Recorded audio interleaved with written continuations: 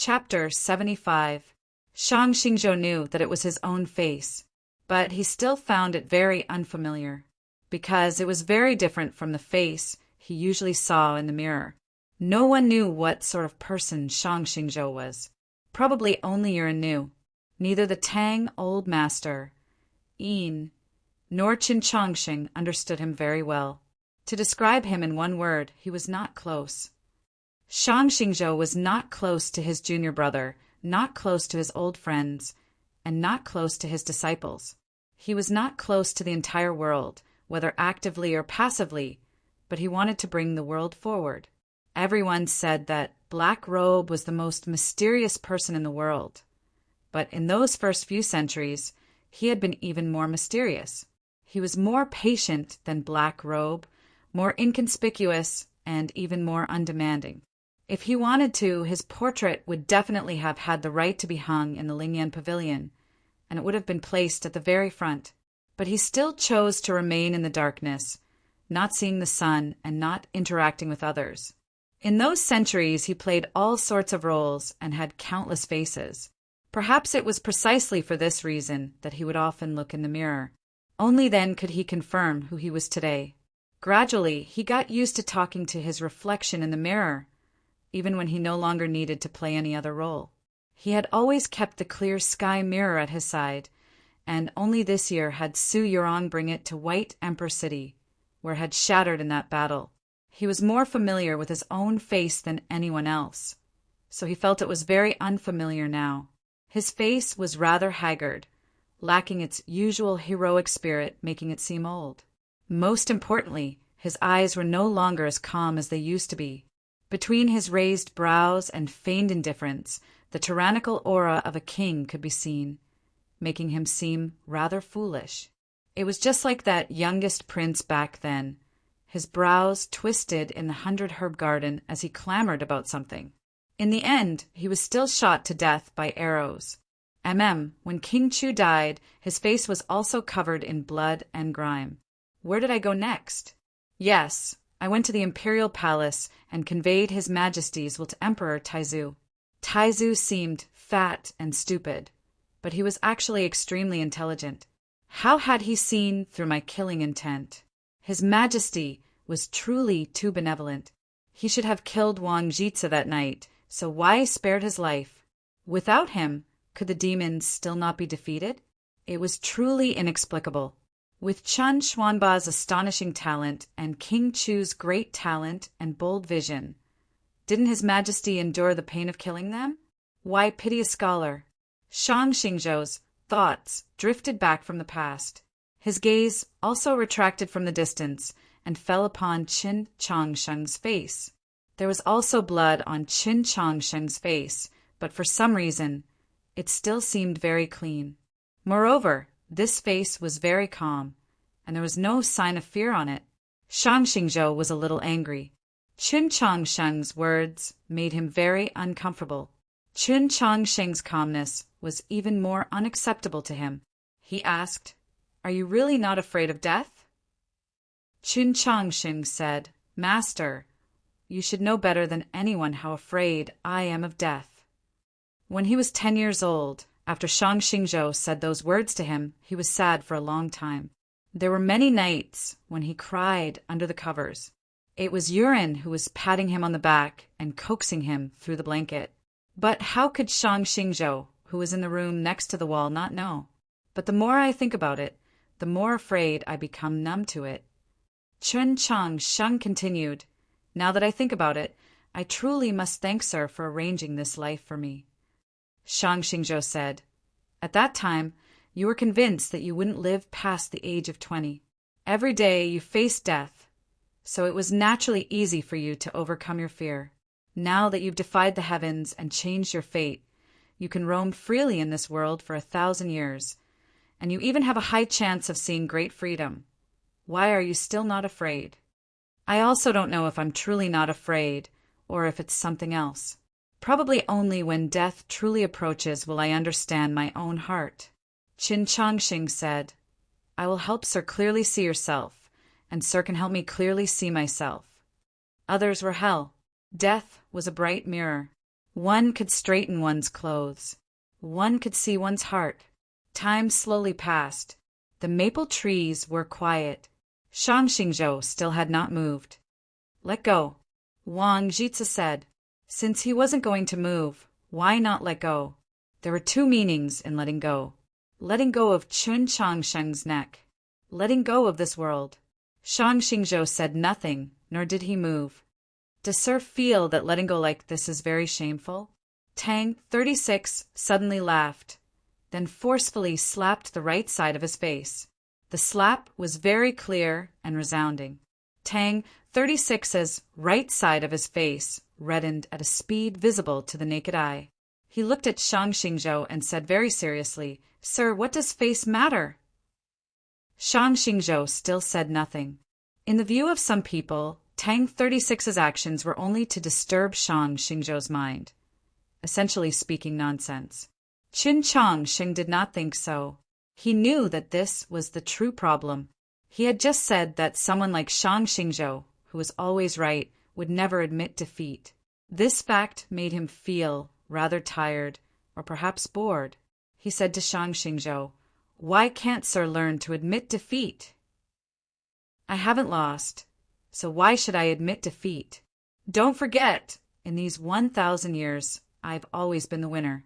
Shang Xingzhou proudly said, Even if I once underestimated Tianhai and made a mistake, in the end I still won. Qin Changsheng was silent for a while, then asked, If you're not willing to admit defeat, then what if you admit your mistake? It was very quiet. Everyone's gazes fell on him. If Sir insists on not admitting defeat, then can you admit your mistake? Qin Changsheng very seriously asked Shang Xingzhou. Shang Xingzhou's expression froze. 3 years ago in the Orthodox Academy, it was also snowing that night. At the time, I told Sir that you were wrong between us. Qin Changsheng asked, Since you were wrong, why don't you admit your mistake? Not talking about victory and defeat, but about right and wrong. Just who was right and who was wrong. If he didn't admit defeat, would he admit his mistake? Shang Xingzhou said nothing. Qin Changsheng looked at him and asked, Master, is it so difficult for you to admit your mistake? Shang Xingzhou calmly looked at him and slowly loosened his grip. No one stepped forward, because the two were still very close. They only needed to stretch out their hands to touch each other. Qin Changsheng then said a few words. In the Mausoleum of Books, I told Sir that perhaps only at the final moment would you discover what you truly want. Just now was the final moment. Sir asked me why I arranged this match, and this is the answer. I want to ask Sir to face yourself. Perhaps it's rather ugly, but it's true. You don't want to kill me. You've never wanted to kill me, because you know you're wrong. Since 20 years ago, everything you've done regarding me has been wrong.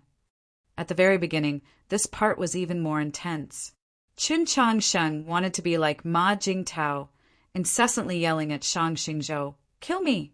If you have the ability, kill me. Saliva flew everywhere. After careful thought, I changed it to this, because I think it's very beautiful this way. The title of the chapter was intentional. It's not wrong. To be continued. Chapter 76. I recommend to everyone Lord Black Sky Demon God's new work. The title of the book is The Infected, a connection between the creation era /BK/KH/1414048. The title of the chapter is from Qin Shi Huang's theme song, The Earth is Beneath My Feet. In the last few days, the Southern Diplomatic Mission had used the Grand Examination as an excuse to come north. Suyurong had brought South Stream Temple with her in a display of force. The capital and Luoyang were in turmoil, the imperial court and the plains were filled with thunderbolts. Qin Changsheng had never expressed a stance, quietly sitting in his stone room to comprehend the sword. Only today did he suddenly exert his strength, using this momentum to force Shang Xingzhou to agree to a battle with him. This entire process had truly been exhausting. Of course, he wanted to win this battle, but more importantly, the battle itself was the most important thing. He wanted to use this battle to force Shang Xingzhou to the edge of a cliff, force him into the most extreme of situations.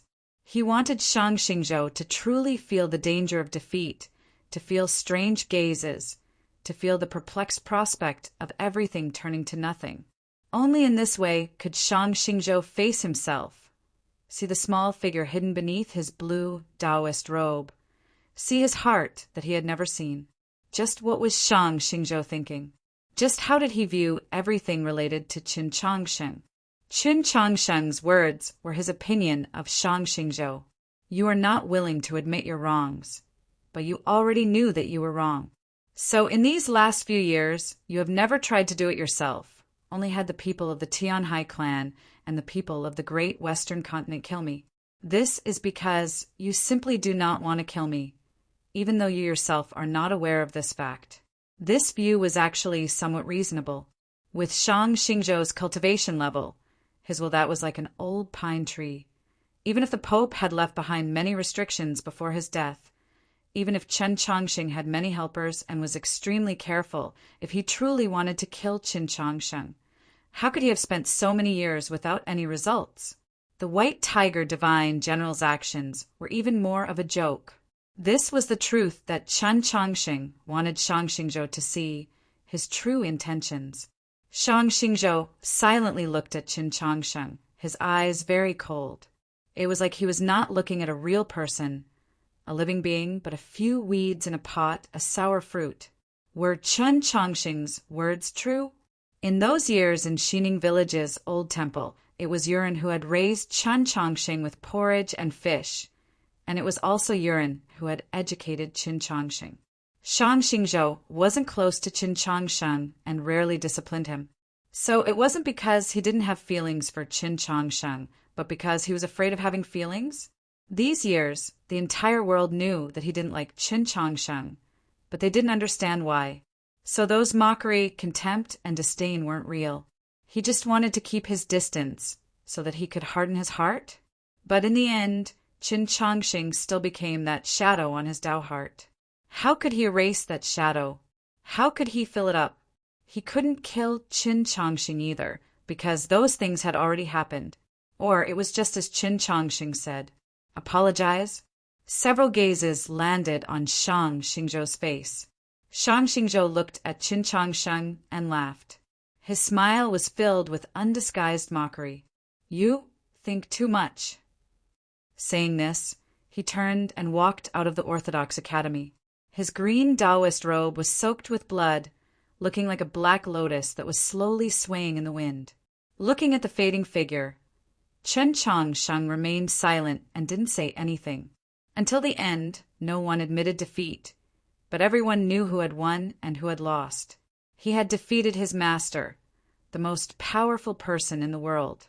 He had not only obtained victory in this battle, but also victory in this spiritual struggle between master and disciple. No matter how one looked at it, this was an extraordinary matter, the glory of a king. Logically speaking, the ruins of the Maple Forest Pavilion, no, the entire Orthodox Academy should be brimming with a cheerful air. But there was none, because Qin Changsheng maintained his silence, tightly pursing his lips, so tightly that they appeared rather pale. The person closest to him was Su Yorong. Seeing his silence, the joy in Su Yorong's eyes gradually faded, replaced by a very faint pity. I never imagined that you were actually so good at talking. She smiled as she spoke, wanting to comfort his current mood.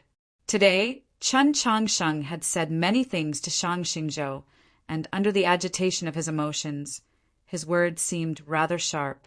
That's because you normally don't talk much with him, or else you would know that he's most skilled at rebuking people. Tang 36's eyebrows danced as he spoke. He had no intention of mocking Qin Changsheng, and his face was filled with pride. He then turned his head and impatiently asked, "Do you want me to invite you?" Tang 36 did not understand his meaning. Tang 36 said, "The fight is already over, so what are you still standing there for? Hurry up and leave. I don't plan on inviting you to a meal." He was the superintendent of the Orthodox Academy, so he naturally had the right to welcome or expel a guest. The problem was that these 2 words of his were directed at Wang Jitsa. Not even Emperor Taizong or the Tianhai Divine Empress would use such an impatient tone with Wang Jitsa, and no one would use the word pestle with Wang Jitsa. Wang Jitsa shook his head, then turned and walked out of the Orthodox Academy. Who are you putting on that calm and relaxed appearance for?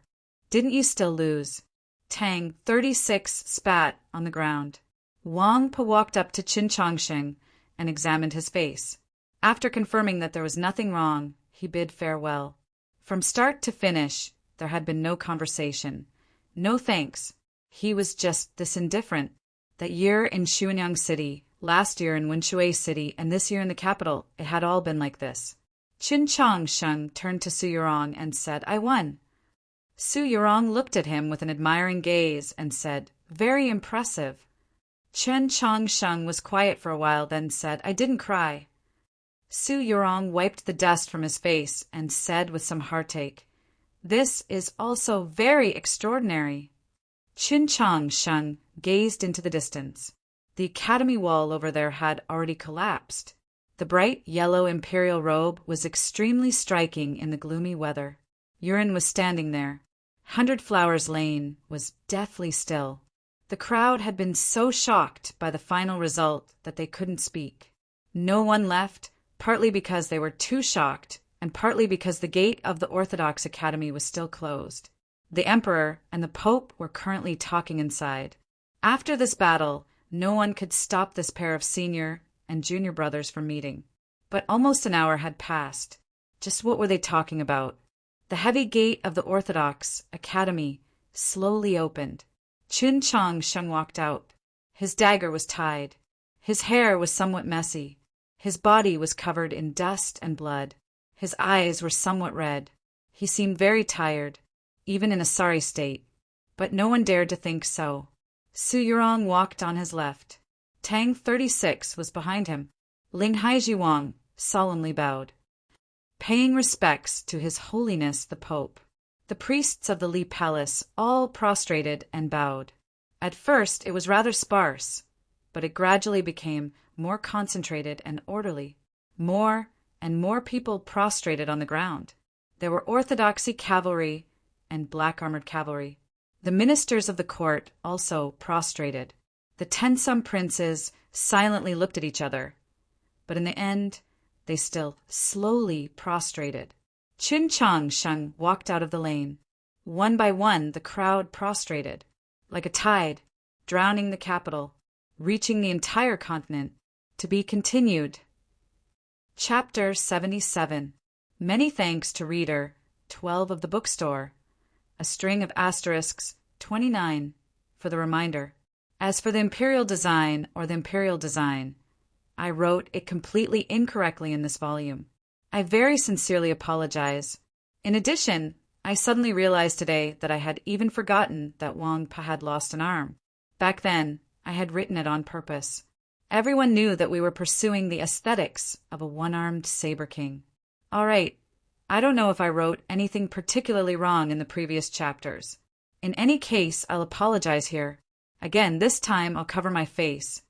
Tang 36 did not leave with Qin Chongsheng and Su Yurong. He stood in front of the Orthodox Academy's gate, watching as the dense crowd receded like a receding tide. 100 Flowers Lane quickly regained its calm. Su Mayu led the teachers and students of the Orthodox Academy back. As they gazed at the ruins of the Maple Forest Pavilion, the collapsed walls, the messy forest, and the clear scars of battle, they imagined that heaven-shaking battle that had taken place not too long ago. The crowd couldn't help but feel rather strange, like they were dreaming. Of course, this was a beautiful dream, because the Orthodox Academy was currently on the Li Palace's side. Su Mayu paid no attention to the rippling emotions of the teachers and students, nor was he in a hurry to arrange for repairs. He was more concerned about something else. Is everything all right? He stared into Tang 36's eyes and asked. I saw that his eyes were very red. The he in this sentence was naturally referring to Qin Chongsheng. Su Mayu was worried that his injuries were too severe. Tang 36 spread out his hands in speechlessness, thinking, "Do I have to tell you about Chen Chongqing and the emperor crying on each other's heads?" In the quiet side hall, the water fell into the pond, making a tinkling sound. The ladle floated on the surface of the pond in a disorderly manner, like an unmanned boat in the wilderness. Wang Jitsa's gaze left the pool and looked out of the hall. The sky had not yet darkened, and in the light of the sun, the scenery was extremely clear, but he did not see Taoist Wu. There was a smear of white in the world, extremely pure and holy, like snow and also like a lotus. It was Su Yorong. She stood in front of the great hall of light, tilting her head and peering inside. She looked very cute. Ling Haijiwang and the others accompanied her, silently preparing for battle. A few years ago, such a scene had already occurred.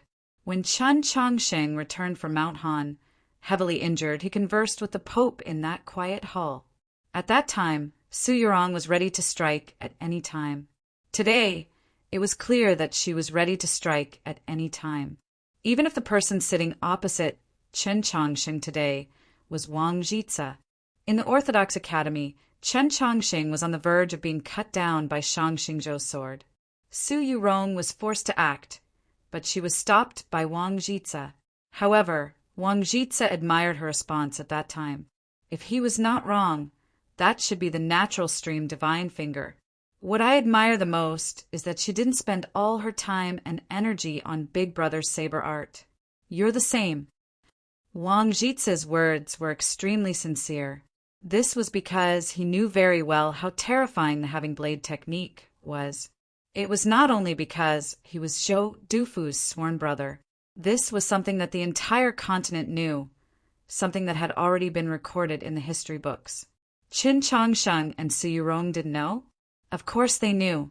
That year, when he and Wang Po were walking along the banks of the Luo River, he had displayed Zhou Dufu's blade intent, and Wang Po had used it to break through and kill Nantai with a single blade. Now, the having blade technique was in his and Su Yorong's hands. With the having blade technique, they could inherit Zhou Dufu's legacy and very possibly become the second strongest expert under the starry sky. If it were any other cultivator, how could they resist this temptation? They would assuredly strenuously train in that blade technique every day, spending all their time and even their entire lives on it. But Chen Chongsheng did not do this, and neither did Su Yorong. Other than the time they had spent together in the Mausoleum of Books, they had never met up specifically to cultivate the having blade technique. They would even often forget about this matter. The having blade technique is too fierce. I feel somewhat uncomfortable. This was the explanation Qin Chongsheng gave Wang Jitsa. He thought it over, then added, "And we have our own Taoist techniques."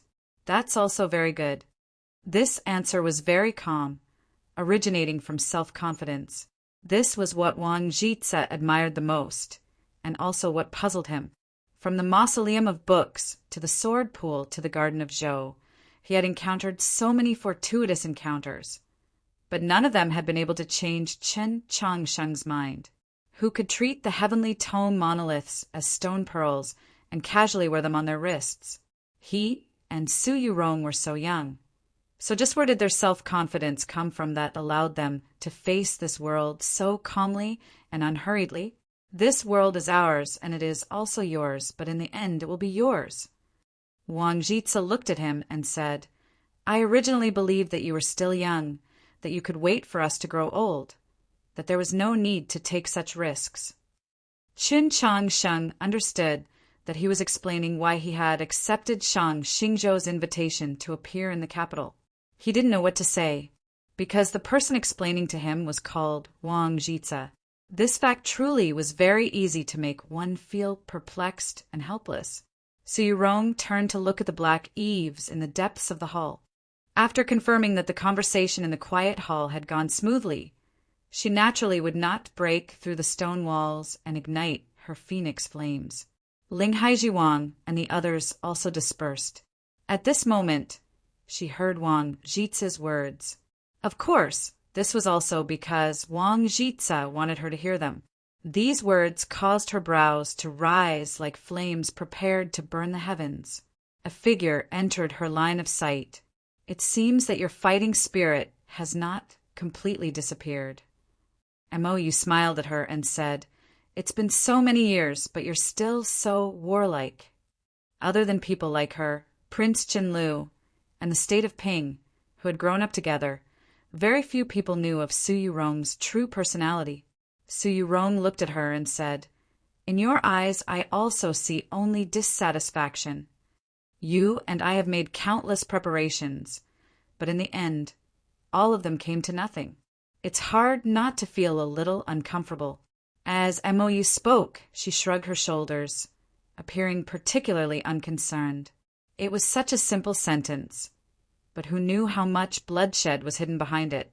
If not for Qin Changsheng's seemingly naive and foolish arrangements, perhaps the capital really would have flowed with rivers of blood today. "Your little man truly isn't bad." Mou sighed, "but it's a pity for Lord Wang." Su Yurong jeered. "Do you really think he's like in the books?" Back in the imperial palace, she was still young and Mou was already a young girl. When they were studying, they had been infatuated with Wang Jitsa countless times. There were far too many young girls like this in the world. In their view, Lord Wang was assuredly living on the clouds, gathering dew for food. If they really saw him, they would know that such an exiled immortal did not exist. He was a rather pitiful, even boring old man who knew how to compromise. Just as Mou and Su Yurong were discussing Wang Jitsa heard a sentence. This sentence was a response to his previous explanation. It was unyielding and direct. "Since this world is fated to be ours, why don't you retreat? Must the young wait? If we wait too long, we will also become boring old men like you. Then won't this world always be your world?" It was not Qin Changsheng, nor was it Tang 36. The speaker was Linghai Jiwang. Wang Jitsa glanced at him and recognized him as an archbishop. These so-called prefects of the orthodoxy were not even worthy of his attention. But there was one matter that, once it fell into his eyes, was hard to ignore. Linghai Jiwang was very young. Of the orthodoxy's prefects, he was the youngest. Tang 36 had once said this. Youth was justice. Wang Jitsa thought it over, then said, "That's reasonable." A carriage drove out of the Li Palace. The somewhat shabby and deformed wheels rolled over the hard stone slabs of the plaza, the sound of friction rather unpleasant to hear. The blood on the slabs had long since been washed clean. Taoist Wu's furious shouts came from the carriage. "I'll kill all of you! You bastards! You dare treat this old man like this!" No one responded to Taoist Wu's curses.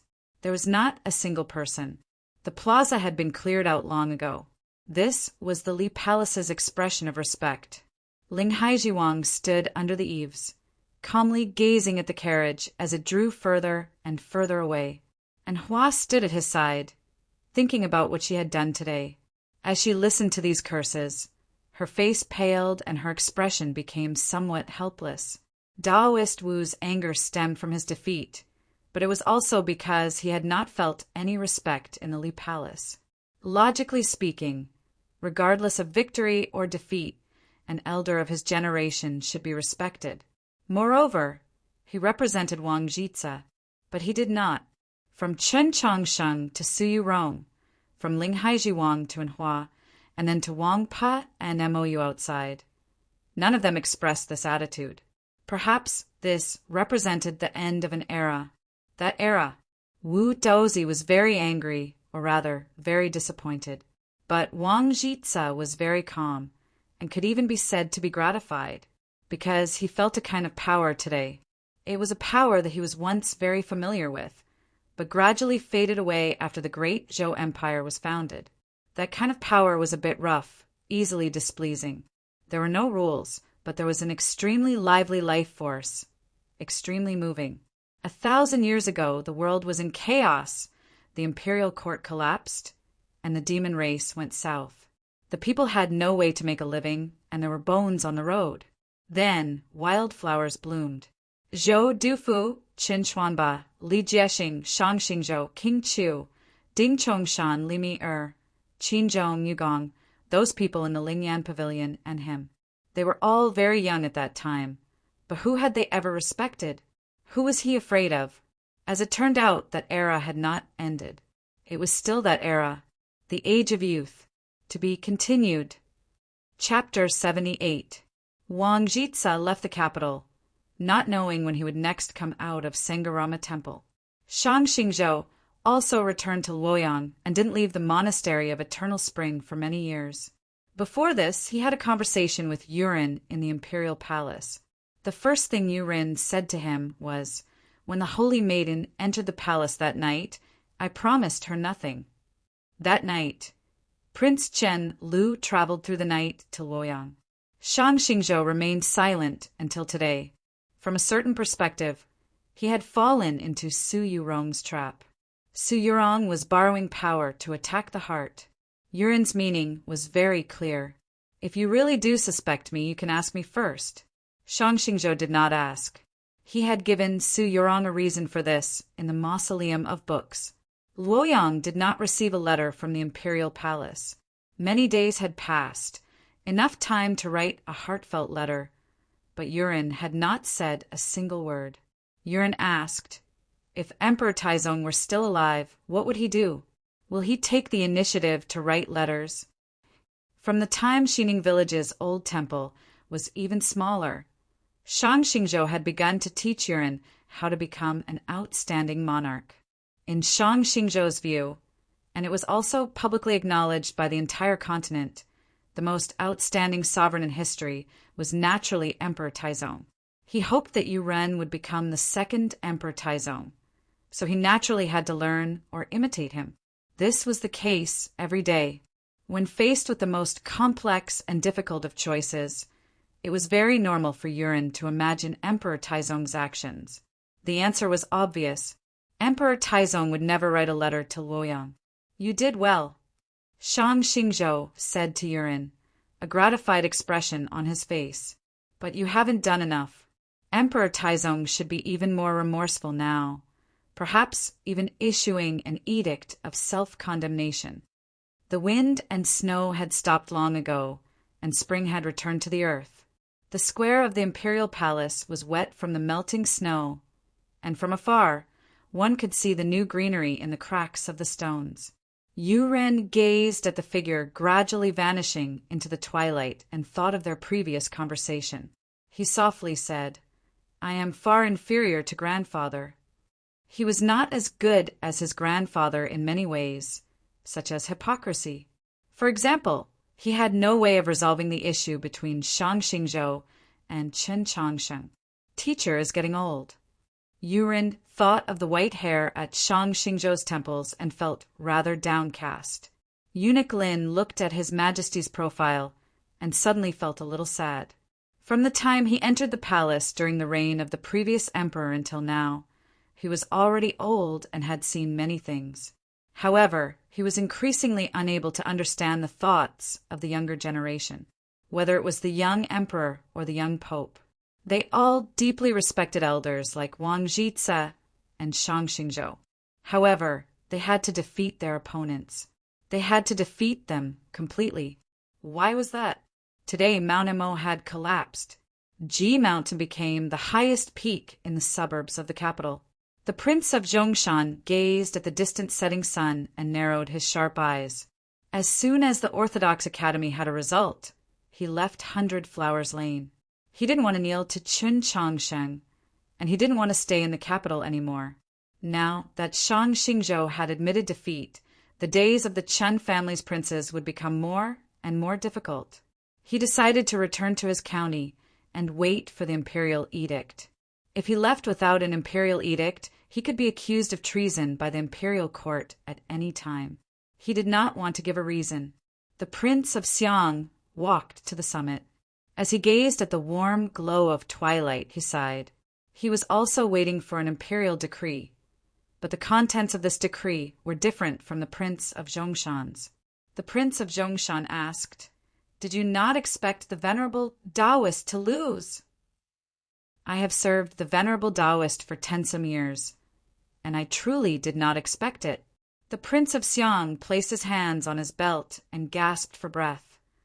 But no matter who won or lost, it was still not a matter for the three of them. There was a faint undertone to these words. The Prince of Zhongshan sneered. One temple in Xining rules the world. The White Emperor's words are truly correct. The Prince of Xiang sighed. The world. I can't even figure out whose world it belongs to. The Prince of Zhongshan glanced at him and asked, You're still not willing to admit that that person is our younger brother? The Prince of Xiang said nothing, but his fingers sank into the fat on his waist. The Prince of Zhongshan slightly creased his brow. Just because he was born of that woman? The Prince of Xiang rebuked, That's imperial mother. The Prince of Zhongshan angrily retorted, hypocritical to the extreme. Truly boring. In this aspect, you've really learned from grandfather. The Prince of Xiang bitterly smiled. Alas, imperial father did not think this way. The Prince of Zhongshan jeered. That was because imperial father did not like grandfather. At this moment, the imperial decree finally arrived. The Prince of Zhongshan received the decree he wanted. It was obvious that the emperor also did not want him to stay in the capital and curse every day. But the Prince of Xiang did not receive the decree he wanted. The emperor had left Prince Qinlu in the capital, but he had naturally used a different name. The Prince of Zhongshan patted the Prince of Xiang on the shoulder and left. The Prince of Xiang stood in the twilight.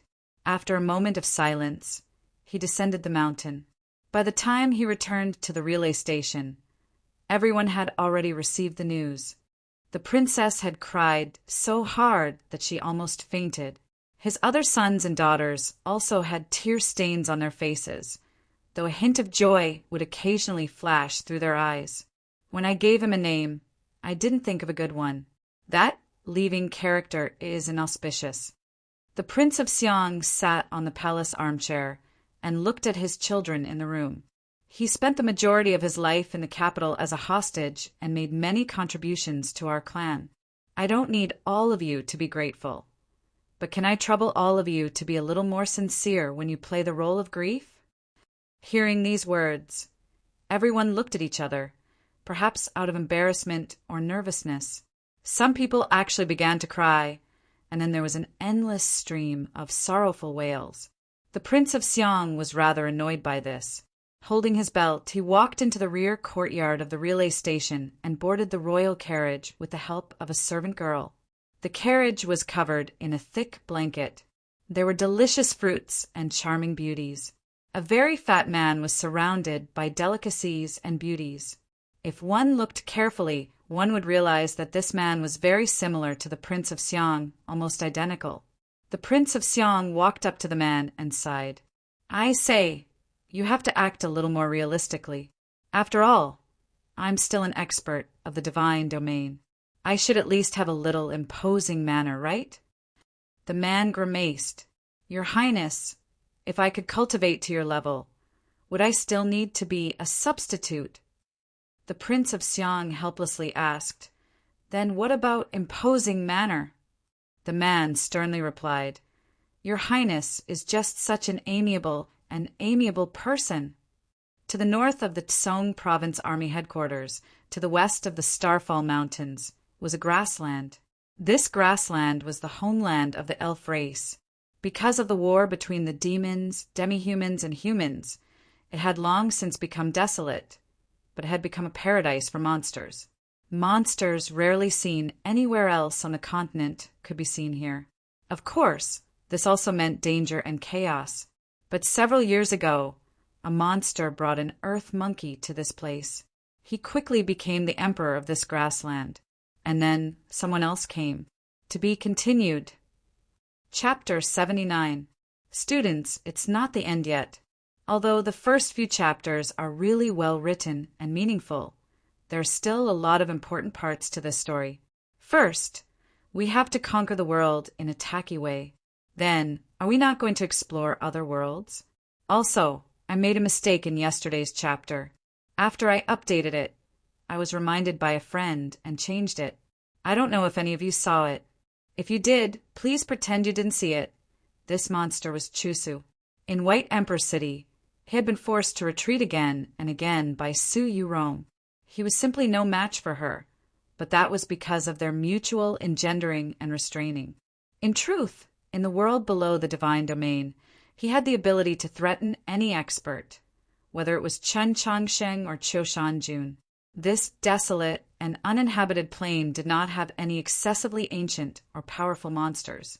Even if there were some herds of beasts that were difficult to deal with, they were easily subdued by the earth monkey. After several years, he very quickly became the sovereign of this plain.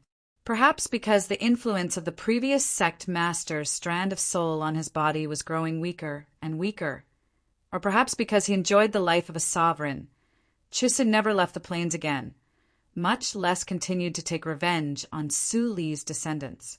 Occasionally, late at night, he would sit at the highest point of the meadow and look at the south in silence for a long time. It was not because he missed her. He definitely did not miss the cold and damp days at the bottom of the cliff in the longevity sect. Rather, it was because he was fighting against his instinctive desires.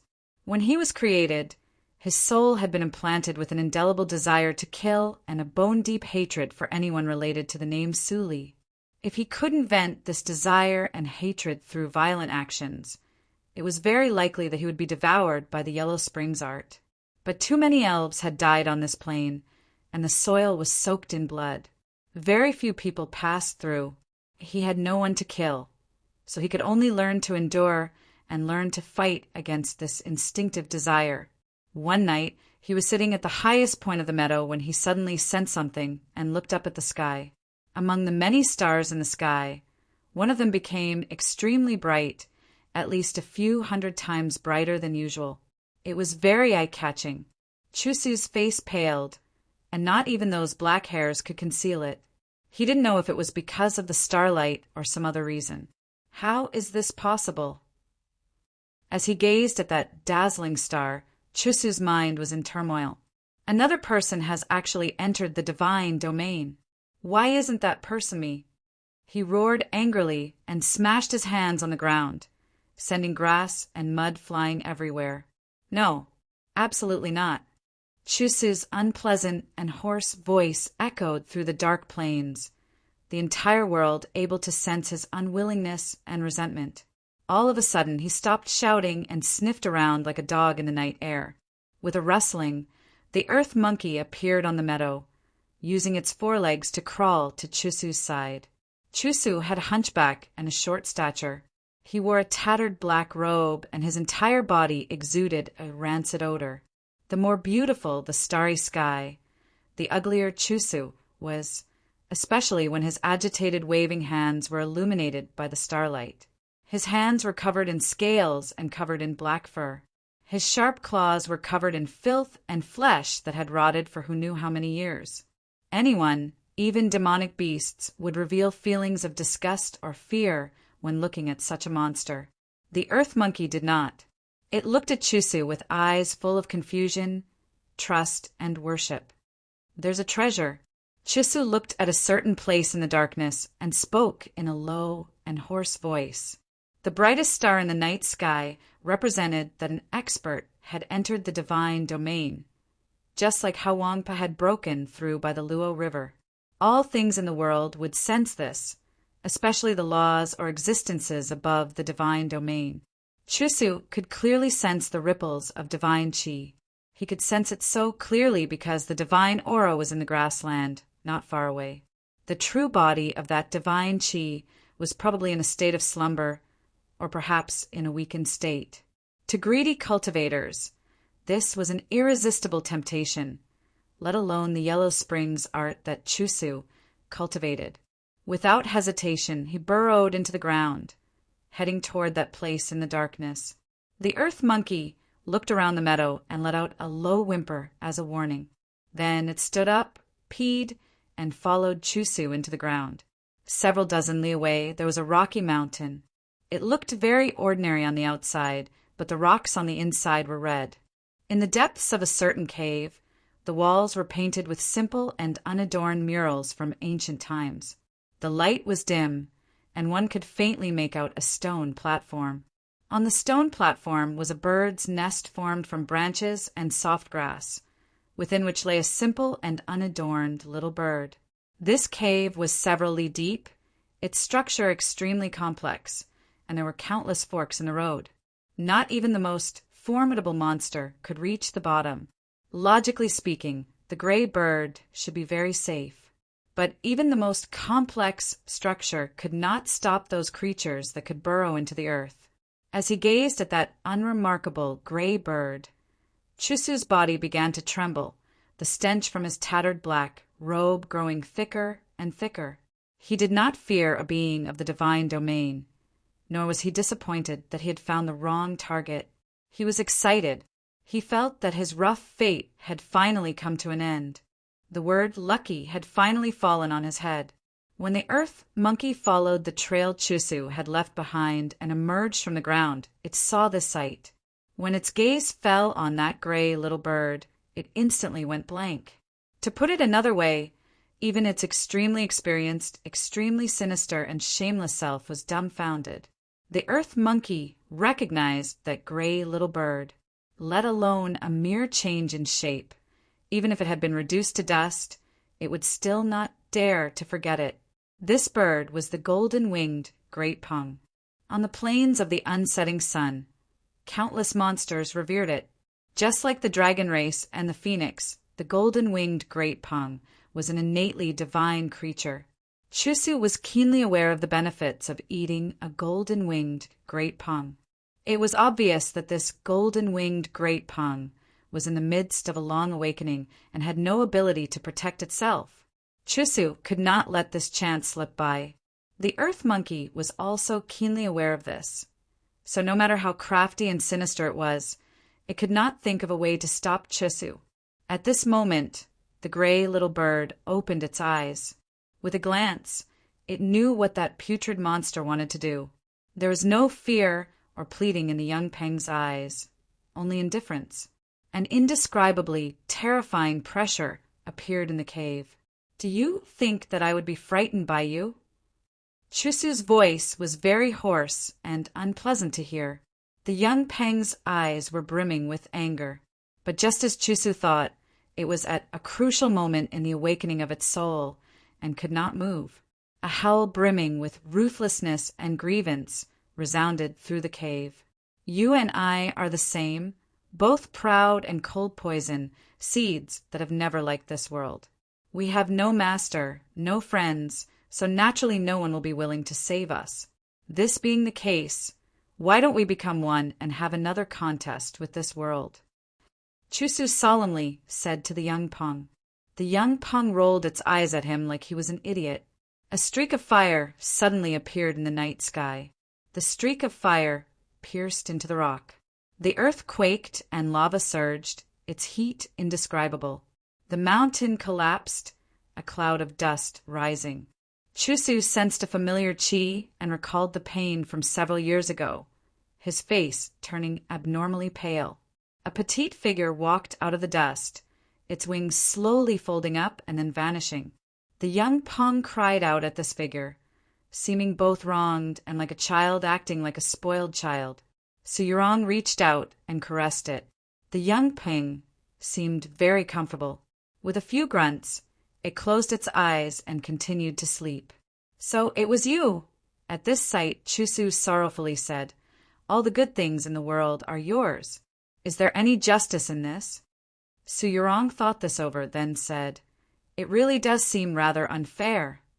Chusu sensed her chi and suddenly began to laugh. His laughter was very unpleasant to hear, his smile even more so. "So it wasn't you." To be continued. Chapter 80. "So it was you" was very easy to understand, but the following "so it wasn't you" was rather inexplicable and incomprehensible. Anyone else would probably be confused and think that Chusu was a madman, but Su Yurong understood his meaning. She gave a faint smile and said nothing. The smile on Chusu's face gradually faded as he solemnly said, "The fate between us is truly not shallow."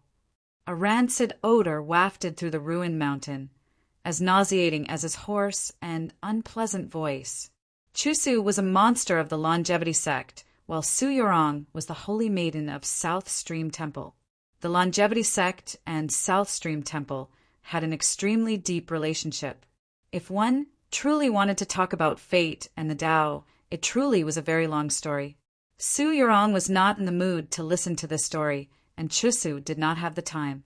The ground trembled, the scattered red rocks bouncing about on the surface of the grassland. A dense mass of red dots of light appeared on the perimeter of the grassland, appearing like scattered specks of blood. These red dots were the eyes of the monsters. Several hundred monsters had used the cover of the darkness to surround the mountain. "I can't beat you." Chusu looked at Su Yorong and shrilly said, "But I have many subordinates. Are you afraid?" Just as he had said to the golden-winged Great Pong. He had no teachers, relatives, fellow disciples, friends, and not even a master.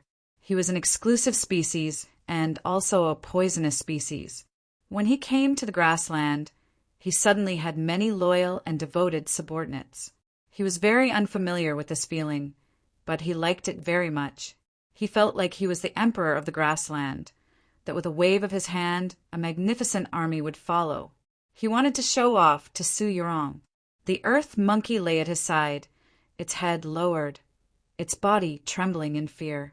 Chusu was very proud. Su Yorong calmly gazed at him, somewhat pitying him. Chusu was very angry, but he did not have time to order the monsters to attack. The cry of a crane resounded from the distant night sky.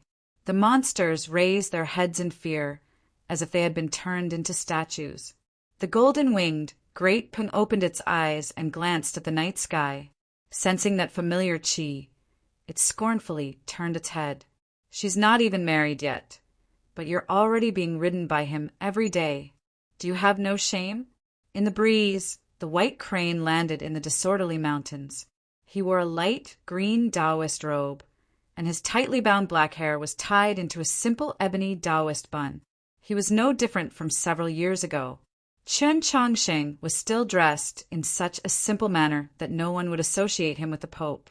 After Qin Chongsheng appeared, the entire world became quiet. The demonic beasts retreated cautiously in fear, not even daring to make a sound as they rubbed against the grass. Perhaps it was because his Taoist robes had too much of the scent of black frost dragons, or perhaps it was because of the reverence of some ancient demonic beasts. The root cause of the silence was Chusu's silence. He stared at Qin Chongsheng's face for a long time and suddenly shouted, "It's not you either!"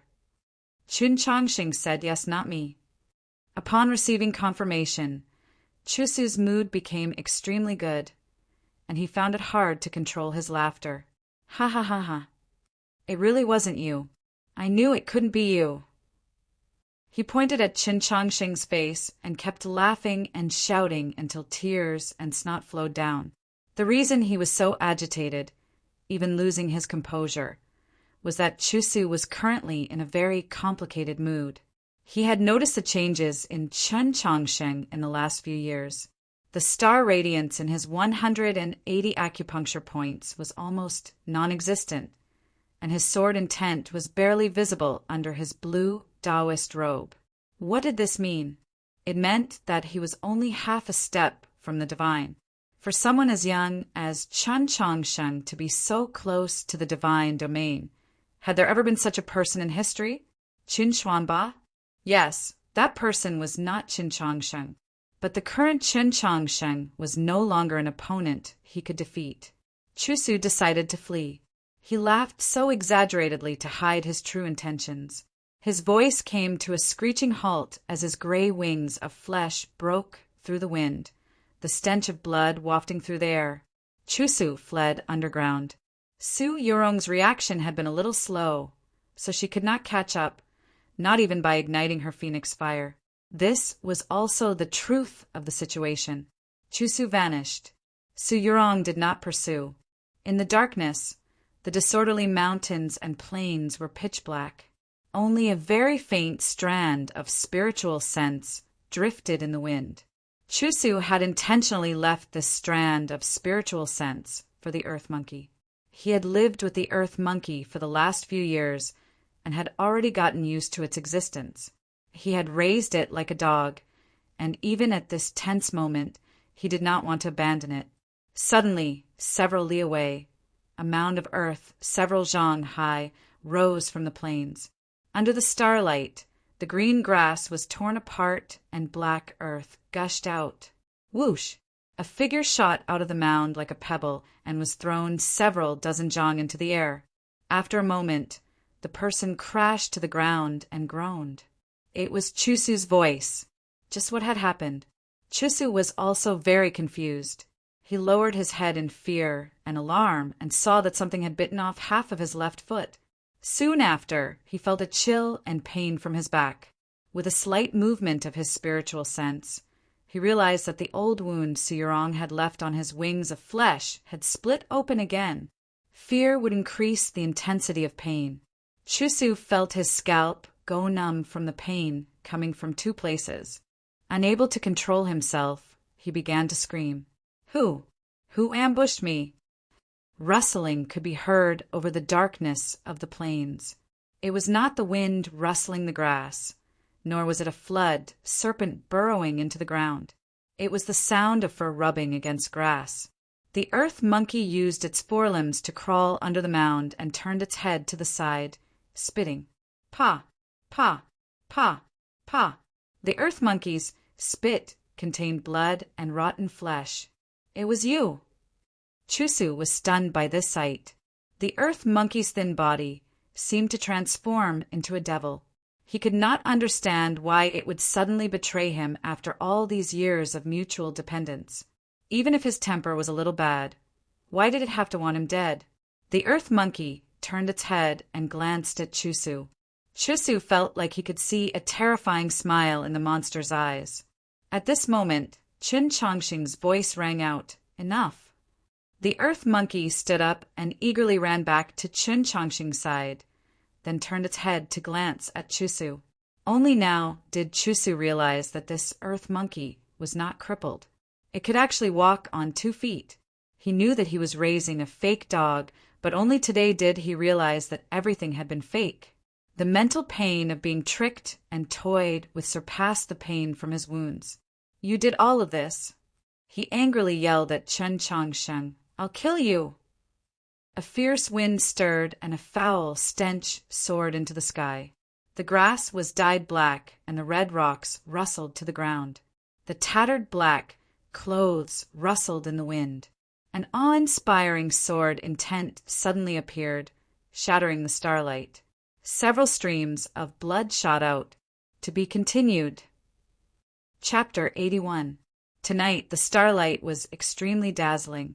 After being sliced apart by the sword intent, it scattered in all directions, making the grassland even brighter.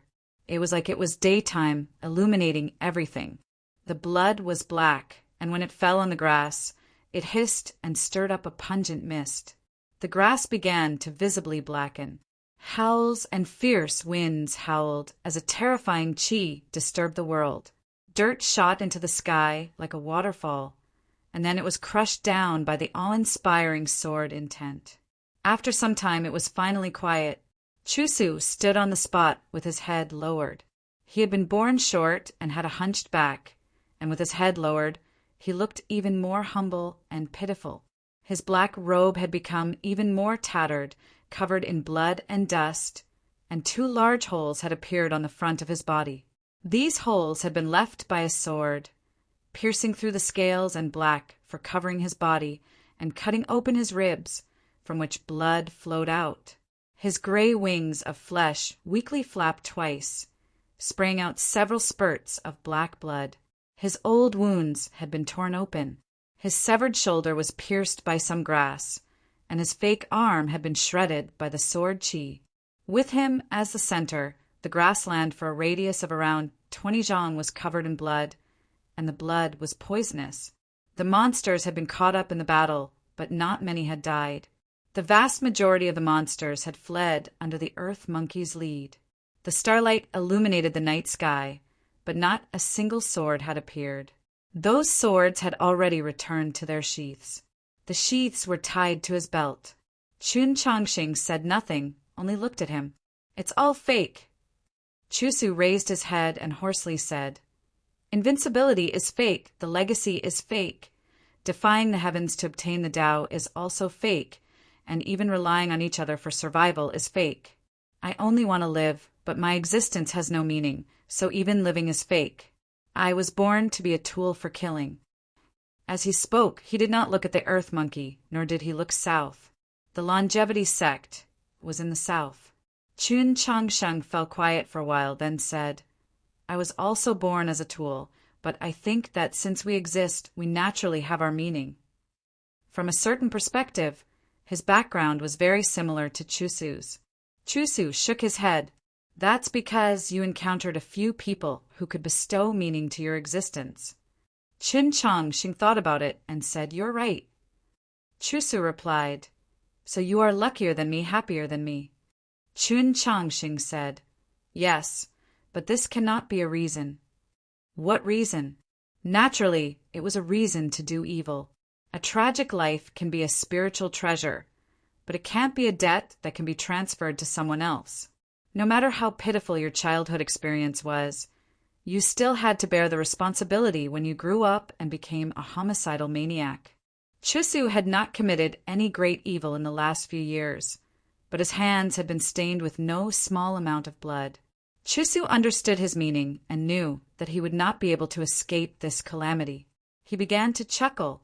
"If you were me, would you be Chusu or Chun Changsheng?" These were his last words in this world. His body split into more than a dozen pieces, scattering on the ground like broken building blocks. Black blood splashed everywhere, and a rotten and cold aura spread in all directions. Su Yurong stretched out her hand and unleashed a stream of flames. The flame glowed with a pure and holy golden color as it burned incessantly on the surface of the earth. It even followed the cracks and burned underground. When the black blood encountered the flames, it transformed into smoke that constantly sizzled. The rotten and cold qi was gradually purified, and one could faintly make out the wails of ghosts, extremely resentful and fearful. As the golden flames dwindled, Chun Changxing said, "Perhaps to him, this is release. If he is still unwilling to accept death, how can his soul be at peace?" Su Yurong raised her right hand and aimed it at him. There was a very small wound on his neck, and in the wound were several tiny black crystals. With his strength and Su Yurong watching from the side, he still needed to pay a price, a risk, if he wanted to completely kill a monster like Chusu. A light green light, brimming with a holy aura, emerged from Su Yurong's palm and landed on Chun Changxing's neck. Those black crystals instantly melted like snowflakes in the blazing sun, and at the same time, the wound began to visibly heal.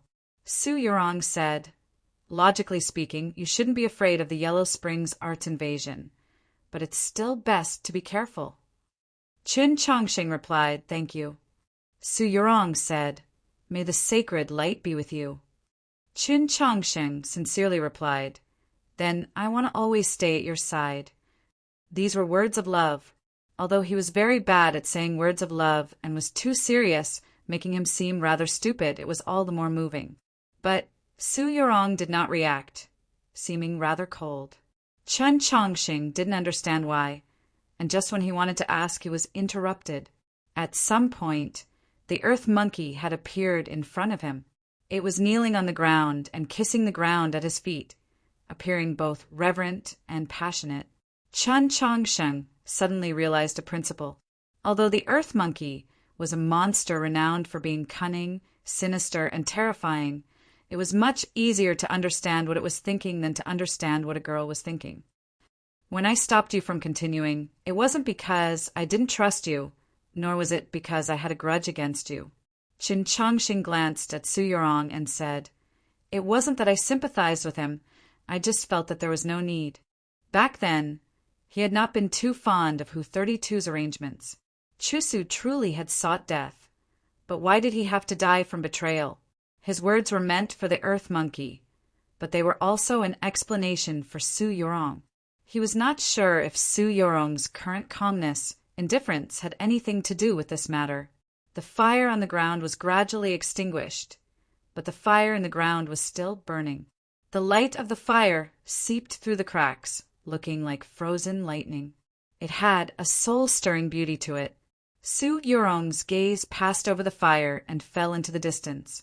She asked, "You're sure that he will leave through here?" Chun Chongxing replied. That year, before he left Blue Pass, he met with Chin Cho. The agreed mark was the same as this one. As a divine general of the Mount Song army that had been forcefully pushed up by the orthodoxy, the meaning behind that person's meeting with Chin Cho was naturally very clear. Su Yorong asked, "That person's temper is so terrible, so why does he trust you so much?" Chun Chongxing replied, "That year, when you were in seclusion, I met with him." Su Yorong knew of this matter, but she had not expected it to have such a large effect on that person. With a gust of wind, the white crane landed at her side. She leaned against the crane's back and closed her eyes to rest. A few days ago, she had received the news and left Holy Maiden Peak. Tonight, she had received a message from the golden-winged Great Peng's spiritual sense and rushed over. She was already very tired. Chun Chongxing had returned from an even farther place, so he was even more tired than she was, but he could not sleep. He looked at the desolate, rocky mountains in the distance and waited silently. Beyond that desolate mountain was the world of the demons, who would return from that side tonight. Chusu formally bids farewell to everyone. When I first wrote this character, I wanted to write a contrasting version of Chun Chongxing, but not a contrasting version like Ning Kei and Longqing. I wanted to highlight pure evil that did not require reason. However, I must admit that I did not write it very well. The greatest reason is that I did not have enough space to describe it in depth. I vaguely remember that in the heroic novel there was a pure evil character that was very well written, but that required a lot of words to be spent on it. If that was the case, then our story would become unbalanced, so there truly is a dilemma. In the next book, I want to design a plot that is more convenient to display, so I will attempt this aspect. Please do not look forward to it. To be continued. Chapter 82. Some friends are very expectant. Some friends are very anxious, worried that choosing the heavens will become the work of our lives, because the sacred light continent is too far, the world is too big. Ha ha ha. I only said those words that day to comfort everyone. I really want to continue living with Chongxing in the book, but that's impossible. Choosing the heavens will end around the 5th month. The ending was decided 3 years ago when the book was first written. It's nothing new, but it's very much in line with our tastes. Please do not look forward to it. Be serious. Tonight's starlight was truly very bright. Those distant rocky mountains looked like steamed buns made of white flour. No, those mountains were rather short, more like the white flour steamed buns sister song made in Xining village. Chun Chongxing felt a little hungry, and then he remembered that he had been in a hurry to sleep and had not eaten for a day and night. Why was it so bright? Of course, it was because of that star. That star was dimming, but it was still many times brighter than usual. It meant that a cultivator had broken into the divine domain. Chusu was furious at this, but when he realized that this person was not Su Yorong or Chun Chongxing, he became a little happier. Just who was that person? Chun Chongxing and Su Yorong had not mentioned that person's name, but it was obvious that they knew who it was. As he gazed at the brightest star in the night sky, Chun Chongxing was rather confused and uneasy. Given that person's personality, he would rather die than ask for help, and now that he had successfully broken through, who would he be afraid of? That day he was rafting on the Red River. He listened to the gloomy songs of the jings in the water and ate the little red fruits that Luoluo fed him. His life was very happy. Then the white crane came, carrying a message. This message had first come from the bear tribe. A spy from the bear tribe had delivered it to a medicine merchant, who then brought it to the Mount Song Army headquarters and personally delivered it to Chinchou. The message was a date and a line that seemed to be scribbled without any pattern. Chen Chongqing took a small piece of paper from his bosom and stacked it with the map in his sea of consciousness. If the message was correct, that person would probably appear here tonight. The grassland under the starlight was extremely quiet. The earth monkey sensed Chen Chongqing's mood and quietly lay in front of him, not making a single sound. The monsters had retreated far away, but they did not dare to leave. They nervously looked at the earth monkey, ready to receive orders at any time. It appeared that the true master of this grassland was not Chisu, but this earth monkey. As it gazed at that bright star, the earth monkey narrowed its eyes in confusion. Although it was cunning and sinister, it was not an intelligent being after all. It did not know how to cultivate, so it was naturally unable to understand this phenomenon. Suddenly, the earth monkey straightened its body and gazed at the distant mountain, wariness and unease in its eyes. In the next moment, it quickly circled behind Chen Chongqing and only revealed its head. It let out a low roar towards the night sky. Su Yurong stood up and looked in that direction, saying, "They're here." The white crane flapped its wings and flew up into the night sky, ready to provide support.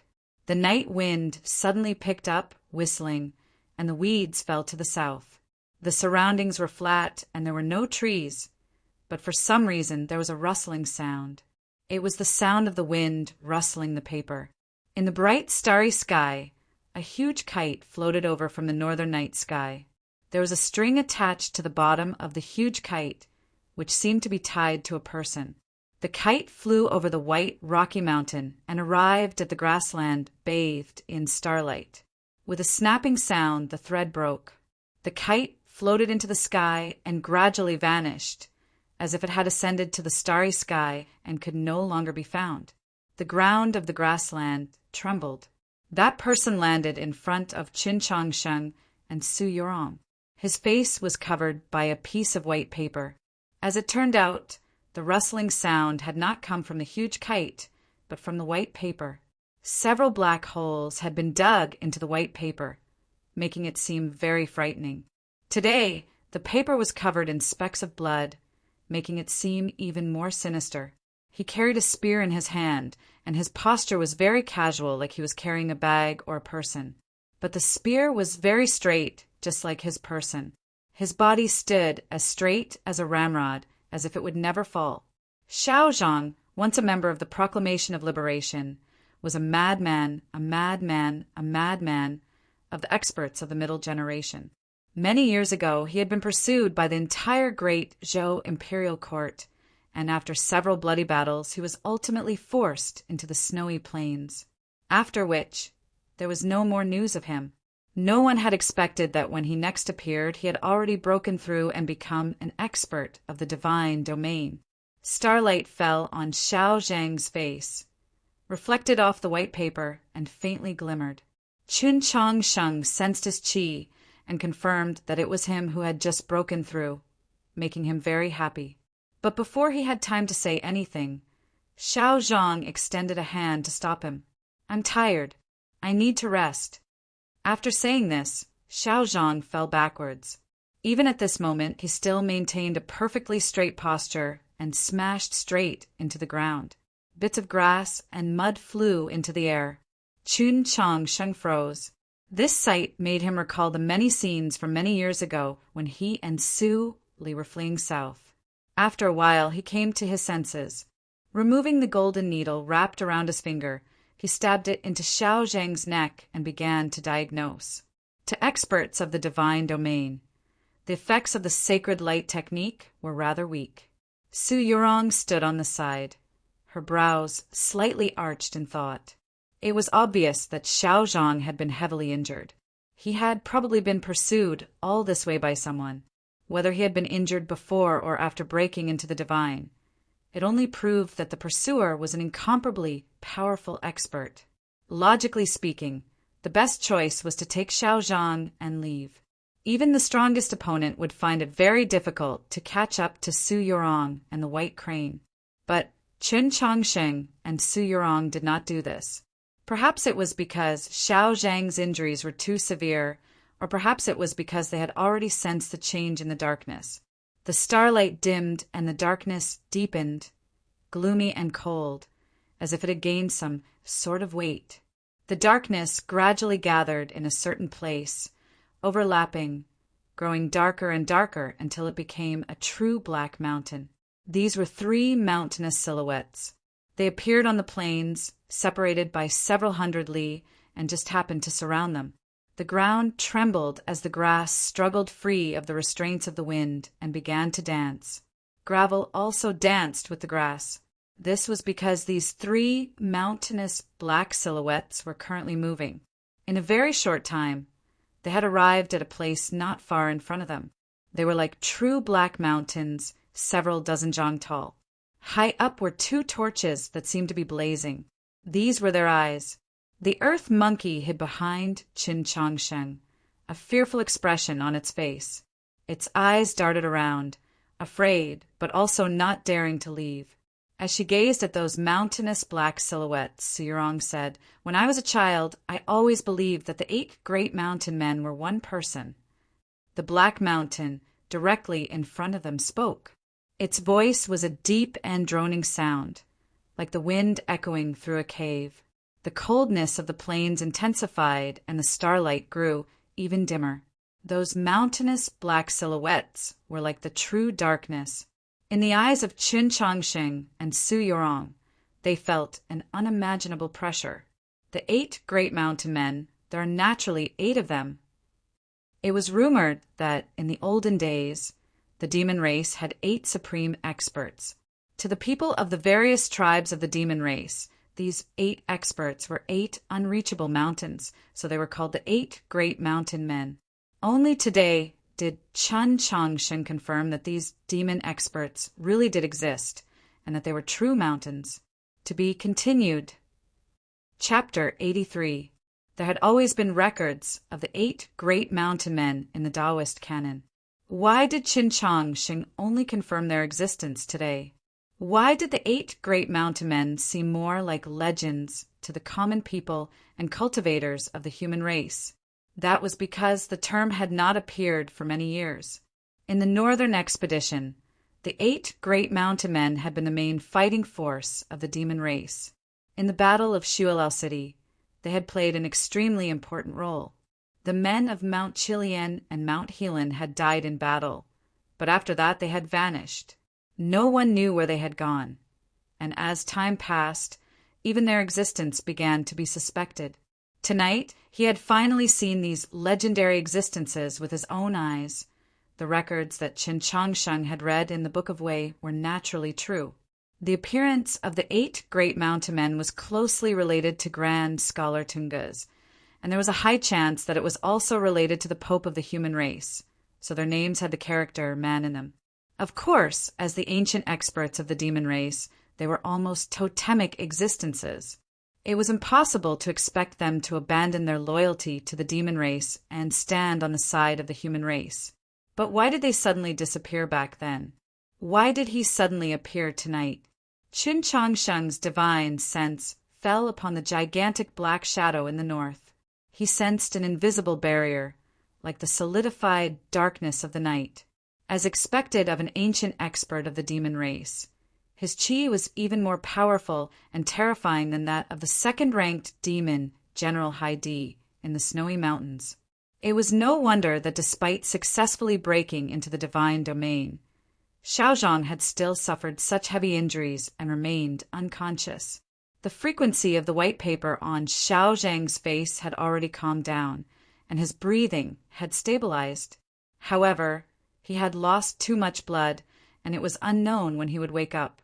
Qin Changsheng retracted his gaze and looked at the gigantic black shadow. He asked, "Senior, how do you address me?"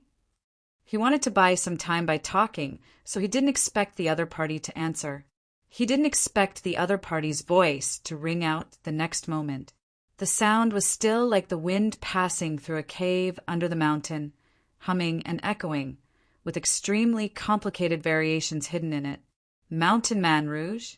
The names of the 8 great mountain men were not recorded in detail in the Taoist canon, so Qin Changshen could only guess at their names based on the pronunciation. He did not know that they were actually called Mountain Man Yanji. Soon after, 2 voices came from the southern plain. He learned that the other 2 demon experts were called Mountain Man Ichuan and Mountain Man Jingbua. Are the demons preparing to declare war tonight? Chen Chongqing looked at Mountain Man Yanji, his expression solemn. They were currently on the plains of the elf race. Over the past several thousand years, the demons, humans, and demi-humans had fought countless wars for the sake of this grassland and the elves who had once lived on this grassland.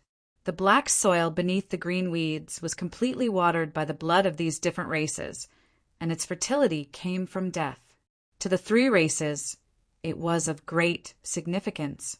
Great significance often meant that it was sensitive, which also meant that it could easily lead to war. Therefore, the 3 races were very cautious about this grassland. Even if this grassland eventually belonged to the human race, it was more in name. The great Zhou dynasty had never stationed troops here.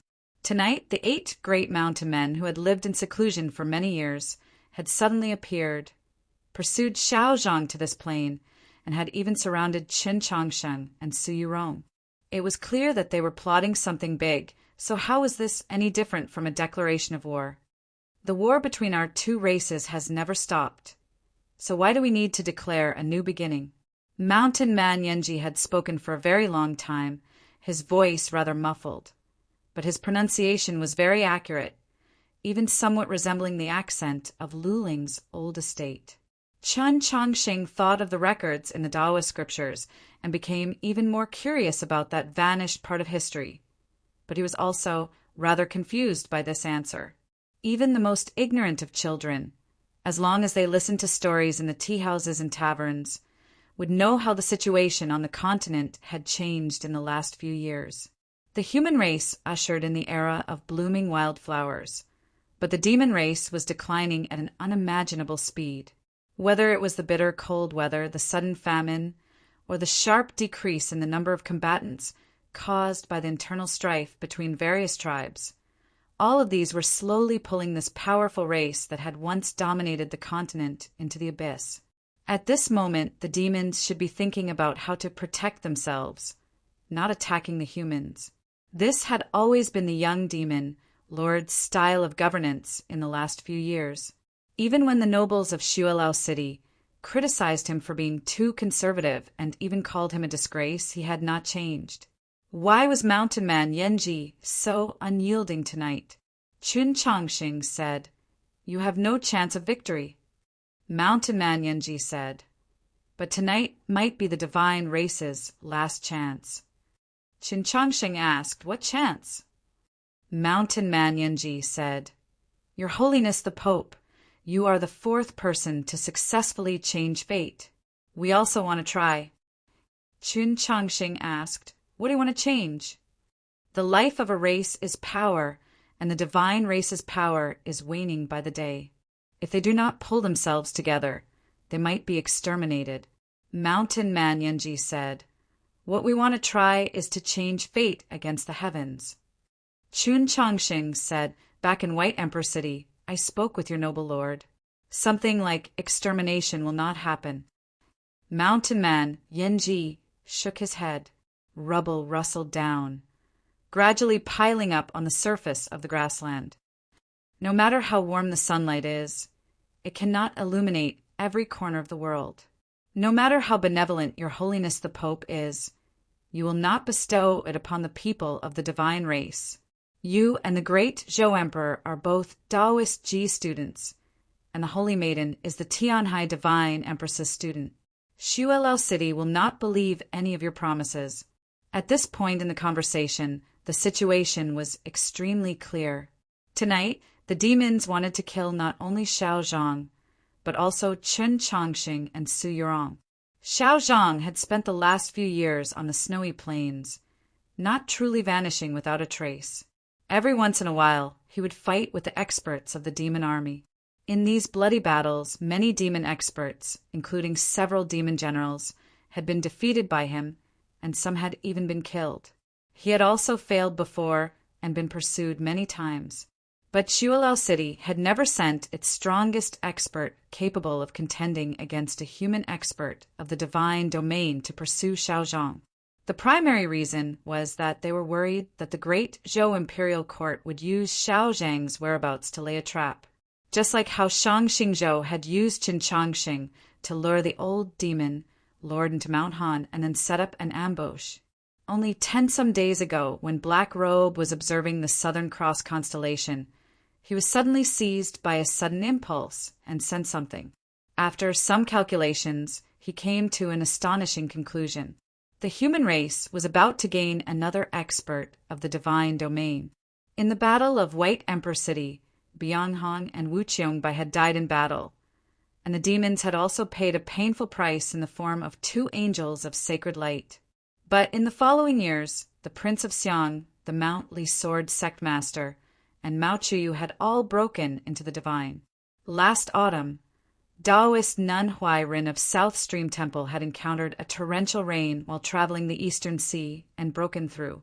Together with the recovered Chao Yunping, the human race had already returned to its golden age in terms of the number of experts of the divine domain. If another expert of the divine domain appeared, how could the demons endure it? Based on Black Robe's calculations, this newly ascended expert of the human race was currently in the snowy region of the demon race, his identity unknown.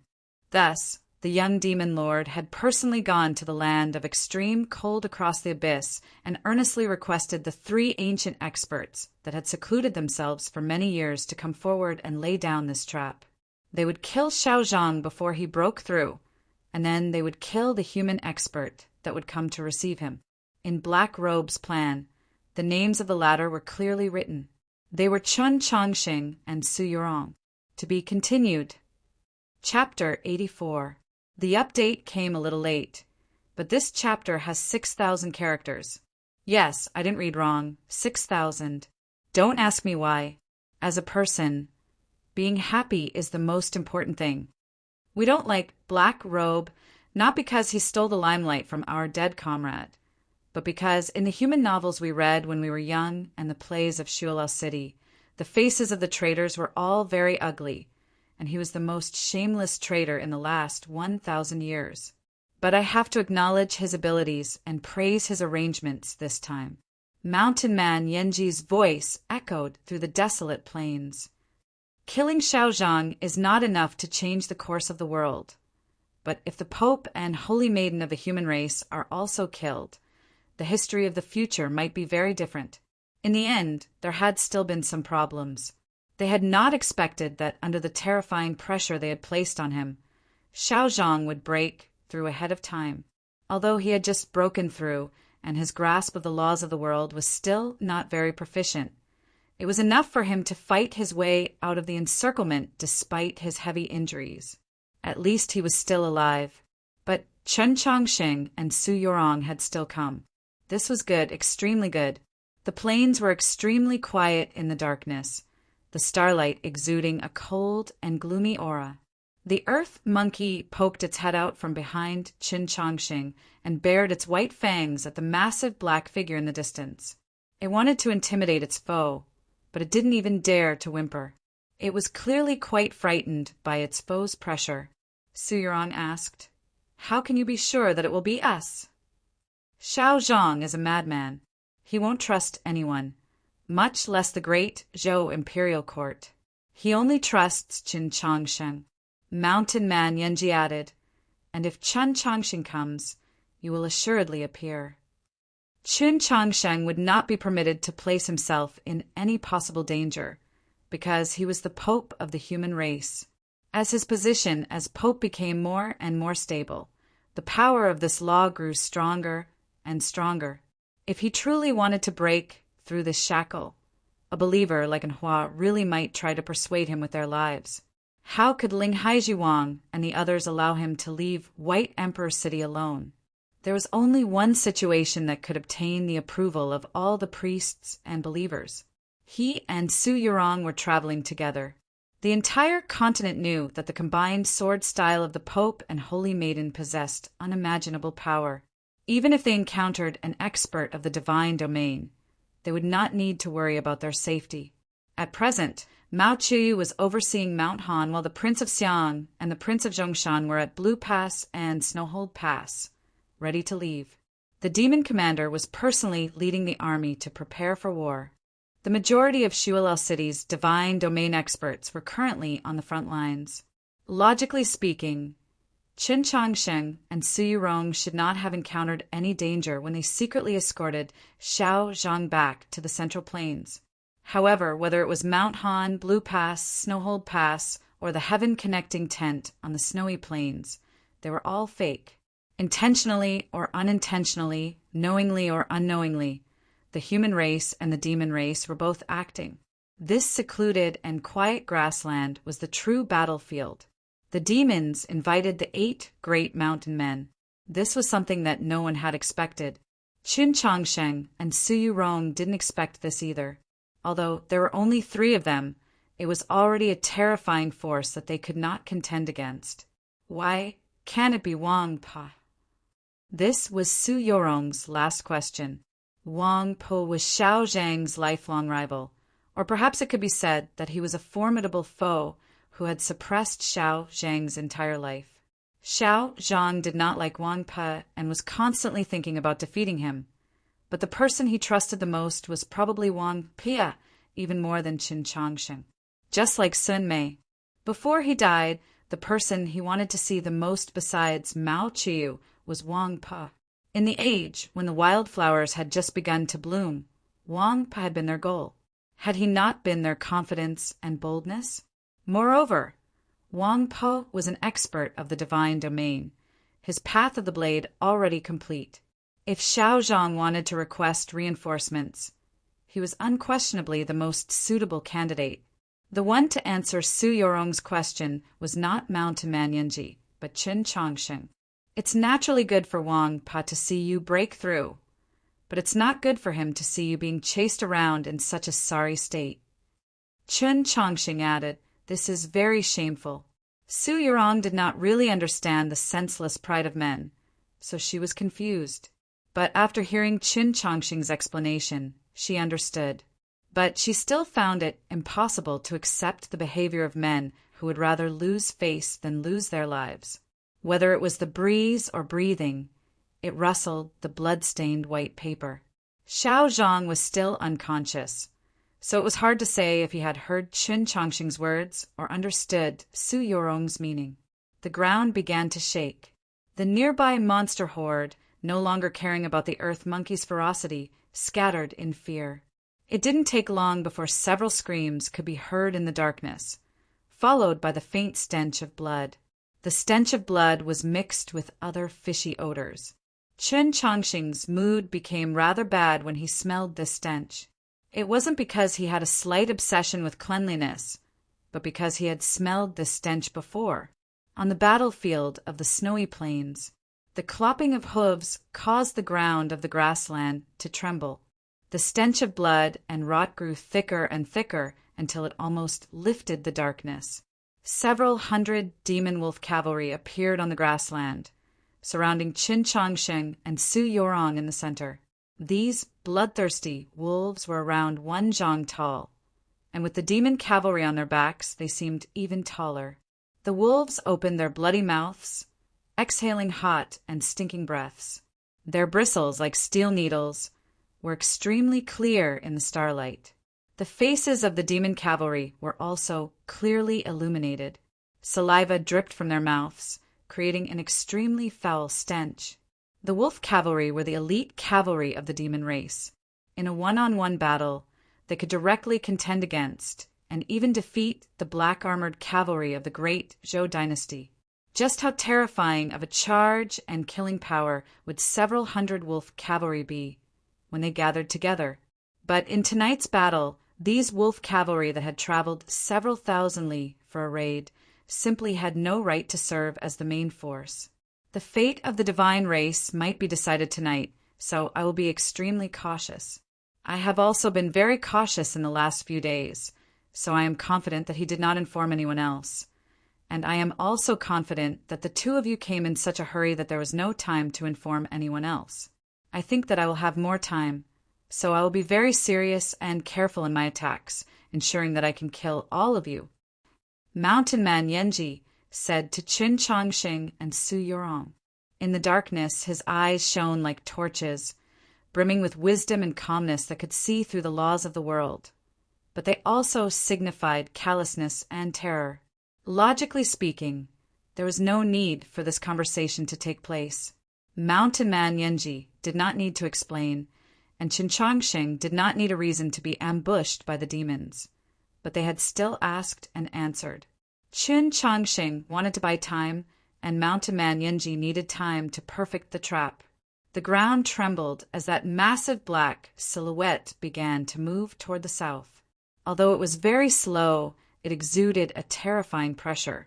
Mountain Man Yenji's attitude was very clear. Tonight, he wanted stability and no openings. As he gazed at that black mountain in the darkness, Qin Changxing quietly asked, "What are the chances of success?" He was asking about the chances of leaving alive, so he naturally had to take Xiaozhang with him. Su Yurong and the White Crane were as fast as lightning, peerless in the world. If they used their full strength, the 8 great mountain men, no matter how unfathomable their cultivation, might not be able to catch up. A breeze ruffled her sleeves as Su Yurong put the faded star plate back into her sleeve. One could vaguely make out the orbits of the stars moving. She did not answer Qin Changxing's question, only shook her head. It was obvious that the faded star plate's calculations had produced a terrible result. Leaving had no chance of success. Black Robe had calculated that Qin Changxing and Su Yurong would come to receive Xiaozhang, so he had naturally made the appropriate arrangements. On the southern plains, Mountain Men Jinghua and Yichuan were like 2 mountain ranges, rising and falling for several dozen li, blocking off all paths of escape. If Gigi were here, their chances of leaving tonight might have been a little higher. Qin Changxing thought about the black-clothed girl who was probably basking in the sun on a warm island. He felt no regret, only a little disappointment. Then what should we do next? He asked Su Yurong. This was trust. In terms of calculation and scheming, there had never been anyone in the world who was better than her. Su Yurong turned to the earth monkey and gave it a few numbers representing distance and direction. She knew that it could understand her words and her meaning. It was obvious that the earth monkey truly did understand. Its body stiffened as if it was afraid. Many years ago, when the incident in the Garden of Zhou occurred, it had seen Su Yurong and knew of her relationship with Qin Changxing. Thus, it very cleverly chose not to look at Qin Changxing, much less plead for mercy. Instead, it burrowed into the ground. It didn't take long for it to burrow back out. Its brown and tattered fur was covered in mud and grass, and a wound had appeared on its brow, from which blood constantly flowed. It was in a very sorry state. Qin Changxing crushed a pill and applied it to the wound. This pill was a leftover material from the cinnabar pill. It did not have much of a mystical effect, but it was very effective at staunching bleeding. The earth monkey licked the blood from its mouth and glanced at Su Yurong, its eyes cold and sinister, tinged with a hint of hatred. It could burrow into the earth, but how could it hide from the spiritual sense of an expert like Mountain Man Yenji? At the foot of a hill more than 10 miles away, it was affected by a terrifying pressure and suffered serious injuries. In its view, Su Yurong had forced it, so it naturally bore a grudge. Qin Changxing was treating its wounds, so he did not see the change in its expression. Su Yurong did, but she did not care. How is it? The earth monkey softly called out, using its 2 short and thin forearms to gesture something. Su Yurong intently watched, silently calculating in her mind. After a few moments, she turned to Qin Changxing and said, "That won't do either." Qin Changxing stood up and gazed at the black mountain, his right hand resting on the hilt of his sword. "Then we can only fight." The 8 great mountain men were the ancient demon experts who had fought with Wang Jitze, Qin Zhong, and Yugong several hundred years ago outside Xuelao City. If he and Su Yurong fought them head-on, they would undoubtedly lose. The massive black silhouette slowly moved, an unimaginably heavy pressure crushing down on Chen Changxing and Su Yurong. The grassland in the darkness became incomparably terrifying. "The good news is that we only need to fight one," Su Yurong said, immovable as a mountain. The 8 great mountain men truly had unfathomable cultivations, like demon gods. When they were motionless, they could even be described as perfect and invulnerable. But when they moved, they could no longer maintain their perfect state, and a few openings would appear. They were like true mountains beneath the starry sky. When they were connected to the earth, they were unshakable, but when they moved, their foundations would become unstable. In tonight's ambush, Mountain Men Jinghua and Ichuan had cut off Qin Changxing and Su Yurong's path of retreat, so they could not move. Mountain Man Yanji and the several hundred wolf cavalry were the main force of the attack. In truth, as Mountain Man Yanji slowly approached in the darkness, he also found it impossible to maintain his imposing posture. Su Yurong had used the calculations of her fated star plate and the earth monkey to take the risk of burrowing into the ground to find a path that could successfully leave. But she did not choose to leave through this path, not even telling Qin Changxing. It was not because of the bloody and terrifying wolf cavalry around the grassland, nor was it because of the tensome, vicious birds illuminated by the Southern Cross constellation in the northern sky. It was because she sensed a tinge of danger in the depths of the darkness. This made her somewhat suspect that this path was a trap laid down by Blackrobe. Mountain Man Yanji stopped. Although no one could clearly see how he moved, and no one could see his feet, it was impossible for anyone to see him. At this time, he was still 10 li from the grassland where Qin Changxing and Su Yurong were. To an ordinary person, 10 li was an extremely long distance. One would find it very difficult to clearly see what was going on, much less attack. However, it was right here, at a distance of 10 li. Something that defied logic, and logic was completely unimaginable. Mountain Man Yanji attacked Qin Changxing and Su Yurong. He raised his right hand. The vast sky of stars instantly dimmed, because a black silhouette 10-some li long had suddenly appeared in the night sky, obscuring several hundred stars. This black silhouette slammed down from the starry sky toward the grassland. Thunderous booms resounded through the sky. This was the sound of air that could not escape in time being compressed and then torn apart by a massive power. Qin Changxing even felt like he could hear a large part of the darkness being forcibly torn apart. Su Yurong attacked. She attacked with her most powerful sword of great light. Countless sword slashes, carrying countless flames, illuminated the desolate grassland. The black silhouette in the sky became even clearer, even more real. Soon after, Qin Changxing attacked. He used the blazing sword of the 3 moves of the wasteland. Yes, after so many years, the 3 sword styles that Su Li had transmitted to him in the wasteland now had official names in the Taoist canon. Scorching and invisible flames converged into the light. The sword intents of the stainless sword and the temple sword clashed and fused. The 2 sword rainbows rose together, instantly giving off an endless feeling of harmony, as if they were so perfect that they did not belong to the mortal world. The 2 sword intents clashed. The 2 sword styles fused. The 2 sword glows fused. This was the unity sword art of South Stream Temple. This was the sword style that Qin Changxing and Su Yurong had used to shock the world. A ball of light appeared in the darkness of the grassland. This ball of light was formed from the purest sword glows. It was blazing and dazzling, like a sun that had never set. The black silhouette 10-some li long descended from the sky and accurately landed on this ball of light. A loud bang resounded. The grass in a radius of several dozen zhang was uprooted, black dirt flying in every direction like arrows. The barrier of light formed from sword glows rose several zhang above Qin Changxing and Su Yurong, blocking the black silhouette, exuding a terrifying pressure. The barrier of light constantly creaked like a wooden door that had not been repaired for many years, or like a stool that could not bear a heavy load, ready to shatter at any moment. The earth monkey lay behind Chen Chongqing, using its thin forelimbs to cover its eyes. Its entire body trembled in fear, blood flowing from its fingers. Just a moment ago, it had wanted to burrow into the ground and leave, but it had not expected that the earth would be crushed by Mountain Man Yanji's pressure and the sword intense filling the sky and become as hard as steel, causing its head to bleed. Howls brimming with ruthlessness and cruelty resounded through the darkness.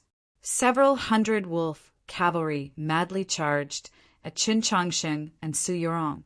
The mountains that stretched for several hundred li on the grassland to the south were incomparably majestic and difficult to cross. Mountain men Jingbua and Ichuan had cut off their path of retreat. From a distance of 10-some li, Mountain Man Yanji had launched a majestic attack.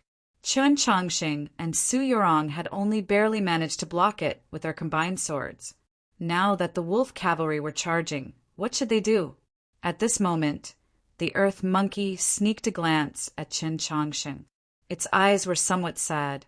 It believed that it had guessed how Chen Chongqing would deal with the wolf cavalry. Chen Chongqing would probably summon those monsters from the garden of Zhou. No matter how terrifying those several hundred wolf cavalry were, they were no match for so many monsters in the plains of the unsetting sun.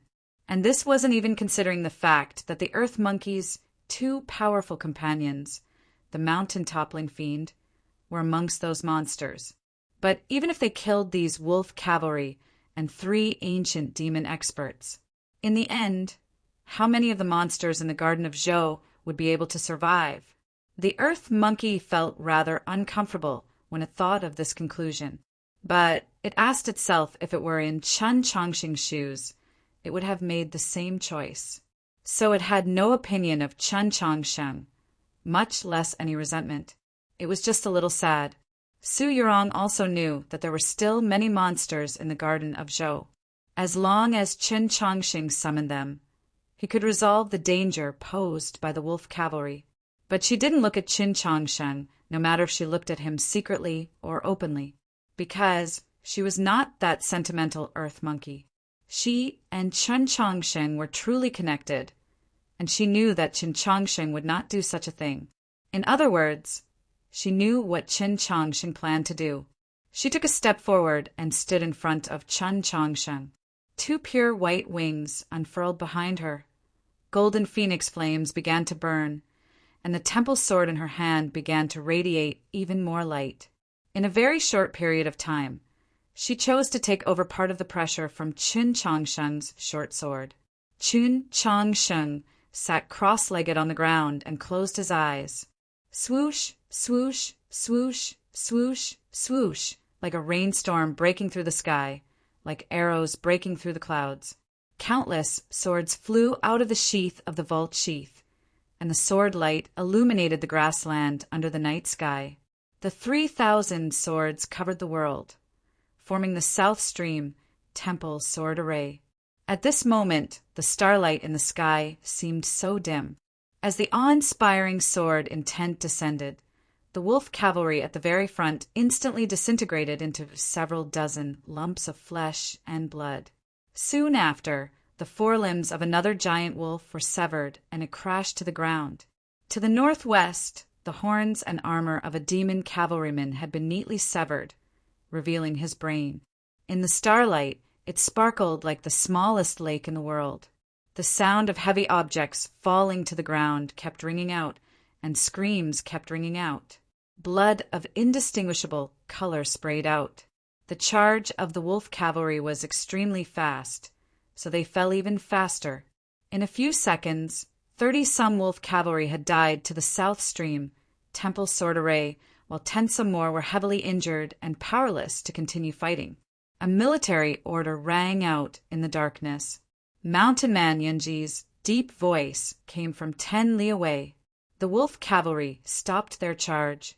They circled around Chen Chongqing and Su Yurong and retreated into the darkness, only stopping when they were several hundred zhang away. There was a light thump. A thin sword silently appeared in the night sky and cut through the throat of a demon cavalryman. The starlight was brighter than before.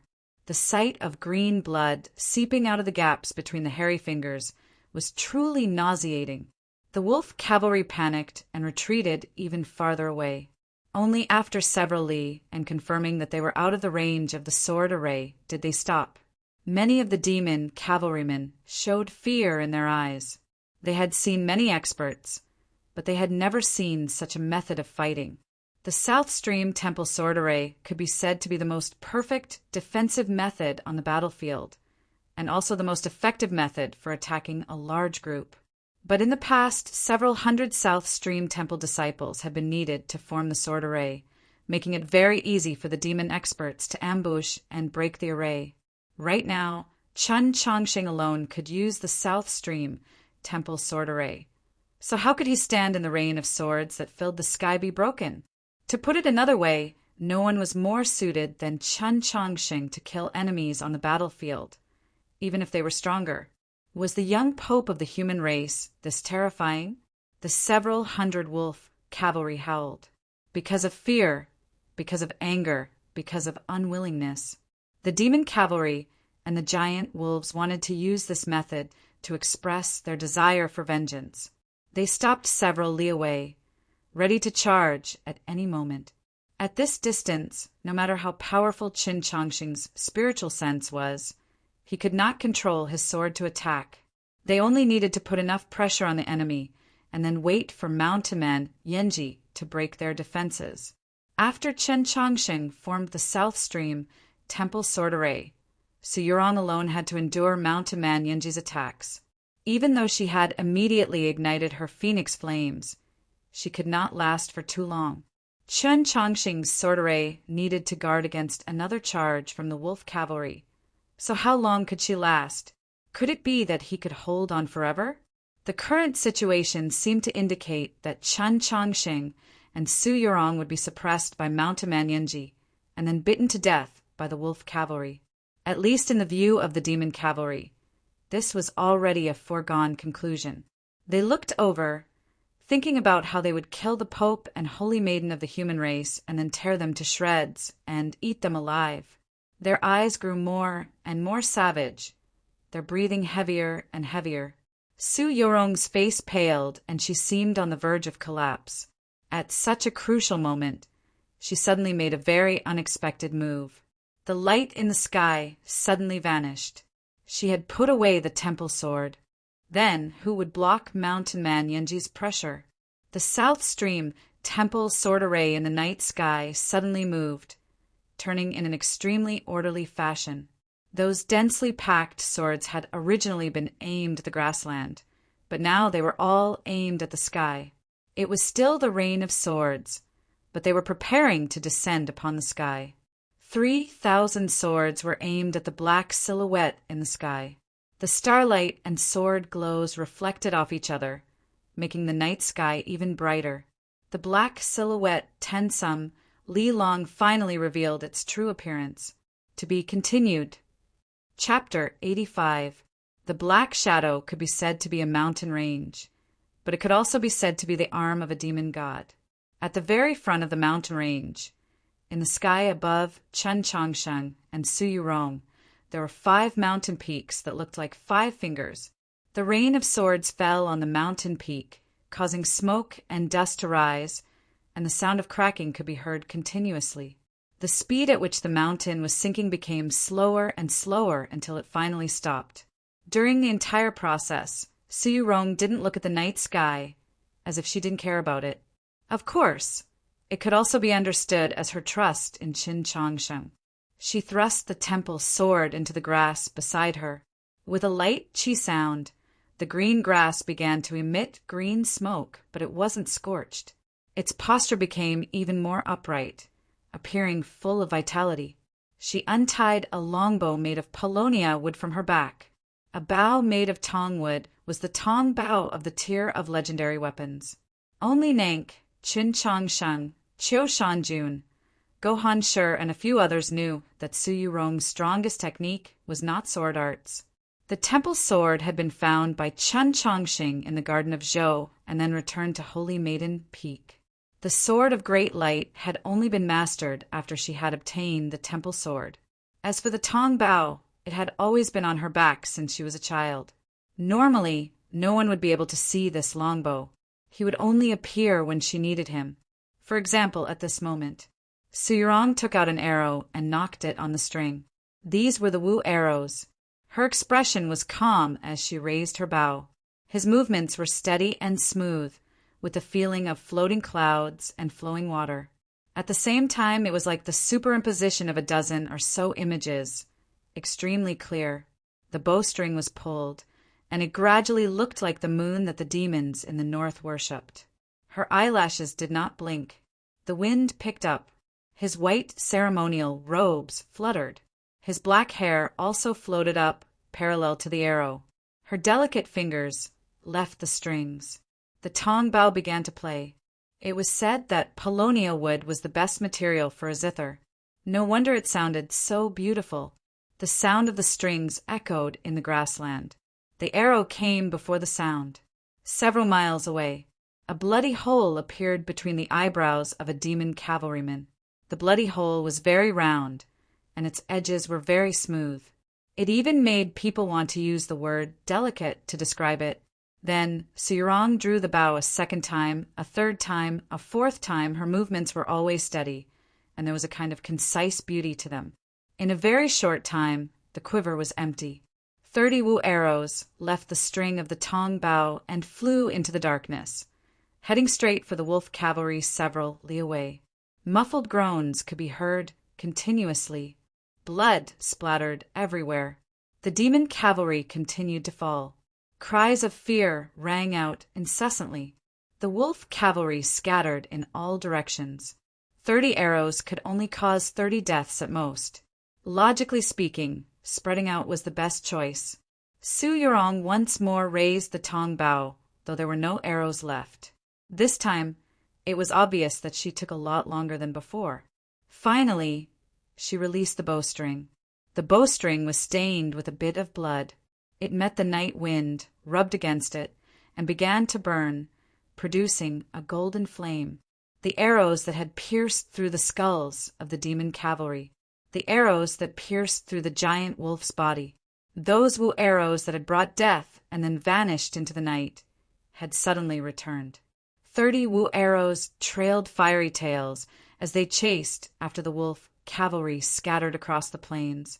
They were like blazing birds of fire, but also like dazzling shooting stars. Many years ago in the Garden of Zhou, at the end of Sunset Valley, Nank had experienced a similar attack.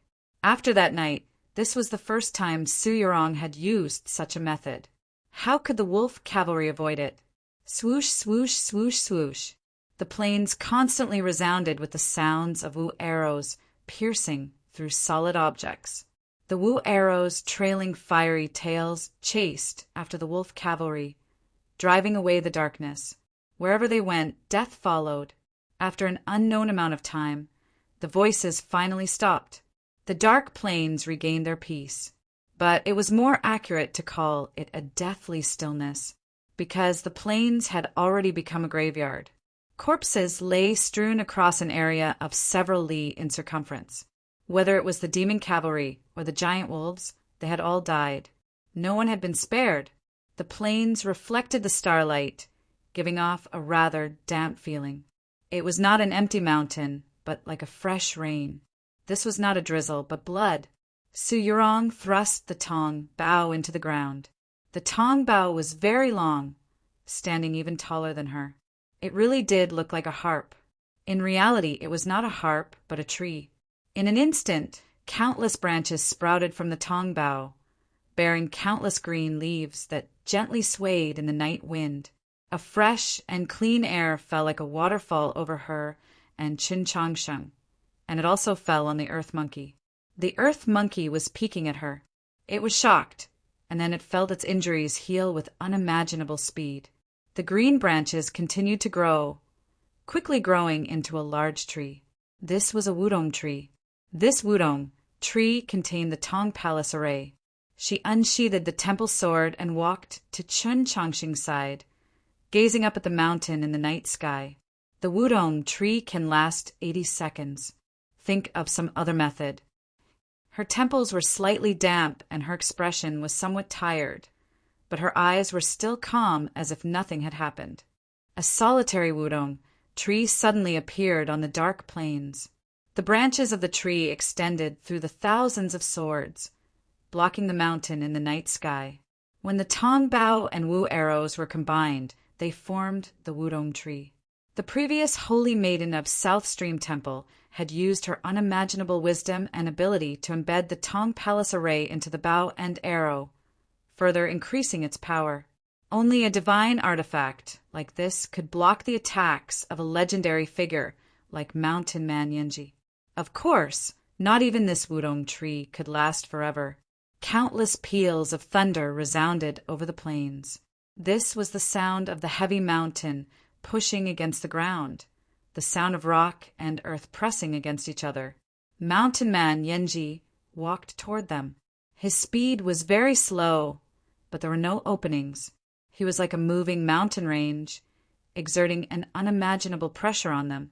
There was also a mountain in the night sky, exuding an ancient and time-worn qi. It was so heavy that it made one's heart palpitate. The wudong tree rustled, hundreds of green leaves falling. The trunk gradually bent, creaking as if it might snap at any moment. The several thousand swords continued to slash at the mountain. Occasionally, bits of stone would fall to the ground and then dissipate into green light in the air. Chun Changxing's eyelashes trembled as he lowered his head to the ground, seemingly thinking of something. Su Yurong had told him to think of something. If he could not think of something, they might have to take a risk. Chun Changxing had a personality that disliked taking risks, but if he kept staring at the ground, what could he think of? It wasn't like he could see a flower on the ground. In truth, Chun Changsheng really was looking at a flower. Xiao Zhang was lying on the ground, unconscious. The white paper on his face fluttered in the wind, the specks of blood constantly shifting, making it look like winter sweet in the wind. There were 2 holes in the white paper where his eyes should have been. The nose and mouth had been drawn with a brush. This was where painted armor Xiao Zhang's name had come from. Why did Xiao Zhang cover his face with a white paper? This was a question that everyone was curious about. Some people said that he had a birthmark on his face and was extremely ugly. Some people said that he was extremely beautiful and that when he was young he was often mistaken for a woman and that he would often encounter other kinds of trouble, so he covered his face. The most famous and acknowledged theory was that in order to surpass Wang Pa, Xiao Zhang had forcefully cultivated some evil technique. In the end, he suffered a cultivation defect and was heavily injured, his face almost disfigured. As a result, he used a white paper to cover his face. It was said that the Elder of Heavenly Secrets had once asked him why he did not use a mask or a bamboo hat. Xiao Zhang said that he used a white paper to cover his face because he did not want to scare children, and it was not because he was ashamed to meet people. So why did he need to use a mask? As for the bamboo hat, it was even more depressing. Based on Chen Changxing's understanding of Xiao Zhang, the conversation between the Elder of Heavenly Secrets and Xiao Zhang in this story was probably fake. It was said that Xiao Zhang had only said it casually, so this story itself might not be true. Xiao Zhang's face did not have that terrifying wound. Then, just what was underneath the white paper? Many people wanted to take off this white paper and take a look, but very few people dared to do so, and those people were already dead. At this time, Xiao Zhang was unconscious. It could be said that this was the best opportunity to see his true appearance. This truly was a great temptation. Qin Changsheng also seemed unable to endure it. He stretched out his hand, preparing to take off the white paper. But with the powerful demons before him, their pressure as heavy as a mountain, and the situation so dangerous, how could he still have the mood to think about these things? I don't understand the Bao at all, but I especially like it because I think it's very beautiful. That's why in the Qingyu years, there's Yan Xiaoyi in the Jinka, there's young Master Shi who plays with a big sniper, and there's no need to even mention Jiang Yi. Ning Kei's iron bow is the weapon I've written the most seriously about in my life. When I came to choosing heaven, my favorite was Su Yurong using the bow and arrow. Although I didn't use it much, I got excited every time I wrote about it. When I wrote about her battle with Nank, I told everyone that Yurong is my Kikyo. I love her, thank you. In the last chapter, I corrected a few typos and changed a few sentences. As for the difference between Wintersweet and Plum Blossoms, some readers have reminded me, but I really don't understand. In any case, this is a different world, so let me paint the colors, haha. To be continued. Chapter 86. Qin Changxing's hand got closer and closer to Xiao Zhang's face, until it touched the edge of the white paper. Perhaps because it was wet with sweat or stained with too much blood, the edge of the white paper was not sharp. It was like a piece of puff pastry that had been left on the Tong River for 3 days. The moment his finger touched the white paper, the 2 black holes on it suddenly lit up. Xiao Zhang had opened his eyes. He had woken up. Of course, it was also possible that he had not fainted at all. Qin Changxing showed no surprise, probably because he already knew. He asked, "Have you rested enough?" Su Yurong did not turn around. She calmly gazed at the mountain in the sky. The south stream, Temple Sorderay, was already being pushed closer and closer to the ground by that mountainous qi. More and more leaves fell from the wudong tree, and the tree creaked louder and louder. There were even places where the bark had cracked, revealing white. Xiao Zhang looked at Qin Changxing and said, "No one has ever dared to tear off this paper, not in the past and certainly not now." His voice was very cold, emotionless, and senseless, just like his eyes. In the past, he was an expert on the proclamation of liberation, and coupled with his crazed and murderous reputation, no one was willing to provoke him. Now that he had successfully entered the divine domain, even fewer people dared to provoke him. Qin Changxing did not care about these threatening words. "If you're not willing to wake up, I can only tear off this paper." Xiao Zhang replied, "I'm a little sleepy. Can't the 2 of you hold on a little longer?" Truly useless. Only a madman like him would dare to speak to the Pope and Holy Maiden in such a tone. Qin Changxing still did not care. "Even if we take turns holding on, there will always be a moment when we can't hold on." Xiao Zhang understood the meaning of these words and froze. Qin Changxing and Su Yurong had actually decided to stop stalling and prepare to fight. Where did their confidence come from? Since it's a fight, we naturally have to fight. Qin Changxing smiled at him. "Perhaps we'll win, perhaps we'll lose. Who knows?"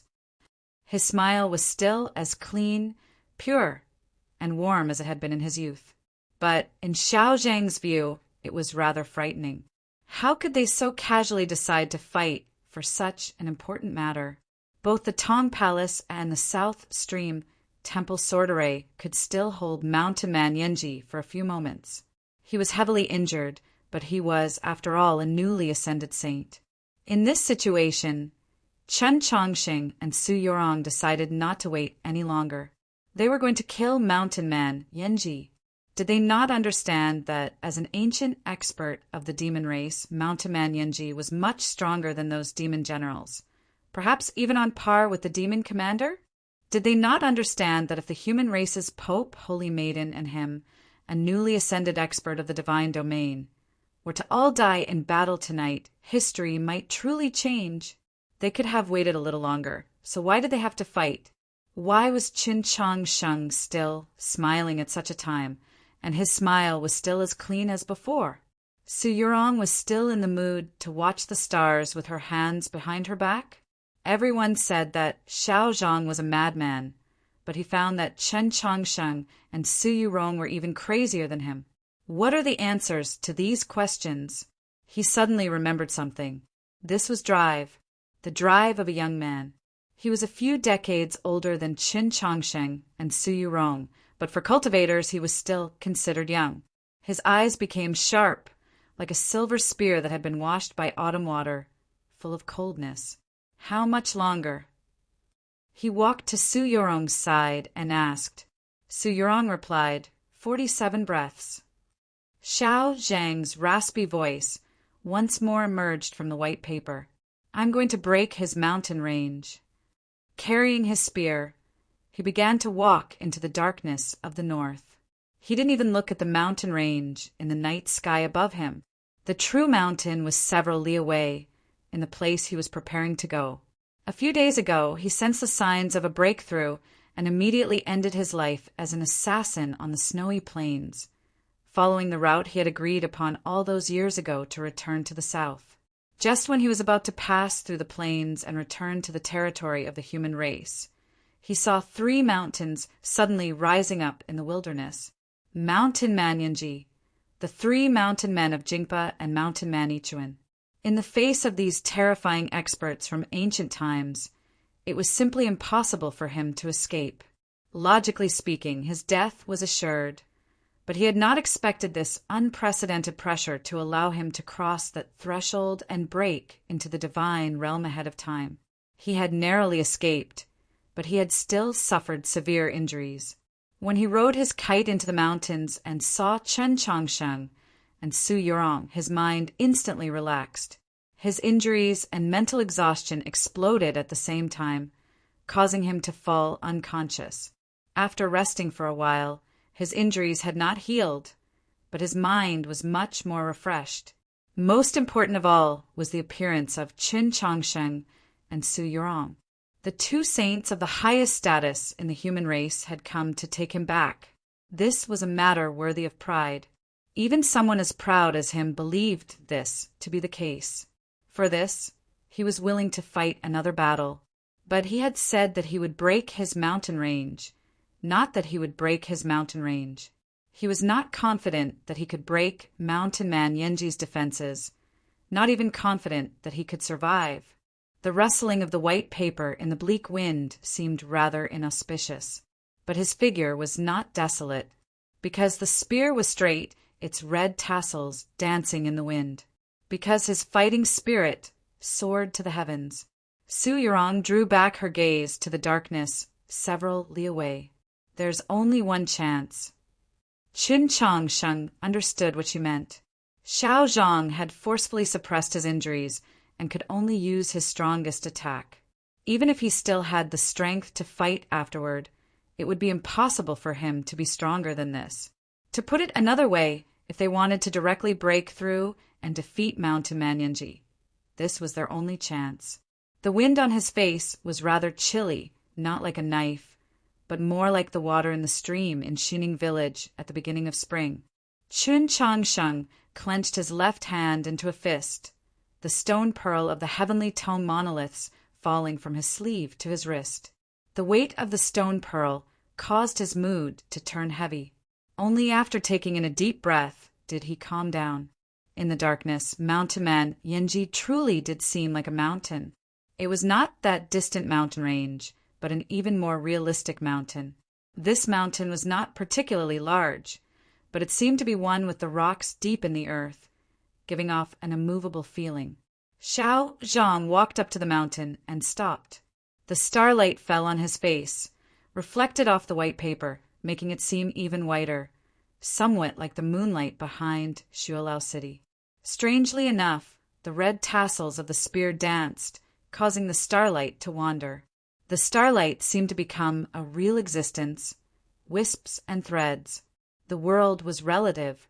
Nothingness could become real, but what of the real?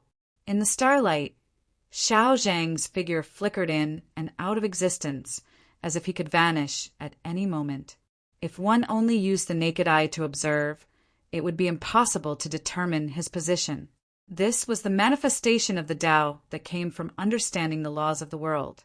Tonight he had just broken into the saint level, so his understanding of the laws of the world was still lacking, far from mastery.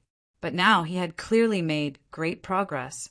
This was the ability of an expert of the divine domain. Whether it was in battle or in slumber, they could gain a deeper understanding of the world. 2 balls of flame were high up on the black mountain, cold and gloomy. A low and indifferent voice rose from the mountain. In the last several hundred years, in terms of fighting intent, you can be ranked in the top 3. Mountain Man Yanji seemed to know that Xiao Zhang still had the strength to fight, but he did not care. Even if there was still Qin Changsheng and Su Yurong, he did not care. He appeared very indifferent, even in the mood to evaluate his opponent. In his experience, this sort of evaluation was an extremely high praise. Xiao Zhang did not appreciate it, saying, "You monster, you're rather talkative." The demon race had always called themselves the divine race, but they were not angry at being called demons. This was the principle behind the saying that demon and God were one. But they deeply disliked being called monsters, perhaps because it made them think of the demi-human race. And in the long river of history, the demi-human race had spent the majority of their time playing the role of slaves to the demon race. Mountain Man Yanji's eyes turned even colder. Xiao Zhang sneered. "What? You're covered in stone from head to toe, so of course you're a monster. Are you still not convinced?" Mountain Man Yanji replied, "I am a mountain man." Xiao Zhang laughed. "Ha ha ha! What mountain man? It's just an old black mountain demon." His hoarse laughter echoed through the grassland. The laughter suddenly stopped. Xiao Zhang thrust his spear forward. The starlight shone on the grassland like a clear and shallow stream. As the spear thrust forward, the starlight suddenly began to move, transforming into a bolt of cloth. The spear fell into the mountain, and the starlight followed, exploding into countless silver shards. It was an extremely beautiful sight, like fireworks, but also like the blooming of a real flower. Several li away, a silver flower suddenly bloomed in the darkness. Qin Changsheng and Su Yurong knew that this was the clash between the spear and the cliff. Soon after, a yellow dragon roared out of the grassland, a faint smear of red flickering in and out of existence. Two powerful chis stirred up all the sand in a radius of several li. The starlight instantly dimmed, making it difficult to see. Mountain Man Yanji's cultivation truly was unfathomable. While dealing with that terrifying spear, he had not forgotten to continue suppressing Chen Changxing and Su Yurong. The mountain in the night sky suddenly pressed down, its 5-finger-like peaks slamming into the south stream temple sword array. Grating and unpleasant sounds of friction rang out. Countless rocks were cut apart by the swords and rustled to the ground, dispersing into streaks of light in the air. The palm-like mountain got even closer to the ground. The wudong tree was bent to the extreme, ready to snap at any moment. The green leaves on its branches had almost all fallen off. Su Yurong had long since been prepared. She was as calm as ever as she softly said, "Let's go." In a flash of light, the earth monkey vanished. Chen Changxing had sent it into the garden of Zhou and then taken her hand. A pair of pure white wings unfurled in the wind, blazing with golden flames. A stream of light illuminated the grassland, 2 phoenix flames piercing through the darkness. A hole appeared in the gale, formed by the sand and grass. Su Yurong and Chen Changxing had arrived in front of Mountain Man Yanji. 2 sword glows appeared, dazzling and beautiful, and then they fused together into a dazzling rainbow of swords. The spear appeared once more, arrogantly bringing the rainbow of swords with it as it rumbled toward the mountain, a domineering flower blooming in the night sky. With a massive boom, the earth quaked. Countless rocks flew into the air, tearing through the darkness like arrows. In a radius of several dozen li, countless beasts were crushed to death. As the dust settled, Mountain Man Yanji's figure gradually appeared. There were 2 extremely deep sword marks in the middle of the mountain. Looking at them, they seemed to be about a foot deep. These 2 sword slashes crisscrossed, appearing just like the Southern Cross that the demon dukes of Shualao City were most familiar with. The places where the sword slashes crisscrossed were deeper than the other places. They were very round and had smooth edges, like holes that had been chiseled out by craftsmen with tools. These were the marks left by the spear. If this mountain was a person, the sword slashes and spear holes would be the person's chest, and a little to the left was where the ethereal palace was. The arrogant spear and the harmonious swords had finally broken through Mountain Man Yenji's defenses. This position was Mountain Man Yenji's only flaw. This was what Su Yurong had calculated. The problem was, did that hole completely pass through the mountain? The surface of the grassland was covered in cracks. The black mud and grass had long ago become indistinguishable from one another. Xiao Zhang lay on the ground, the white paper on his face soaked in blood as he stared at Mountain Man Yenji several dozen zhang away. Chun Chongqing was also heavily injured. He sat cross-legged on the ground, his face pale as he constantly coughed. The hole in the paper was very black, Xiao Zhang's eyes were very deep, and his voice was as hoarse as a broken bell. Damn, this still isn't enough. Chun Chongqing sighed. They had broken through the mountain, but they had not been able to flatten it. Su Yurong stood up and drew her bow once more. Her face was very pale, and as she drew the bow it became even paler, making it seem like snow. Her black hair brushed past her cheeks, contrasting so vividly that it was hair-raising. A mouthful of blood spurted from her lips. Her white ceremonial robe was covered in specks of blood, looking like shattered flowers. The qi she exuded was even more powerful. Note, the bowstring was noiselessly drawn. A small and delicate arrow pierced through the darkness and noiselessly landed on the mountain. Without the slightest deviation, it shot into the hole. There was a light crack, like something had shattered. Xiao Zhang and Chun Chongqing felt an extreme pain in their chests, because they had heard that sound. It was the sound of their hearts shattering. Su Yurong's face was as white as paper.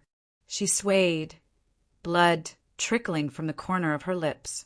Even she herself was injured by that delicate little arrow.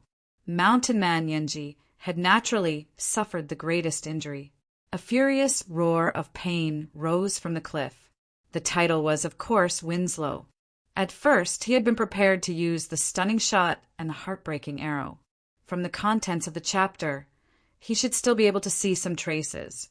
But after thinking about it, he felt that with Xiao Zhang's name and personality, it would be a pity not to be arrogant.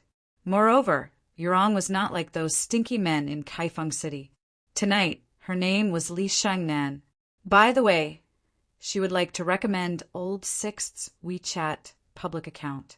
It was updated every day and was not an advertisement. A few days ago, he had written about Jinxi. It was well written, simple, and clear. As for my WeChat account, are there any students who haven't followed it? It's me. Of course, this is an advertisement, and it's very popular.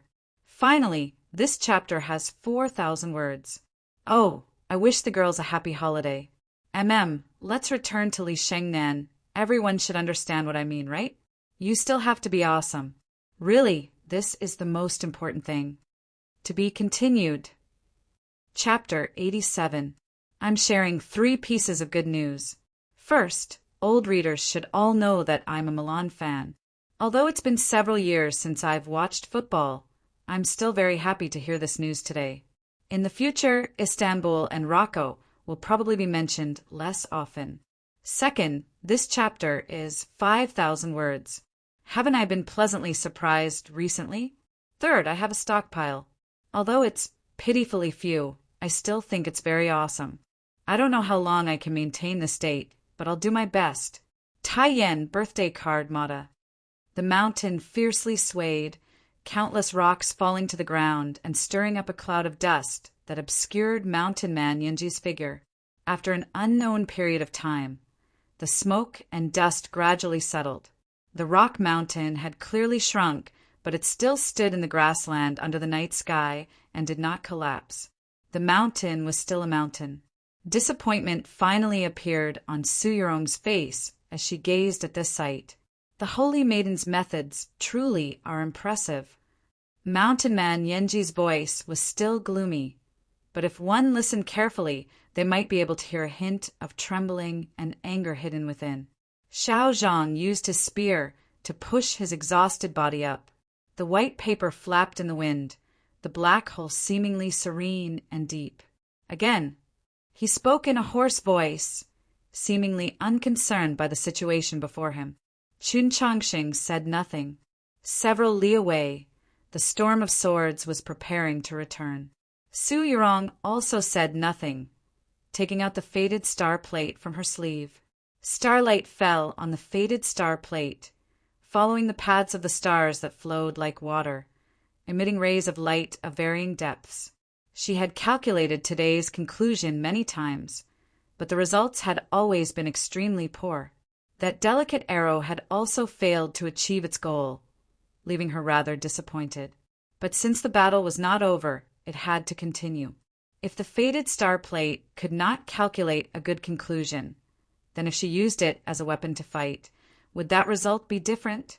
The spear, imbued with the might of the world, rumbled toward the mountain. The two sword glows met once more, cleaving apart the world with a resolve that seemed capable of incinerating the world. The winds howled and the dust rose once more.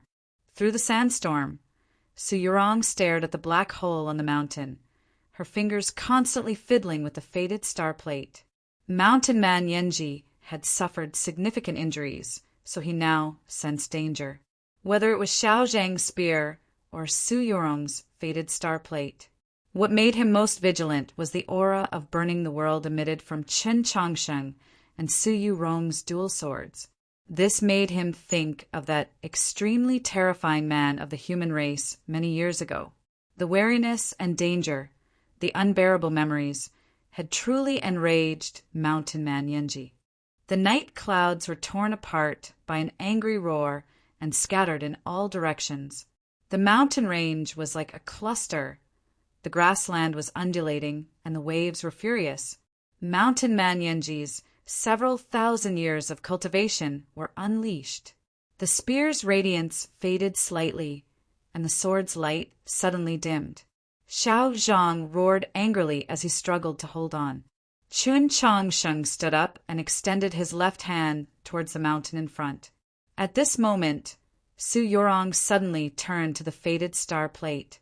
The paths of the stars on the faded star plate revolved at an unimaginable speed, forming countless complex and extremely difficult to comprehend diagrams. She was a little confused. What exactly happened?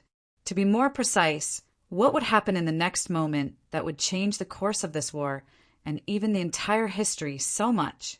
The night clouds were torn apart and then flowed away. The sky suddenly became clear, and the stars were extremely bright. Suddenly, a line of fire appeared high up in the sky. In a very short amount of time, this line of fire had arrived over the grassland. This line of fire had come from the south. Logically speaking, Mountain Men Jingbua and Ichuan should have been able to stop this line of fire, but for some reason, they had not done so. Perhaps it was because the line of fire did not pose a threat to the two parties fighting on the battlefield.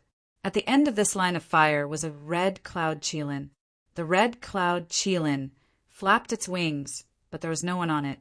Everyone knew that the second-ranked divine general of the great Zhou, Shuexingchuan, had used a red cloud qilin as his mount. Could this be that one? 10 some years ago, Shuexingchuan had been poisoned to death by Zhou Tong in the imperial palace, and that red cloud qilin had vanished into the depths of the palace, never to be seen again. Why had it appeared here tonight? Just what did this mean? The grassland was silent. This period of silence was very short. To Mountain Man Yenji, Xiao Zhang, Chun Changsheng, Su Yurong, and the two mountain men from the south, this period of time seemed very long. It even felt like several years had passed in the silence. The world was relative. Position was relative. Time was also relative. The perceived time was longer than the actual time. Perhaps it was because the new object of reference that had arrived in this fragment of time was moving too quickly. What came was a saber glow. It came from the heavens. This saber glow was not particularly dazzling, but very calm and serene. Compared to the fierce winds and gravel that had yet to disperse, this saber glow could be said to be very exquisite. Compared to Mountain Man Yenji's fury, this saber glow could be said to be very gentle. But this saber glow was truly too fast. If this saber glow had cut through flowing water, the flowing water would have definitely been severed. If this saber glow had cut through the flowing water of time, time would have stopped for a few moments. By the time everyone saw this saber glow, it was already descending. Swish! There was a light sound. The saber glow landed on the cliff. There was no flying gravel, no rising of dust. The saber glow seemed to be buried in the cliff. And then the mountain collapsed. The earth quaked. The mountain range was moving. 2 deep howls came from the darkness of the south. These howls were brimming with grief and anger. Chun Changsheng felt that these howls were rather similar to the language of the dragon race. An even more arduous battle would probably follow. He stood up, preparing to fight. At this moment, a low whistling sound came from the collapsed cliff. It was Mountain Man Yanji's voice. This time, Chun Chongsheng could hear it more clearly. He realized that it was not the standard language of the demon race, nor was it the language of the ancient demon race favored by the nobles of Xiulao City. He turned to Su Yurong. Su Yurong lightly shook her head. Although they could not understand the specific meaning, they could vaguely understand Mountain Man Yanji's current mood and the message he was trying to convey. Mountain Man Yanji was not angry, unresigned, or resentful. He was very calm. The 2 mountains stopped, let out several low howls, and then began to head west, gradually vanishing into the darkness. The grasslands of the south had regained their peace, though there was now the sorrow of parting. Blood kept dripping down the edge of the paper. Xiao Zhang reached out his hand to wipe it off. It was wet and he was annoyed. He looked at the person next to him, feeling even more irritated. This is such a good opportunity, so why aren't you chasing it? What are you standing around for? Just who are you hoping to erect a statue for you? Despite being jeered at, the person's expression did not change. He had heard this sort of thing far too many times over the past few decades, and he knew how to counterattack. If you weren't injured, or if you could still walk a few steps, you could give chase. Xiao Zhang had a very nasty complexion, but he could not counterattack because this was a fact. He truly had been injured, his injuries truly were severe, and he truly could not walk. Most importantly, this person had saved him, whether he was willing or not. As the dust settled, the sound of rocks rolling could be heard. A person walked out of the collapsed mountain. This person was dressed in white, his hair and beard all white, and his body was also white. This white was not the white of snow, nor was it the white of paper. Instead, it seemed to be flowing with a faint luster, more like jade. This person's facial features were very delicate, his skin smooth, and there was not a single wrinkle on his forehead or hands. He did not seem alive. If not for the demon horn on his head, he might have been mistaken for a beauty carved out of white jade by a master craftsman of the Mutuo clan. It turned out that the ancient demon experts of legend were actually this good-looking. Chun Changsheng suddenly recalled his first meeting with the demon lord in Mount Han. The demon lord had also been a very delicate scholar. Xiao Zhang snorted, apparently rather dissatisfied, but it was hard to tell if he was ashamed of his inferiority or disdainful. The answer was not in the wind, but at the bottom of the white paper. This person was Mountain Man Yanji. The mountain was his demon body. This was his true body. If you really did chase, both sides would be heavily injured. Mountain Man Yanji looked at the person next to Xiao Zhang and said, "Even if you are Wang Pa." This person was dressed in a blue gown that had been washed so many times that it had turned white. His shoulders drooped and his brow drooped, making him look like a poor accountant. Of course, it was Wang Pa. Senior's cultivation is unfathomable. My sides for working together barely managed to win, so I naturally would not have any delusions. This was the truth. Even with Xiao Zhang's tyrannical spear style, the harmonious swords of Qin Changxing and Su Yorong, the sword array, and the Tong Bao, they had still not been able to defeat Mountain Man Yanji. They had only managed to heavily injure him, and then they had encountered Wang Po's blade from the heavens, which he had been preparing for a long time, resulting in their defeat. Now that Xiao Zhang, Qin Changsheng, and Su Yurong no longer had the strength to fight, it was very difficult for Wang, but to defeat the combined might of Mountain Man Jingbua and Mountain Man Yichuan. Of course, the reverse was also true. Mountain Man Yanji said, "So I stopped them from attacking and had them leave." Wang Pa said, Senior wanted to preserve the continuation of the Mountain Man lineage. Mountain Man Yanji said, "I've already done my best. Presumably, after I die and see Great Teacher, he won't be able to say anything about me." Qin Changsheng was well versed in the Taoist canon, Su Yurong was extremely well read, and Wang Pa and Xiao Zhang were extremely knowledgeable, but they only knew that the 8 great mountain men had some sort of relationship with Grand Scholar Tungus.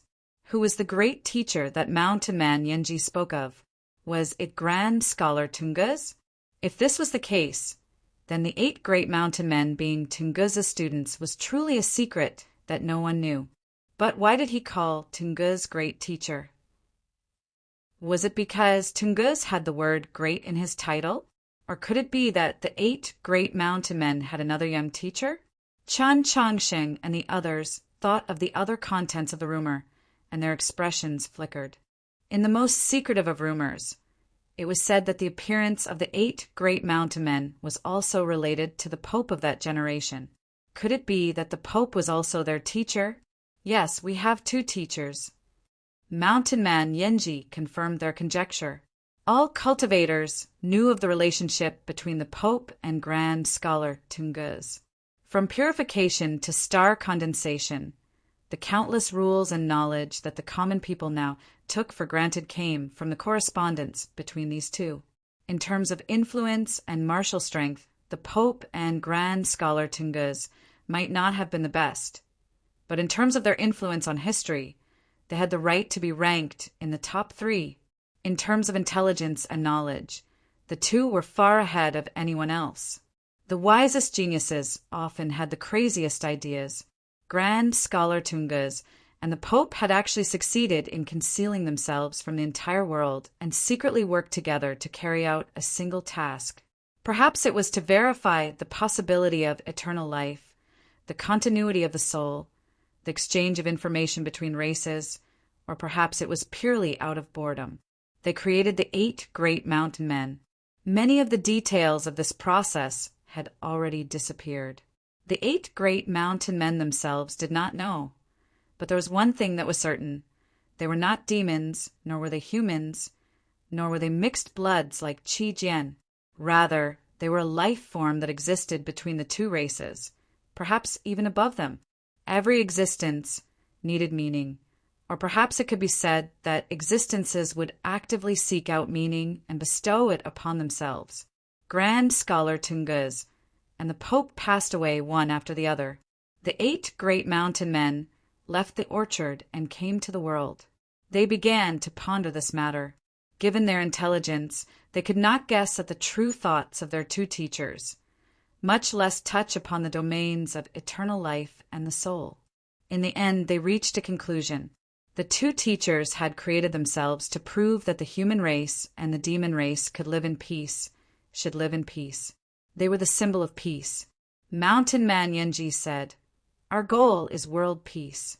Before peace is finally achieved, we at least hope that neither the divine race nor the human race will become too powerful, leading to the danger of extermination on the other side. Thus, when one side is at its peak, we will help the other side." Qin Changxing said, "So in those years when you led the army to fight against Emperor Taizong, you suddenly disappeared." Mountain Man Yanji replied, "Yes." "Where were you when the demon race was at its peak? And where were you during the siege of Luoyang?" Su Yurong suddenly said, her voice very cold. Mountain Man Yanji replied, "At the time the human race still had many experts and was not in danger of extermination." Su Yurong asked, "As long as the race was not exterminated, the humans were treated like livestock and treated as food by the demon race. Do you all feel that it doesn't matter?" Mountain Man Yanji fell quiet for a while, then said, As I said earlier, when we were young, we read many human stories and plays in Shualao City. The latter were brought to the theater by Great Teacher, while the former were sent to us by Little Teacher. In the end, there are still some differences between the two. They had been born in Shualao City and had grown up in Shualao City, so they naturally had a much deeper affection for the demon race. As time passed, their sense of belonging to the human race grew fainter and fainter, even though the human blood flowing through their veins would not grow fainter. So your existences have no meaning. In the eyes of the demon race, you are grass on the wall that swings with the wind. Presumably, both the old demon lord and the current demon lord are extremely wary of you. I even think that the old demon lord has probably killed a few of your members. And to the human race, you are no different from Black Robe, all traitors. Su Yorong's voice was very calm, but her words were extremely lethal. Wangpa and Xiao Zhang glanced at each other, not knowing what to say. The truth was the most hurtful. It was obvious that Su Yorong was right about the 8 great mountain men's encounter with the demons. Mountain Man Yenji angrily retorted, "We waver, but that doesn't mean we are traitors. Don't compare us to Black Robe." Su Yorong changed the topic and pointed to a place to the north. What was originally in the darkness over there? Mountain Man Yenji froze, then said, "We're already at a time like this. There's no need to bring it up again." Su Yorong's lips perked up as she jeered. Even at a time like this, the demon race is still fighting among themselves. It would truly be illogical for the race not to be exterminated. Mountain Man Yenji had a rather nasty expression. "It's obvious that this is Black Robe's scheme. Why do you need to cover it up for him?" Su Yorong asked. "Is it the demon commander?" Mountain Man Yenji hesitated for a few moments, then nodded. Su Yorong nodded and said, "I don't have anything else to ask." Only now did Wangpa understand what she was doing, and he felt deep admiration for her. He turned to Mountain Man Yenji and said, "Sir had best have them go a little farther." He was speaking of mountain men Jinghua and Ichuan. The fires of war were merciless and were certain to engulf the entire continent. Even the great western continent might not be able to avoid it. Mountain Man Yenji said, "They will go to the distant abyssal sea." The curtain had truly fallen on the story of the 8 great mountain men. The mission they had given themselves had come to an end. Mountain Man Yenji's words were an admission of defeat. Not tonight's defeat, but the defeat of the entire demon race. Before the war had even begun, he had admitted defeat. To defeat a mountain, one first had to break the mountain's momentum. This was what Xiaozhang had done. The true strength of a mountain lay in its momentum. The difference between high and low cliffs, the rise and fall of the mountain ridges, all of these were momentum. The momentum of the world lay in the fortune of the various races. In the last 1,000 years, the fortune of the human race had gradually flourished. Emperor Taizong, Emperor Xian, and the Tianhai Divine Empress could all be called wise sovereigns of their generation.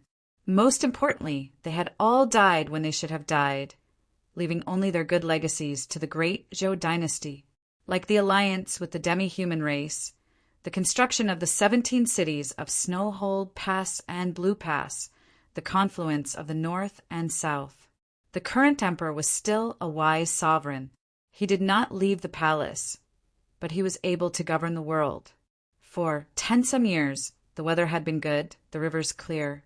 Did he really think that the heavenly Tao was taking pity on him? Compared to the human race, the demon race's luck in the last 1,000 years had been extremely poor. The previous demon lord's abilities were also extremely perfect. He was a true lord of his generation, even worthy of being called grand. If he had died a little earlier, alas, this demon lord had lived for too long. He was older than Emperor Taizong, and he had even once called Emperor Taizu brother.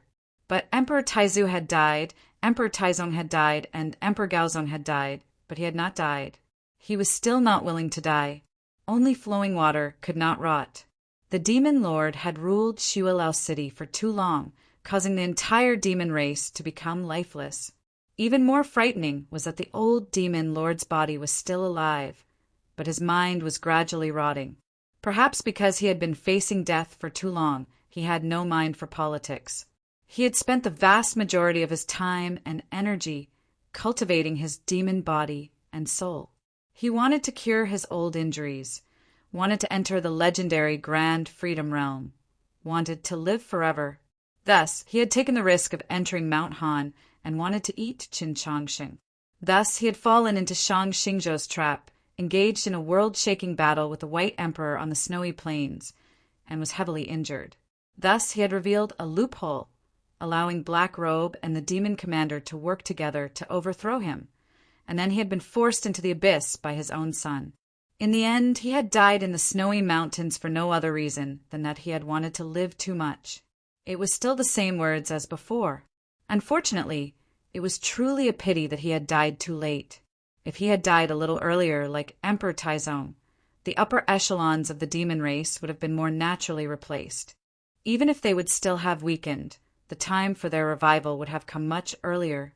In the end, it was all fate. This was the fate of the demon lord, the fate of the demon race. Tonight was the demon race's last chance. The 8 great mountain men had wanted to defy the heavens and change fate, but they had failed. Now, the situation of the world had been settled, the demon race gone. Woman, oh woman, old man, oh old man. The starlight shone on Mountain Man Yenji's ghastly pale face. His lips were also white, and they trembled like piles of snow on the verge of collapsing. Destroy my Mount Yenji, and make me unable to smile. After saying this, he closed his eyes and died. To be continued. Chapter 88. With the descent of clear light, Su Yorong used the sacred light technique to treat Qin Changsheng's wounds.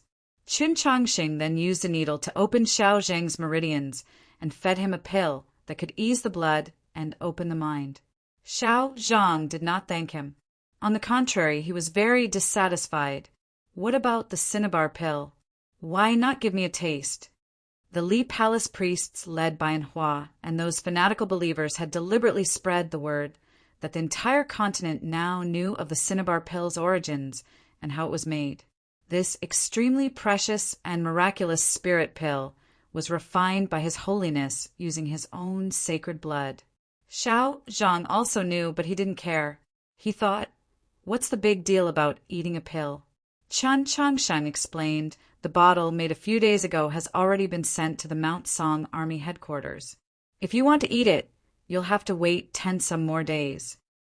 The war had not yet begun, and Xiao Zhang was of great importance to the human race, so he did not care. But Su Yorong cared, perhaps because her heart ached for Qin Changsheng, or perhaps because the blood in Qin Changsheng's body was mixed with her blood and could not be separated. To put it another way, half of the cinnabar pill belonged to him, so half belonged to her. What right did he have to decide? She looked at Xiao Zhang and asked, "Are you sure you want to eat it?" When he thought of her conversation with Mountain Man Yenji, Xiao Zhang suddenly felt a little cold. Just treat it as a fart. Wang Po was in a very good mood at this sight, and he began to laugh.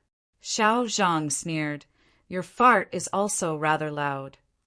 Qin Changsheng asked, "Why did you come?" This was also what Su Yorong and Xiao Zhang wanted to know. Although the demon commander had not appeared in the end, there was nothing wrong with Black Robe's scheme.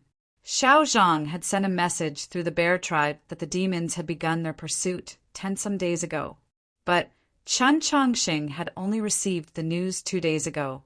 Divine domain experts like Mao Qiyu and the Prince of Xiang had to directly confront the pressure of the demon army, and they had no idea of this matter. Mao Qiyu and the Prince of Xiang had probably sensed Xiao Zhang's breakthrough tonight, but the two sides were too far apart. Not even an expert of the divine domain could make it in time, not unless Bianghong was revived. The most fundamental reason was still trust. Xiao Zhang did not like this world, so he naturally did not trust it. In his eyes, people like Mao Qiyu and the Prince of Xiang were even more dangerous than demon experts. Just like Su Li, it was still Qin Changsheng. Everything happened so quickly that he didn't even have time to think. Even if he knew that the demons might have set up a trap, he could only barge in. Why would Wang Pa appear? He had left White Emperor City, and Su Yurong had left Holy Maiden Peak and come to this grassland because they had a special method of communication and the fastest speed. This could only mean that Wang Pa had known about this beforehand. Who told him that? The night before yesterday, the Red Cloud Unicorn went to the Polonia courtyard with a letter. Wang Pa said that letter came from Luoyang. There was a monastery of eternal spring in Luoyang. Qin Chang Sheng looked towards Wang Pa. Wang Pa nodded. Qin Chang Sheng was a little surprised. He thought to himself, how could his master know the demon race's plot in advance? There's something wrong with Black Robe, Su Yurong said. Her final conversation with Mountain Man Yenji had been to confirm this point. From the looks of it, there's also a problem with your master. If you want to clarify these questions, you might need to make a trip to Luoyang. The night wind gradually calmed. The smoke and dust had already settled, and a faint trace of white appeared on the horizon. The morning light symbolized the coming of the day.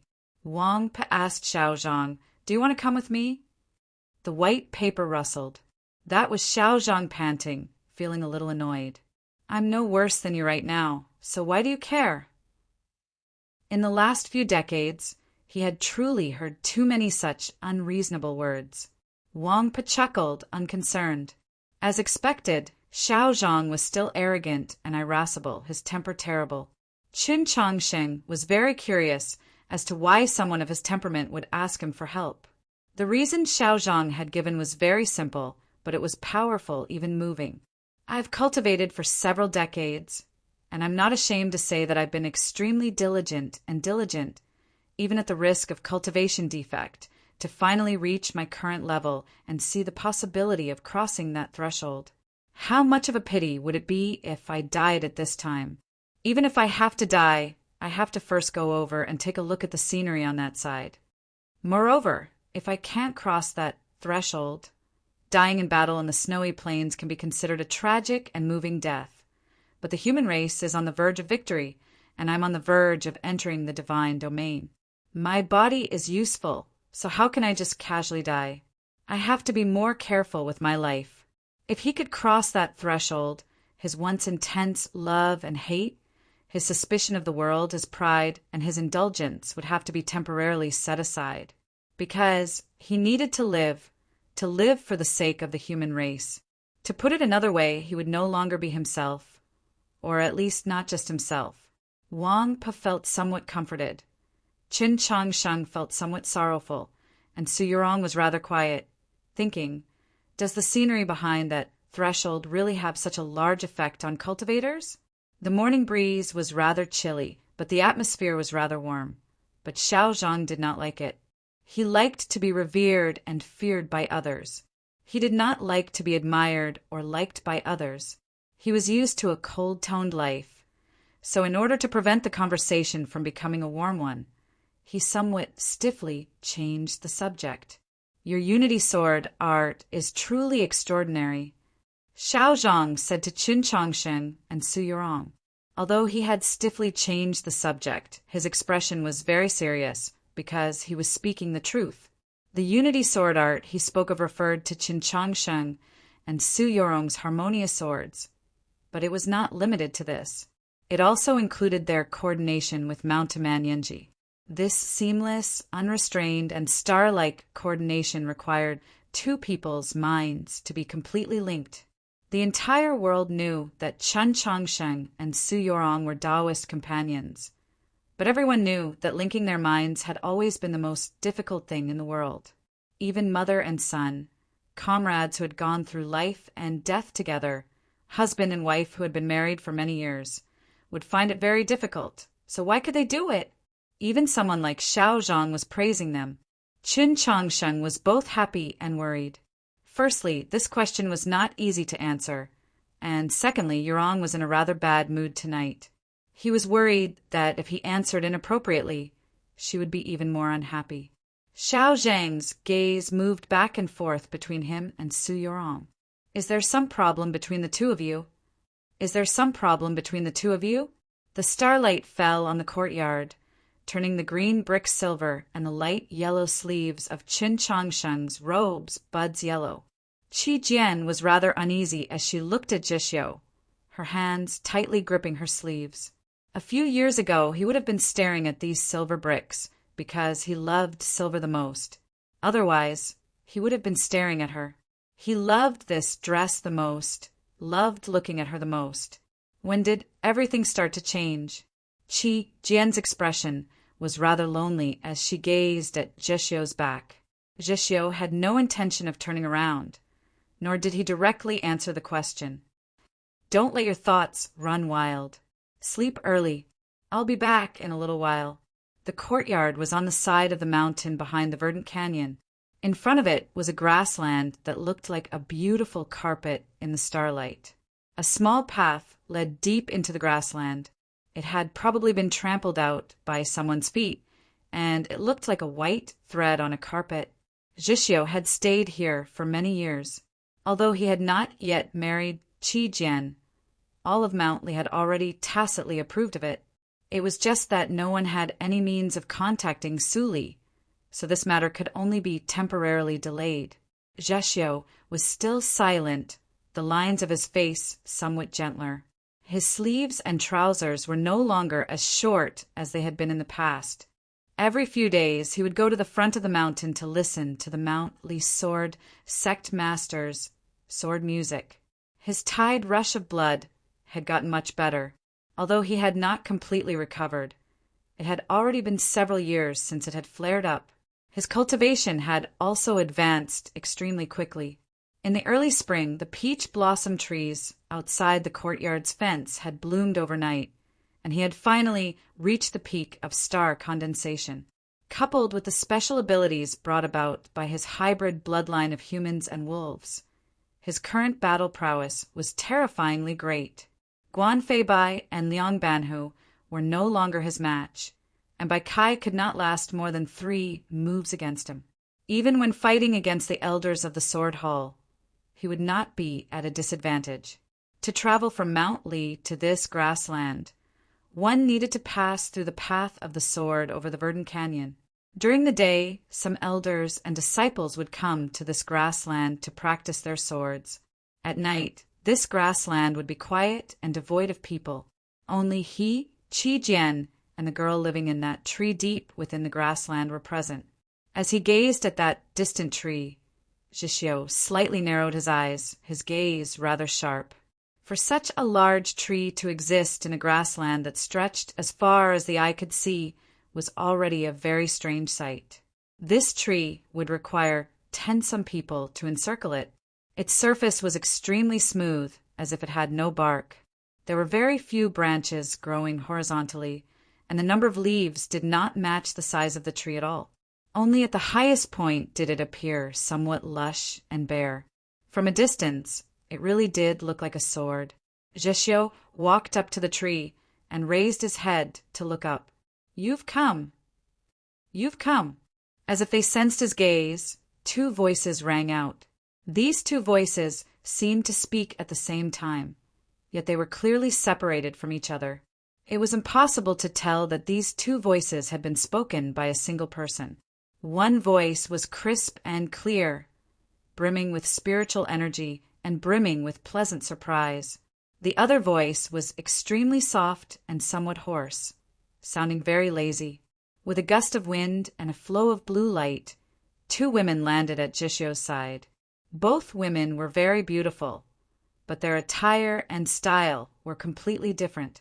One of the women was dressed in a plain long dress, her entire body wrapped up so tightly that nothing could be seen. She wore no makeup, her face bare, and she was extremely elegant. Her eyes were wide open as she looked at Zhixiu, her expression very innocent and cute. Her 2 hands were very carefully holding onto Zhixiu's sleeve. The other woman was dressed in red. Her black hair draped over her shoulders, still somewhat wet.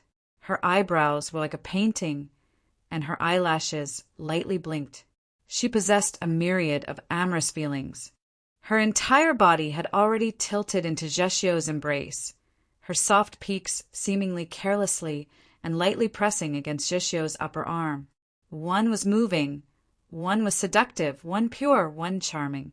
Any man in the world would probably find it very difficult to resist this sort of allure. Jishio did not react, nor did he reveal the displeasure or even loathing that a virtuous gentleman would. He was not a virtuous gentleman, and he recognized these two women. He knew that while they were beautiful, they were not real people, but spiritual bodies. They were Nank's two wings, called Hua Chui and Ningqiu. Back in the snowy mountains, Nank had been heavily injured and her brain disease flared up, causing her wings to disappear. Even when they appeared, they could not take human form. It was only on a certain night, not too long ago, that they reappeared. It was also from that night that Jishio began to frequently visit the tree. The wings of light silently flapped as Hua Chui and Ningqiu flew up with Jishio. In Jishio's eyes, the smooth surface of the tree was like a road that was constantly moving backward. After a few dozen feet, there were more branches and leaves. The greenery gradually became more luxuriant, and there was a feeling of lush greenery. Someone had built a tree house on the tree, and in front of it was a platform 3 feet wide. Standing there, one could probably see the magnificent grassland and the setting sun. Jishio walked into the treehouse. Nank was squatting on the floor, her left hand hugging her knees and her head resting on them. Her right hand held a branch and was currently drawing something on the ground. Hearing the footsteps, she raised her head and said to Jishio, "You've come." This was a statement devoid of emotion. Just like her voice, it was still as flat as before, devoid of any undulations. The space between her eyes was still rather wide and her expression was still rather lifeless, but it was much better than it was in the past. The Mount Lee Sword sect master's clear sound of the righteous sword was truly formidable. Other than Jishio's tide rush of blood, it was also extremely beneficial to her. Jishio did not exchange pleasantries with her. He directly asked, "Have you thought it over?" Because it was too direct, it seemed rather wooden, but it could also be understood as unyielding. Nank replied, "You've already asked me 29 nights in a row." Jishio replied, "You still have 1 day." Nank replied, "I still haven't thought it over." Jishio fell quiet for a while, then said, "If you still give me this answer tomorrow, I will kill you." Nank replied, "If you're wary of me, you should tell the people of the Mount Lee Sword sect and work together with them to kill me. Why ask me this question every night?" Yes, she had already woken up 29 days ago. It was also on that night that Nank's two wings reappeared on the grassland, bringing with them a strange and beautiful green light. Jishio saw that green light and knew of this matter, so he came to the tree to ask her a question. Even tonight, Nank had still not been able to give him the answer he wanted. Changxing entrusted you to me, so I have the responsibility to take care of you. I don't want you to die." Jishio added, "And you're her relative. If you die in Mount Lee, she will probably be very sad." Nank placed the branch in her hand on the floor and said, "But in the end, you will still kill me." Jishio replied, "You can stay here." This was the answer he wanted to hear from Nank. Nank calmly gazed at the dark grassland and said, "The humans are about to go to war. I naturally have to return." Although her hatred for the current demon lord was as deep as the sea, she was still a demon princess. "Once you return to Shualao City, you will be an enemy." Jishio continued, "So I will not let you leave, even if I have to kill you." Nank replied, "I need to think some more." Her voice was still very flat, unperturbed, devoid of emotion. Jishio calmly gazed at her, then suddenly said, "Okay." After saying this word, he walked out of the tree house. The branch on the floor suddenly and noiselessly turned black and then into ash. On the terrace outside the house, 2 green wings of light slowly floated about, ready to launch a sneak attack at any time. Nank's face was devoid of emotion as she gazed at Jeshio's back. It was like she was looking at a dead man. To be continued. Chapter 89. Nank had no hopes that her two maids would be able to cause any trouble for Jishyo. She only needed the two maids to attack. The tree branch that had been incinerated to ash contained a deadly poison, and it would also activate a killing array on the platform. Then, she had prepared 29 plans for Jishyo. This was an ambush that had been planned for a long time. With Nank's abilities, this ambush was flawless. Every detail could be described as perfect. As long as Jishyo was not prepared, he would definitely be defeated and then killed. Even though he was already a peak star condensation expert, even though he had been publicly acknowledged as the person most skilled in battle since he was very young. Had Jishyo predicted that Nank would suddenly launch a sneak attack? The front of his leather boots split open, revealing sharp and bright claws. His body suddenly grew larger, and hair like steel needles protruded from his face and hands that were exposed outside his clothes. His aura had also become several times stronger in an extremely short period of time. He did not walk out of the treehouse. Without hesitation, he went berserk, gathered all his energy, and attacked Nank. How had he seen through all these arrangements? Nank was slightly perplexed as she watched the sharp wolf claws tear through the air. In the next moment, she dispelled those emotions. Her eyes became incomparably bright, just like the moonlight in a snowy night. The moonlight reflected off the leaves outside the treehouse, instantly dyeing them green. Two streams of light pierced through the wall and arrived behind her, forming two wings of light that flapped. In the narrow treehouse, Nank transformed into a shadow and teleported 10 odd times, dodging Jishyo's attacks. The treehouse was simply unable to endure. With a series of crackles, it shattered into tens of thousands of pieces that fell like rain. The green leaves on the treetop also rustled down, also very much like rain. In the torrential rain of leaves and shards, two figures fell. Two dull thuds could be heard as they landed heavily on the ground, sending up mud and then falling back down. Jishyo's clothes were riddled with cracks. They were extremely smooth and were dyed a faint green. Some of the cracks were rather deep, with blood gushing out. Red and green mixed together, appearing rather strange and disgusting. The peacock plume was Nank's most terrifying weapon. Even Chun Chongqing's perfect purification and his skin that had been bathed in dragon blood could not completely block it, nor could Jishyo. Because of the berserk transformation, Jishyo's eyes should have been blood red, but now they were an earthen yellow. He had probably been poisoned. Nank's injuries were even more severe. An enormous gash had been ripped open on her left wing of light, and there was a very deep wound on her neck. However, the blood that flowed out was black. How did you know I would make a move tonight? Nank had long since decided to leave. Even if she waited until tomorrow, the result would be the same. Tomorrow, Jishyo might tell this matter to the Mount Li sword sect. She was not confident that she could break through Mount Li's myriad sword array. Rather than wait until tomorrow, he might as well make the first move today. I didn't know you would do it. Jishyo said, I'm prepared to kill you. It was the same principle. He knew that Nank would not change her mind, so it was better to settle this matter today. Nank had been brought to Mount Li by Chun Chongsheng. This was an internal matter of the Orthodox Academy.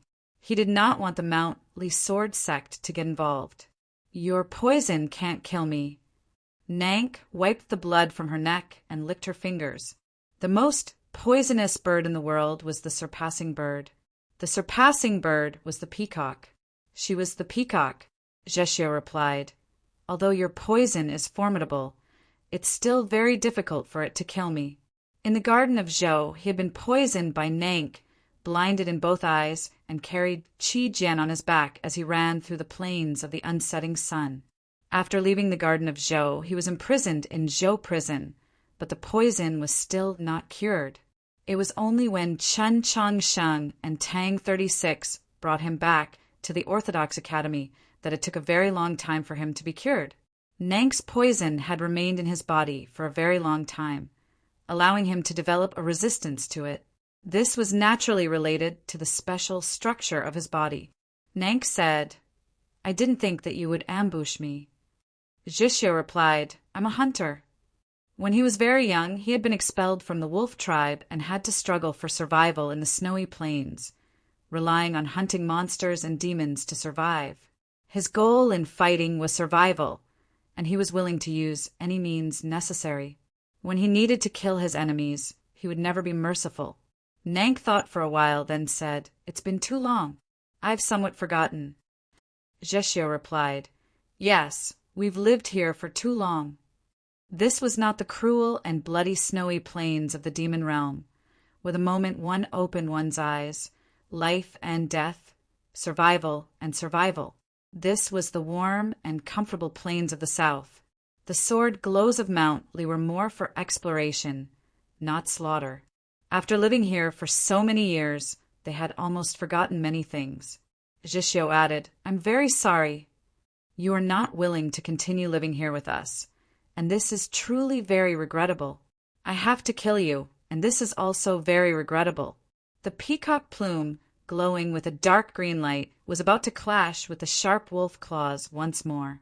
A sword glow came from the west and blocked their path. The sword intent was not awe-inspiring, but it was as calm as water, soft but difficult to break and unending. What followed was a lazy voice. This being the case, what need is there for so many regrets? Jishio and Nank were both heavily injured, but there were not many people that could block both of them at the same time. The Mount Lee Sword sect had many experts, but they could only find 8 or 9 people, and the only one with such a lazy voice was Chioshan Jungo Hanshi had come. Liang Banhu, Guan Feibai by Kai, and Chi Jian had also come. She looked sadly at Nank and said, "Little aunt, can't you just stay?" "I was born there, grew up there. I walked there, I flew there, and I was only 2 streets away from the moon." Nank said, "Now that place is about to be destroyed by you humans, so I have to do something for it." The wind rustled the leaves on the ground, but it was particularly quiet. After some time, Chioshan Jun's voice rang out, "Take care, I won't send you off." Nank was not surprised, nor did she thank him. She said to Chioshan Jun, "Go Hanshi and the others. All of you will go there, so we will meet again." That place was naturally Shualao City. In the last few years, they had been companions that roasted meat, sang, danced, and sparred with the sword around the campfire, but when they met again, they would be mortal enemies. This was something worth sighing over. But why did it also feel so uninteresting? Seeing that stream of light disappear into the darkness, Chioshan Jun sighed. Out of the corner of his eye, he saw Jeshio's expression and could not help but frown. In his opinion, this brother-in-law of his was good in every other aspect, but his temperament was a little too cold. Chun Chongxing's letter says that if Nank insists on leaving, don't stop her. Go Hanshi explained. He didn't say how he knew Nank had woken up. In his view, Nank was the trouble that Chun Chongsheng had brought to Mount Lee. Since Chun Chongsheng had made the arrangements, Jishio had no reason to object. "Do you want to guess how many black-armored cavalrymen Nank will poison to death?" Jishio did not think this way, and was even very dissatisfied with Chin Chongsheng. "You and Chin Chongsheng want to show courage, breadth of mind, friendship. In my eyes, it's all stupid." Guan Feibai sneered, "What do you know? You know nothing about the war." Jishio expressionlessly said, then turned and left. Chi Jian chased after him. To be continued. Chapter 90. Just what was war? Many of the Mount Lee disciples had once served on the front lines and participated in the war against the demons. But in terms of understanding of war, no one present could compare to Jishio. Guan Feibai and the others turned to Chioshan Jun. Whether it was in cultivation or in life, whenever they encountered a difficult question, they would seek eldest brother's guidance. This was a habit they had developed over the years. Chioshan Jun said, "Don't look at me. I also don't know, and I don't intend to know." Guan Feibai and the others were rather surprised, but Go Hanshi was shocked because he understood the meaning hidden in these words. Before Nank left, she had said that they would meet again there. Could it be that senior brother does not intend to go there? The morning light gradually brightened, revealing the true appearance of the grassland. The mountain range had left a wound on its surface that was several dozen li long, a rather spectacular sight to behold. The massive paper kite rode the morning wind into the distance. It was a mystery where it had been hidden last night or how it had been taken out. The white crane was very curious. It flapped its wings and followed the kite for 10 some li. Only when Xiao Zhang, tied to the kite, could no longer endure the awkwardness of being stared at and began cursing did Su Yurong call it back. Wang also prepared to leave, not chatting too much with Qin Chongqing. He was as straightforward as Xiao Zhang, because everyone knew that they would meet again very soon. He had left the red cloud Qilin behind, but he did not say whether it was his idea or the idea of that person in Luoyang. Qin Chongqing guessed that it was the latter. The spring sun was warm and the grass grew extremely quickly. As Qin Chongqing and Su Yurong walked deeper into the grassland, they discovered a few traces left behind by the elves. In the garden of Zhou, he had believed her to be an elf girl bent on restoring her country.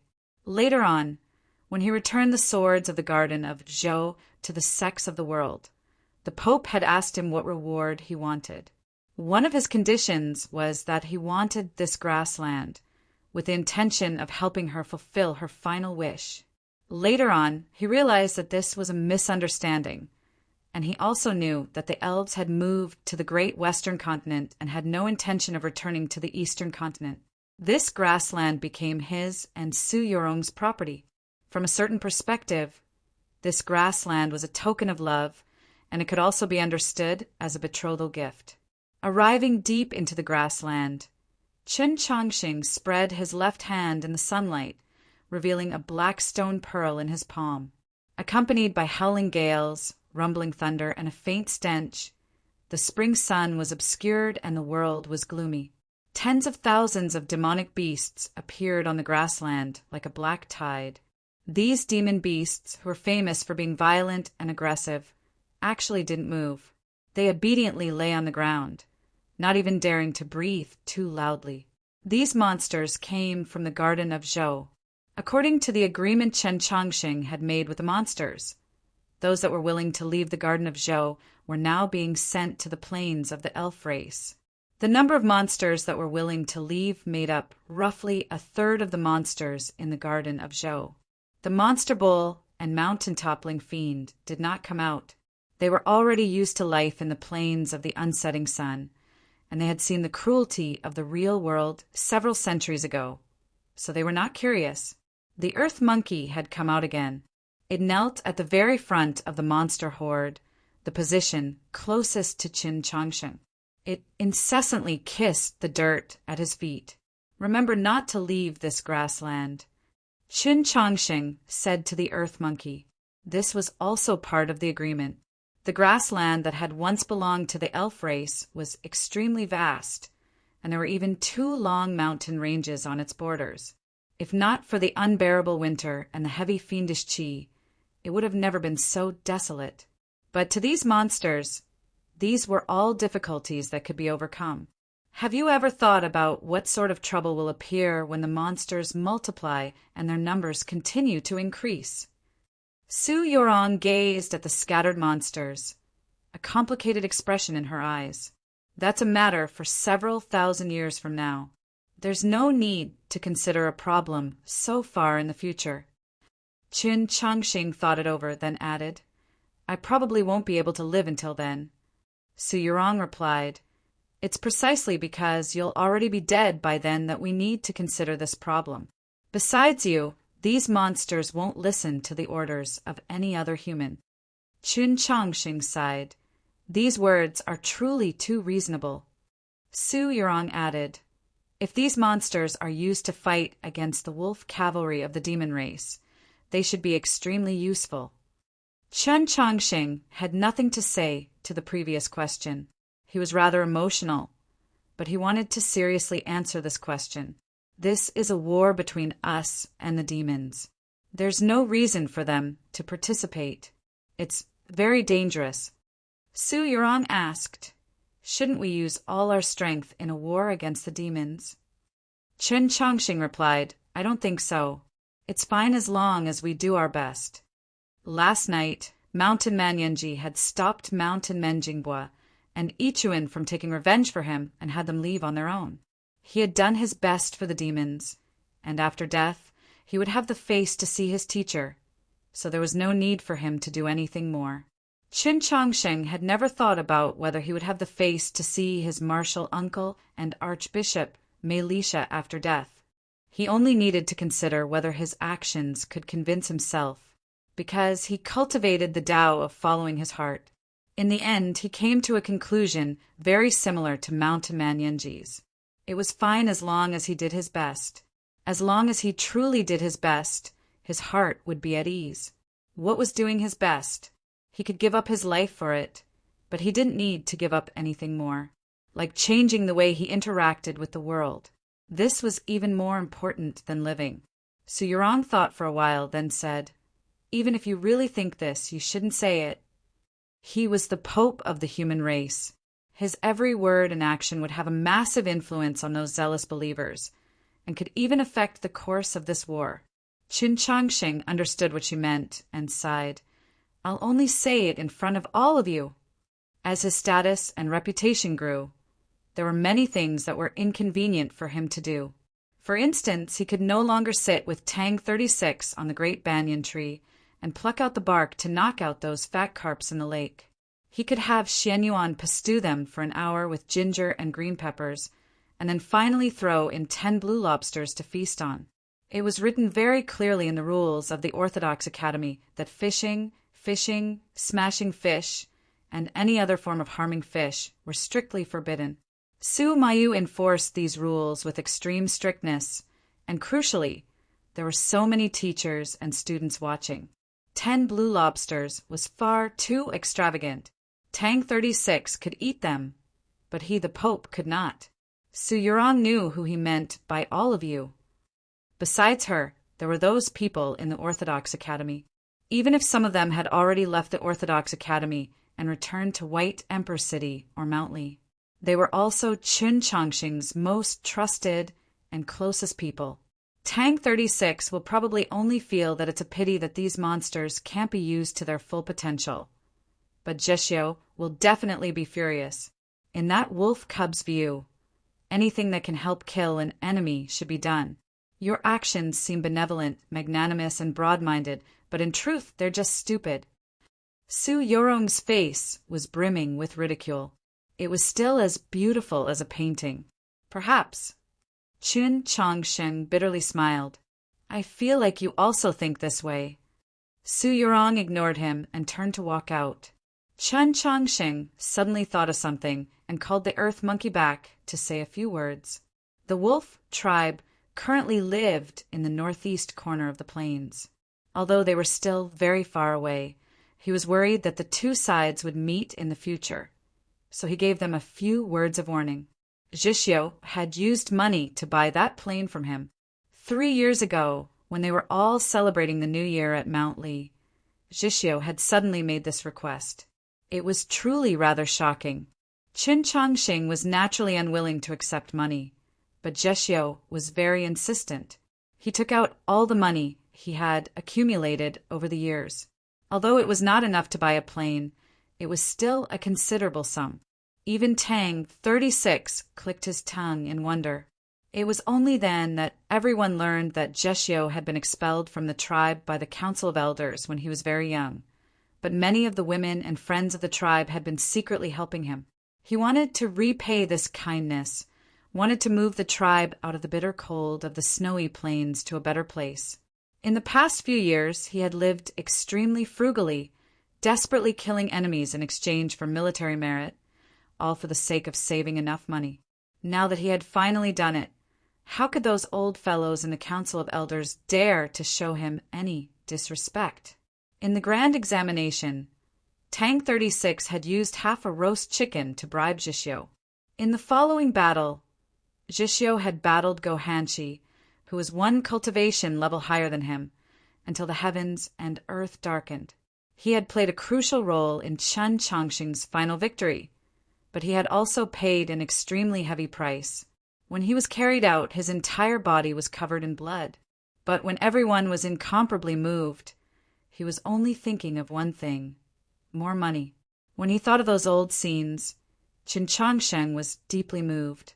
He thought to himself, I wonder how Zhixiu is doing in Mountly. The war between the humans and demons is about to begin. He will definitely head north, but Nank— the smile on his face gradually faded. He had a very clear understanding of Nank's condition. For many reasons, he had not been very fond of staying in the capital in the past few years. He would often travel around and go to Mountly many times. Besides the people of the Orthodox Academy, only those fellows from the Mountly Sword sect dared to not treat him as the Pope. This made him feel very comfortable. Every year, his senior brother would go to Luoyang to celebrate the New Year. Other than 1 year in Wenshui, he would spend the rest of his time with Su Yorong at Mountly.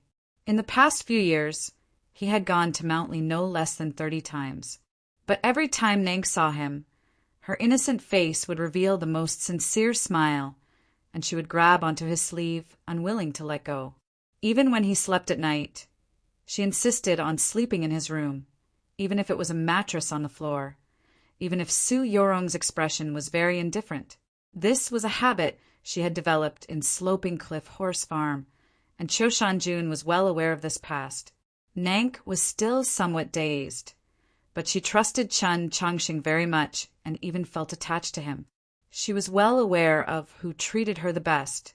Chen Chongqing truly did treat her very well.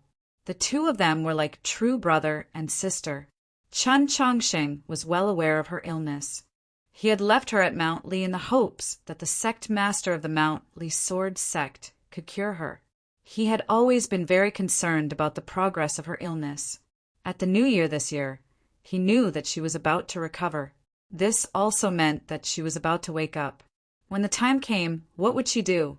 What should he do? After a very long period of contemplation, he left a letter for Go Hanshi. He said that if Nank showed signs of waking up, he should open the letter. He wondered if the letter was still intact at this time. The red cloud qilin could travel several thousand li in a day, and the white crane was the fastest immortal bird. If they had wanted to, Chen Chongqing and Su Yorong could have flown straight back to the capital, but they had stopped midway. Perhaps it was because a scarlet flame had appeared in the sky up ahead. This flame was not a real existence, but a condensation of countless strands of blood qi and killing intent. Only those who had broken into the divine domain could see it with the naked eye. Chen Chongqing and Su Yorong were still some distance from that threshold, but their statuses were special. They were saints, and they carried heavenly tome monoliths with them, so they could sense it. The plains were filled with people. From the sky, they looked like dense black dots, like ants, but this was not the case. The white crane looked at the invisible flame, fear appearing in its eyes. The red cloud qilin, on the other hand, became excited, flapping its wings even faster. The army of the Tsong Province Army had gathered on the plains, and they were currently undergoing intense training. From time to time, powerful qis would soar into the sky from the army. Some were clearly the work of array masters, while others were cultivators skilled in controlling swords. Chen Chongqing could even see the inferno shroud of the South's Triple Yang sect in the southwest corner of the army. This array was truly terrifying. Not even he and Su Yorong could face it head-on. Finally, Chen Chongqing saw the general at the very front. This general had an extremely powerful qi. He was actually an upper-level star condensation expert, presumably a divine general of the Tsong Province Army. A gale blew through the plains, causing the great Zhou banners to flap in the wind and the clothes of the soldiers. The general's sleeve swayed in the wind. He had actually lost an arm.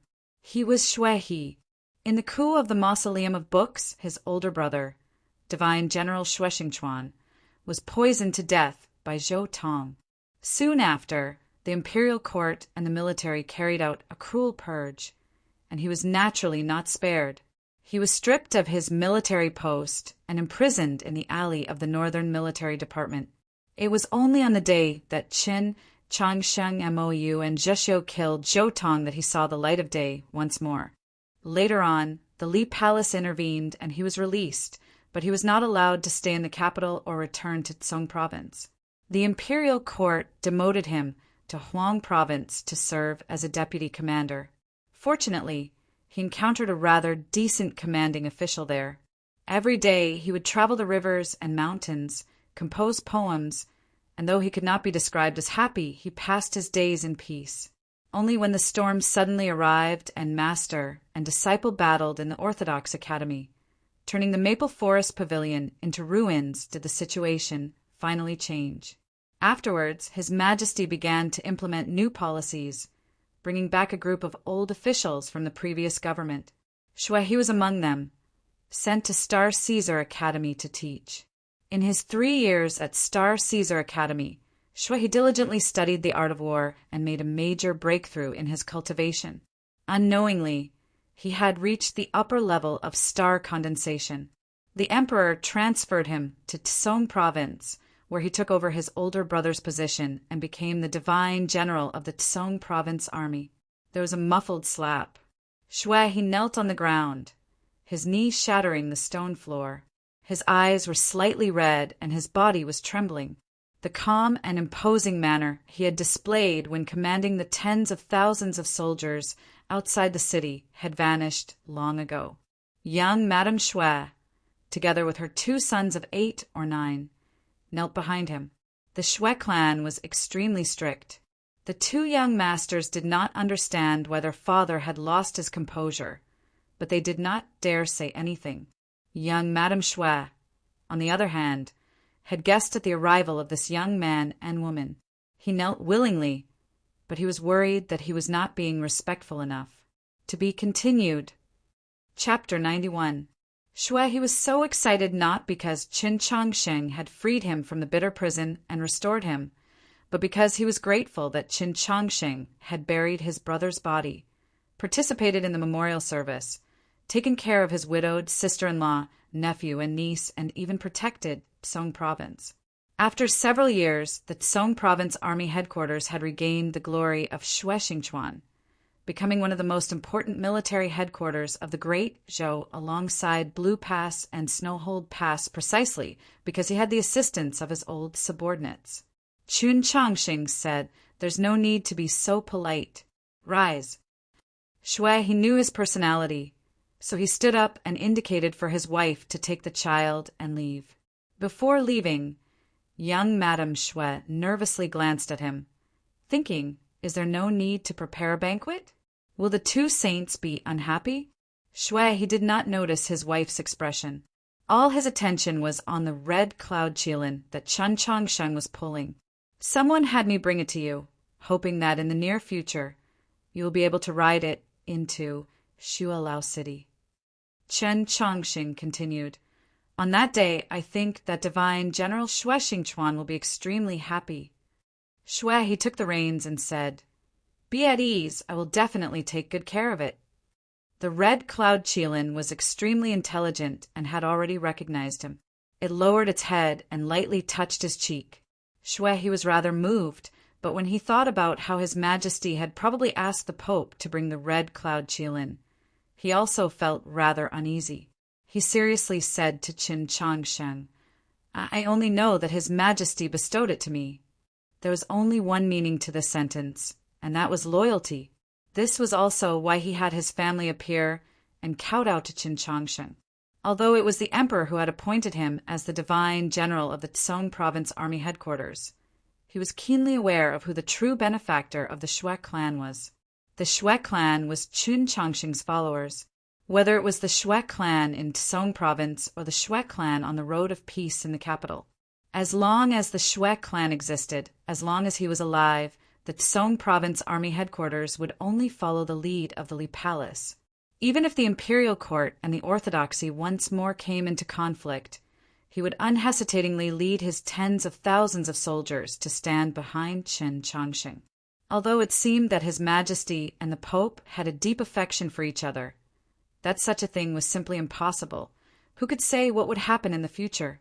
When Emperor Taizu led his troops out of Tianliang County, could those young princes have imagined that so much blood would flow in the 100-herb garden a few decades later? Qin Chongxing knew that Shui he had made a mistake and said, "This should be the intention of Luoyang." After hearing this, Shui he was silent for a very long time. The eastern capital, Luoyang, had been quiet all these years. It did not make a sound, but there were still many people watching it. Why? Of course, it was because of the Temple of Eternal Spring. Nowadays, when people mention Luoyang, if there was no other explanation, they would refer to the Monastery of Eternal Spring and the old Taoist in the monastery. If the red cloud unicorn was really sent over by the Monastery of Eternal Spring, then the meaning behind it was very clear.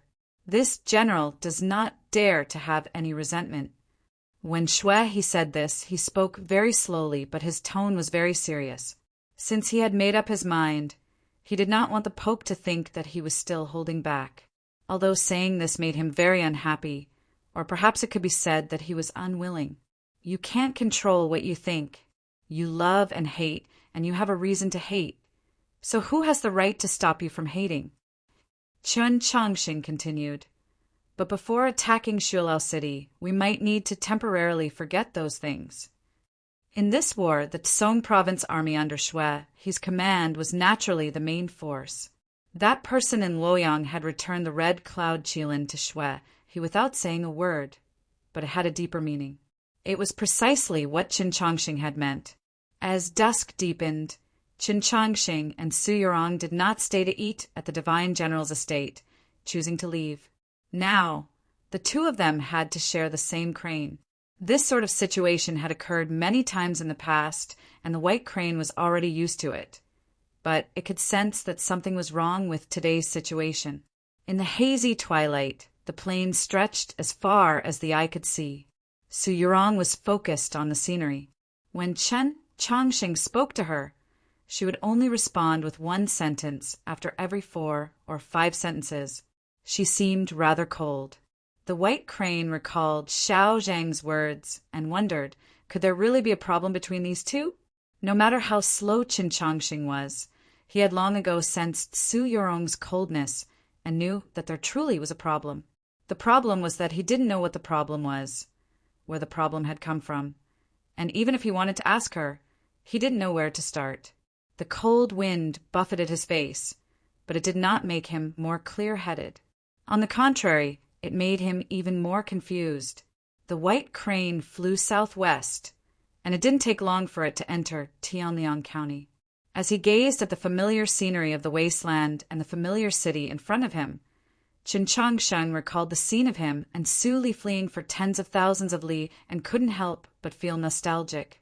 Following his orders, the white crane landed in a forest outside the city. As it descended, Qin Chongxing noticed that the largest estate in the city was completely empty, its gate tightly shut. He couldn't help but wonder, could Liang Wangsun have left? Why isn't there a single person in this state? As the white crane flew into the twilight, Qin Chongxing and Su Yurong walked out of the dense forest on the side of the official road. Xuanyang City was an ancient city, but the southern gate seemed rather new. At the very least, it didn't seem ancient at all. Back then, your teacher blew open this city gate, and Guan Xingke and Zhu Luo were badly beaten. When Qin Chongxing thought of the events of the past, he was still rather excited, but also somewhat ashamed that he didn't know how to tell a story. He thought to himself, if it were Tang 36 telling it, it would definitely be much more wonderful. The story of that night storm in Xuanyang City had long ago spread to the entire continent. Su Yurong already knew all the details, so there was no need for Qin Chongxing to explain. As she gazed at the city gate and thought of her teacher, a faint smile appeared on her lips. Qin Chongxing was somewhat gratified, thinking to himself, this arrangement really wasn't wrong. After entering Xuanyang City, they went straight to the Liang household. The gate of the Liang household was tightly shut. They used their spiritual senses to scan the place and confirmed that there really was no one inside. Chun Chongqing and Su Yurong glanced at each other, somewhat confused. Just what had happened that Liang Wang's son had actually dismissed all the servants in the estate. Upon entering the estate, they saw that famous imperial carriage and found the letter that Liang Wang's son had left behind.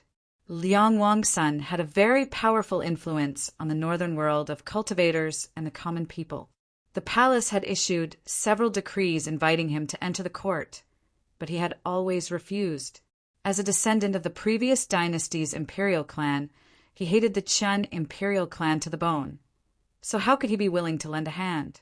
They had come to Xuanyang City to persuade him. When Liang Wang's son had entered the capital to help the Tianhai divine empress manage the imperial design, he should have had a rather good impression of Su Yurong. Who could have expected that after Liang Wang's son received the news from the capital, he would immediately take the old and young of the estate and leave Xuanyang City, not even willing to meet with them? However, Liang Wang's son had clearly stated in the letter that it was impossible for him to help the imperial court. When he was truly needed, he would naturally appear. This single sentence was enough, not to mention the fact that there was even a name on the letter. Chun Chongqing and Su Yurong left the estate and arrived on the street. Many soldiers hurriedly walked by, their faces somewhat at a loss. The prefectural armies of the various provinces and counties were currently mobilizing their defenses and also training. Logically speaking, they should not have appeared on the battlefield, but no one knew just how many people would die this time. Even the imperial guards responsible for guarding the imperial palace were preparing to advance north at any moment, let alone them. On the battlefield, death was unavoidable, and the phrase one after another was a common occurrence. Chun Chongqing understood that this was inevitable, but he still felt somewhat perplexed. For the sake of his thoughts, tens of thousands of people would die. Sometimes he would think that it was fortunate that he was the Pope and not the Emperor, or else those decrees and conscription orders would have to go through his hands. Soon after, he would feel that thinking this way was very unfair to his senior brother. He knew that his senior brother would do these things extremely well, but just like him, his senior brother also deeply disliked doing these things. The street behind the Liang household was called Four Seasons Green. It was the straightest street in the western part of Xuanyang City. There were no shops on either side, only gray stone walls. The long street was quiet. Music drifted out from some courtyard, and it seemed like someone was singing an opera. Chun Chongqing and Su Yurong followed the music. Passing through an alley, they arrived in front of an estate and saw 2 rows of red lanterns. The paper used for the lanterns was an extremely red and heavy color. It seemed to be wet, and when illuminated by the ox candles inside, it looked like blood, somewhat dazzling to the eye. Su Yurong glanced at the lanterns, her elegant brows creasing as if she was thinking of something. The music came from within the estate. Chun Chongqing and Su Yurong walked in, but no one stopped them. Upon entering the estate was an enormous stone platform, paved with large blocks of gray stone. They were unpolished and not exquisite, and coupled with the burning torches all around, it seemed rather like a battlefield on the wasteland. In front of them was a stage, and on the stage burned tallow candles as thick as a child's arm. The flames illuminated the white, paper-covered back wall, making it seem like daytime. A man was currently singing an opera, dressed in a red dress and wearing extremely gaudy makeup. He did not use his high-collared clothes to intentionally cover his throat, nor did he intentionally suppress his voice. He sang in a rather hoarse and exquisite manner, rather moving. Without any warning, the music came to a screeching halt. The man turned to Chun Chongqing and asked, "Sir, what do you think of my opera?" Tonight, not many people had come to listen to the opera, only 10 some. They were sitting in front of the stage, and from their attire and demeanor, they were probably the leading figures of Xuanyang City. Hearing the man on the stage speak, the crowd turned and saw Chun Chongqing and Su Yurong. They couldn't help but be somewhat surprised. Today, Liang Hongzhuang had come to the estate to entertain himself, and he had even invited the best troupe in Lanling City. He was still singing the famous spring night song, playing the part of a charming and lovely bride. Just as he was singing excitedly, his eyebrows flying and his eyes softening, he suddenly saw that young man and woman walk in from outside the estate. He thought to himself, "I've finally arrived. I've never really listened to opera, but I think it's pretty good." Chen Changxing thought it over, then added, "It seems a little different from the opera in the capital. When I was little, I went to the Luling estate to learn opera. Their singing style is a little strange, but it's nice to listen to." Liang Hongzhuang said, "I hear that it's a singing style from the great western continent, but I don't know if it's true or not." The people present were all leading figures of Xuanyang City. Seeing Chen Changsheng and Su Yorong's appearances, especially the latter, they very quickly guessed at their identities. The tea table toppled to the ground and the chairs overturned. Under the lead of the archbishop and the mayor of Xuanyang City, the crowd solemnly bowed.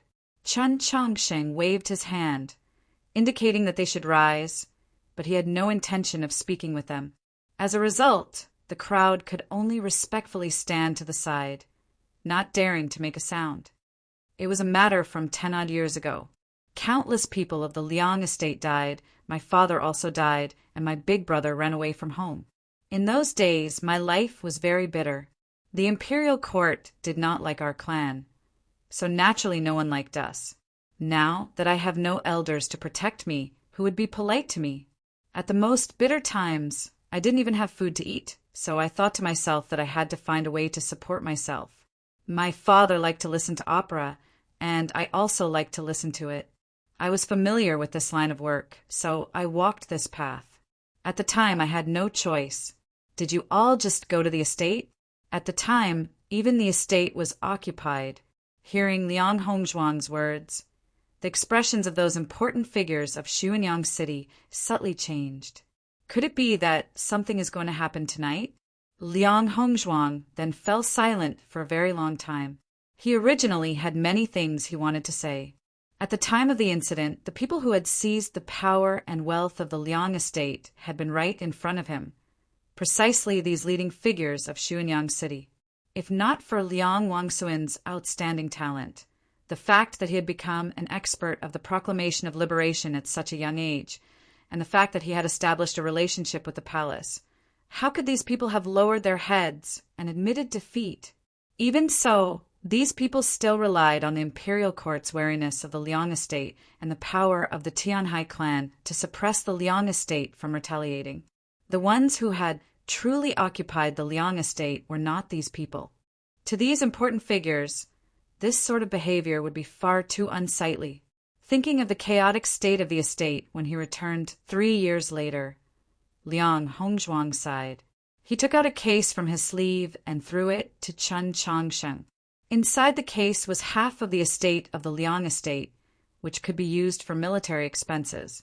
"I want a drink," Liang Hongzhuang suddenly said. After a moment, a woman carrying a bowl of wine walked onto the stage. Her footsteps hurried.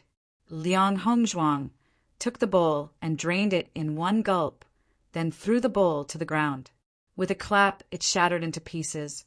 He cast a sidelong glance at the sky, his eyes filled with indescribable contempt and sorrow.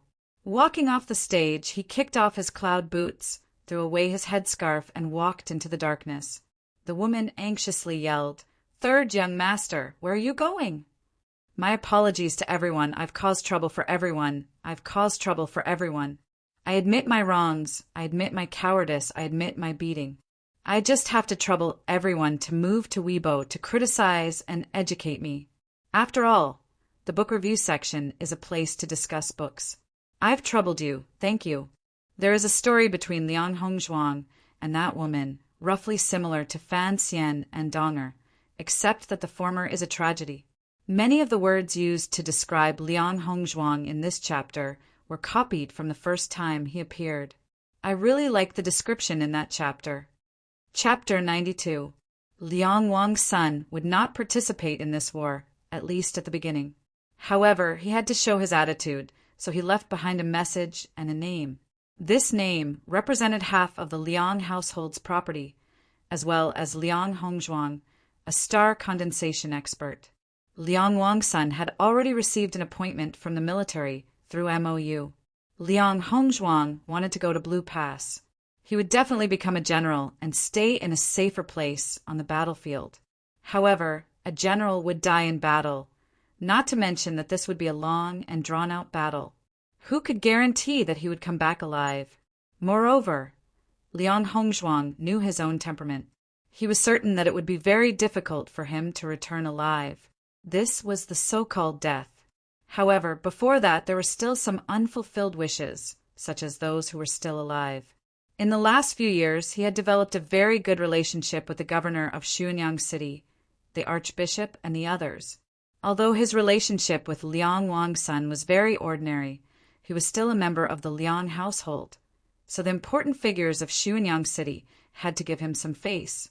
All of this was for today. Liang Hongzhuang had already made preparations to kill all of these people tonight. He knew what these people liked, so he made a lot of arrangements between tallow candles, painted walls, red lanterns, and food. Not to mention, there were still several assassins from the Heavenly Secrets Pavilion hidden in the darkness of the night. When she saw the red lantern, Su Yurong felt a flash of killing intent, which was why she frowned. In the end, Liang Hongzhuang changed his mind. Even after a long time, no one knew why he had changed his mind. In the coming summer, there would be a battle to break out of the encirclement, and he would die under the hammer of the 9th demon general. Sitting in front of the table and looking at his own face in the mirror, Qin Changxing thought about the unfinished story of Liang Hongzhuang and sighed. A rustling sound came from behind him. He looked back and saw a graceful figure behind the gauze curtain. He could vaguely see the faint flower pattern on her white undergarments. He hurriedly walked over and tidied up the bedding on the floor so that it wouldn't get in the way. Su Yurong got off the bed and washed her face and rinsed her mouth. She put on an unlined shirt and walked to the window without buttoning it. The morning breeze blew through the window and landed on her face, ruffling her slightly damp black hair. Spring sunshine also entered the room. The room was filled with spring. Seeing this scene, Chen Changxing naturally thought of many years ago. It was also a bright and beautiful day in this inn. He shouted to all of Xuanyang City, "Mount Li's junior marshal uncle Su Li is here." Wind and rain suddenly arrived, and a series of bloody battles ensued. Today he did not need to shout these words, and being with Su Yurong was naturally much more enjoyable than being with Su Li. The most important difference was that the human race at the time was divided, whether it was between the new and conservative factions of the Orthodoxy or between the Tianhai Divine Empress and the Chen Imperial clan. And the greatest of these cracks was between the North and the South. Even a benevolent person like the Pope wholeheartedly wanted to kill Su Li, let alone anyone else. It was completely different now. Luoyang took the initiative to send the Red Cloud Qilin to Tsong province. Shui, he remained silent. The entire Liang household moved away, but left behind half of their wealth. In the end, Liang Hongzhuang did not kill anyone and directly went to Blue Pass. There was still hatred and cracks, but it was nothing. The current human race was unprecedentedly united. Everyone knew that the great Zhou dynasty was about to launch a northern expedition. After several hundred years, the human race would once more launch an attack on the demons. This time their goal was extremely clear: to complete the grand undertaking that Emperor Taizong's generation had not been able to complete, to capture Shulao City, thoroughly defeat the demons, and then subjugate them. In the face of this sort of war, nothing was important, whether it was the personal grudges from 1,000 years ago or the clash of ideals. It was like this for thousands of generations. Su Yurong did not turn her head. She squinted her eyes and gazed at the spring sunshine of Xuanyang City. She was like a rabbit that had just woken up, rather cute. "You've stayed in White Emperor City for so long. Just how did the negotiations go?" Last year, on the winter solstice, the Orthodoxy's diplomatic mission had left the capital and traveled tens of thousands of li to the demi-human domain. Pope Qin Chongxing had been in the convoy. Only the day before yesterday, when spring had already arrived and Xiaozhang was about to return, did Qin Chongxing ride the white crane and leave. 100-some days had passed. Qin Chongxing said, although there are precedents for everything, it's still been several hundred years. Getting the White Emperor to agree to an alliance is not difficult, but the details are very troublesome. Su Yurong said, it seems even more difficult than fishing on the Red River. As she said this, there was no expression on her face, but everyone knew what sort of emotion she wanted to express. Qin Chongxing froze at these words. He vaguely understood why she had been so cold from the night before until today, but for a moment, he didn't know how to explain it. In the next moment, he suddenly recalled Tang 36's advice. His expression flickered as he yelled, "Look, there's a kite in the sky." Su Yurong arched her brows and gazed out the window. All she saw was a clear blue sky with nothing else in it. Qin Chongxing quickly stepped forward and hugged her from behind. His arms encircled her, perfectly fitting. I won't let go. The entire continent is so united, so how can we be divided? The confluence of North and South, the unity of the Orthodoxy, all depends on us. Just do as I say, or perhaps I'll submit to you. Su Yurong arched her brows, but she said nothing. This should have been an emotion of loathing, but why did it seem endlessly bashful under the light of spring? The morning drizzle once more descended upon this old land, lonely and sheltering. 10-some li away, looking at the distant capital, the convoy was divided into two lines, one following the Luo River into the capital, the other heading into the distance. The distance of the capital was not some other place in the continent, but Luoyang. This was a very poetic way of saying it.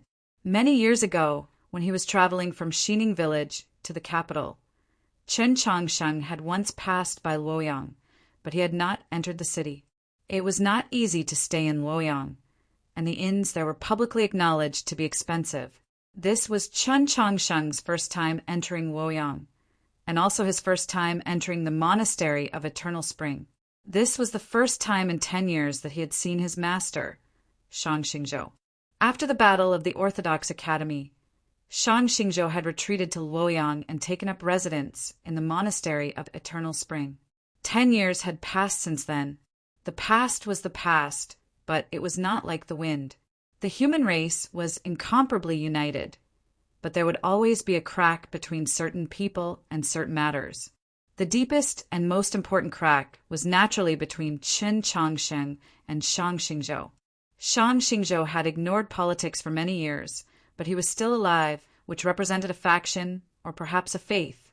The Taoists of the monastery of Eternal Spring did not obstruct him. They calmly handed over Qin Chongxing's request for an audience. So, even though their monastery master had been killed 10 years ago by Lu Qin, whom Qin Chongxing had invited, they still treated Qin Chongxing with courtesy and no hatred. This sort of lack of emotion, the lack of subjective awareness, was truly terrifying. Only these Taoists could probably force Xiaozhang into the snowy plains, right? Qin Chongxing silently thought this, and then he received a response from the monastery. A young Taoist boy of 6 or 7 ran out from the monastery of Eternal Spring, gasping for breath as he said, "The old ancestor has said that he will not see any guests today." Qin Chongxing pinched the young Taoist boy's flushed cheeks and said with a smile, "Tell the old ancestor that this is a matter of White Emperor City." No one tried to stop him. It seemed like these words truly had great meaning to Shang Xingzhou. The monastery of Eternal Spring was filled with fields. The fields were not planted with rice. The pine trees on the ridges were very beautiful, but this did not mean that the fields were beautiful. A faint qi enveloped the fields of early spring. The several dozen temples of the Taoist monastery had originally been planted with medicinal herbs. Under the guidance of the young Taoist boy, Qin Chongxing walked to this medicinal field, picked up the hoe by the ridge, and began to remove the weeds and leaves. There was no update tomorrow. Chapter 93. The fine rain sprinkled down like mist, gradually drenching his face and collar. The weeds and old leaves that had been tossed to the edge of the ridge were stained with dew and looked very beautiful. As the light gradually shifted, he finished his work in the medicine field. The young Taoist boy appeared again and indicated that he should follow him. At the end of the endless medicine field were several verdant hills. As one followed the mountain path, a hot mist pervaded the air. Surprisingly, there were several hot springs between the pines and cypresses. Chun Changsheng was rather looking forward to soaking in the hot springs. Just when he was about to take off his outer robe, he saw that figure in the mist. In the hot and humid mist, the pines and cypresses still maintained their vigor, but the ones with the most vigor were the strange moss growing in the rocks around the hot springs. This moss was somewhat yellow, or more accurately golden. It was the extremely rare gold coin hide recorded in the pharmacopoeia. The figure in the mist was currently collecting the gold coin hide, extremely cautious and focused. A gust of wind blew some of the mist away from the pines and cypresses, revealing the scene on the cliff. This person was bent over, still giving off the impression of being tall and straight. His hair was already white, but it was still combed neatly just like it had been in the past. Chun Changxing bowed and then stood to the side. As time passed, the light gradually brightened, the mist dispersed, and the gold coin hide began to retract, becoming no different from ordinary moss. Shang Xingzhou gave the medicine bag to the accompanying Taoist, took a cup of water from the young Taoist boy, and took a sip. He walked along the mountain path to the pavilion and sat down. Chun Changsheng walked out of the pavilion. Shang Xingzhou did not even glance at him, nor did he have him sit down. He straightforwardly asked, "What does Bai Xingye want to do?" 10 years ago, in the Battle of White Emperor City, this master and disciple had worked together for the first time. Chun Changsheng had not known that Su Yorong had played the role of bridge, but the final result was extremely good. The master and disciple, one inside and one outside, one visible and one hidden, had forced a supreme expert like the White Emperor into a dead end. In the end, they had acted according to their plan, working together to kill the 2 angels of sacred light and destroy Madame Mu. As for whether the White Emperor had shed a tear in the sea of clouds, no one knew. It seemed that Chun Changsheng was right. Since Shang Xingzhou cared the most about the northern expedition, then he must be very concerned about the alliance between the human race and the Yao race. Chun Changsheng said, "The White Emperor still doesn't want to put in too much effort, or perhaps he doesn't have any sincerity in cooperating with us. I'm more worried about what will happen in the future." The negotiations and specific matters between the 2 sides were handled by the officials of the imperial court and the bishop of the Li Palace. But from certain details, it could be seen that the White Emperor truly did not have much interest in this war, or perhaps it could be described as disdainful. With his connection to Luo Luo, he had a better grasp of the situation. The current demon race was a little weak. If Emperor Bai had not taken advantage of the situation to exterminate the elephant race, things might have been better. The experts of the senior generation of the demi-human race, including Xiaoda, had yet to see any signs of breaking through. Compared to the human race, they were far too lacking. For at least 3 years, the demon clan would only have one sanctuary expert, Emperor Bai. His safety was far too important to the demi-human race, so he would never leave White Emperor City, would never stray far from the protection of the Red River Array. Moreover, if the demon race helped the human race defeat the devil race, what benefits would it bring to them? The problem was that the human race was so powerful that the demi-human race could not refuse the Alliance's request to send troops. If Chun Changsheng were the White Emperor, he would not know how to deal with the current situation. In truth, there had always been an extremely simple solution to this problem. In the last 10 years, this idea had spread more and more, gaining the support of more and more people. The 800 li of the Red River, the 30,000 li of mountains and rivers, the demi-human people are all waiting for you to marry their princess, and the entire court supports you. Just what are you hesitating for? Shang Xingzhou asked. Qin Changsheng wanted to say something, but hesitated. Shang Xingzhou said, "It's not like there's no precedent for a secondary wife." Qin Changsheng shook his head. Shang Xingzhou was not surprised by his answer, or the speed with which it was given. "Correct, there's no need to do this, and besides, this matter is not as important as people think." Chen Changsheng was rather confused at these words, thinking, isn't the alliance with the demi-human race the most important thing?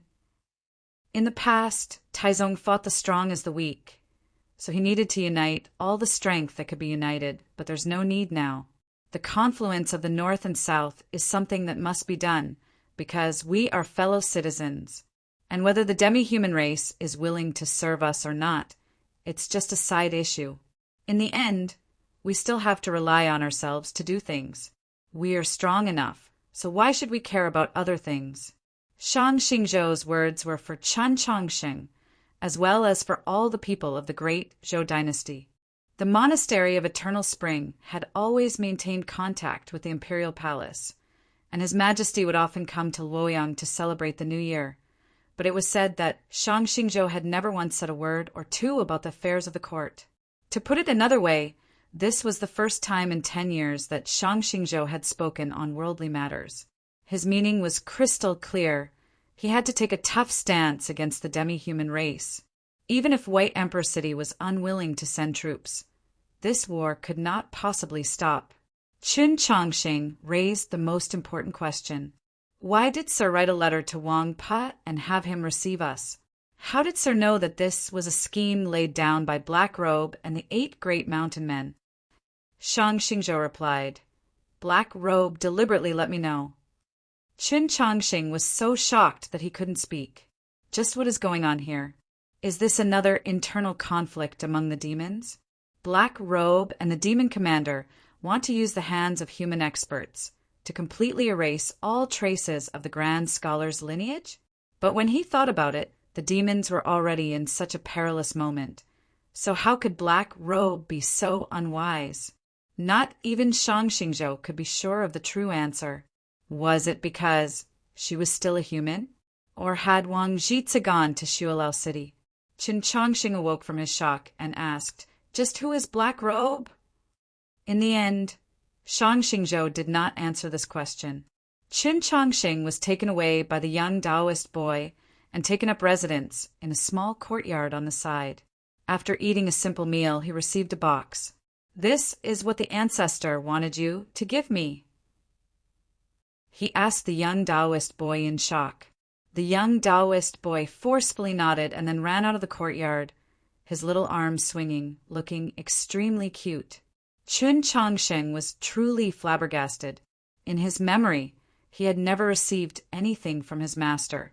Those 2 rare items would, many years later, prove to be nothing more than sad foreshadowing.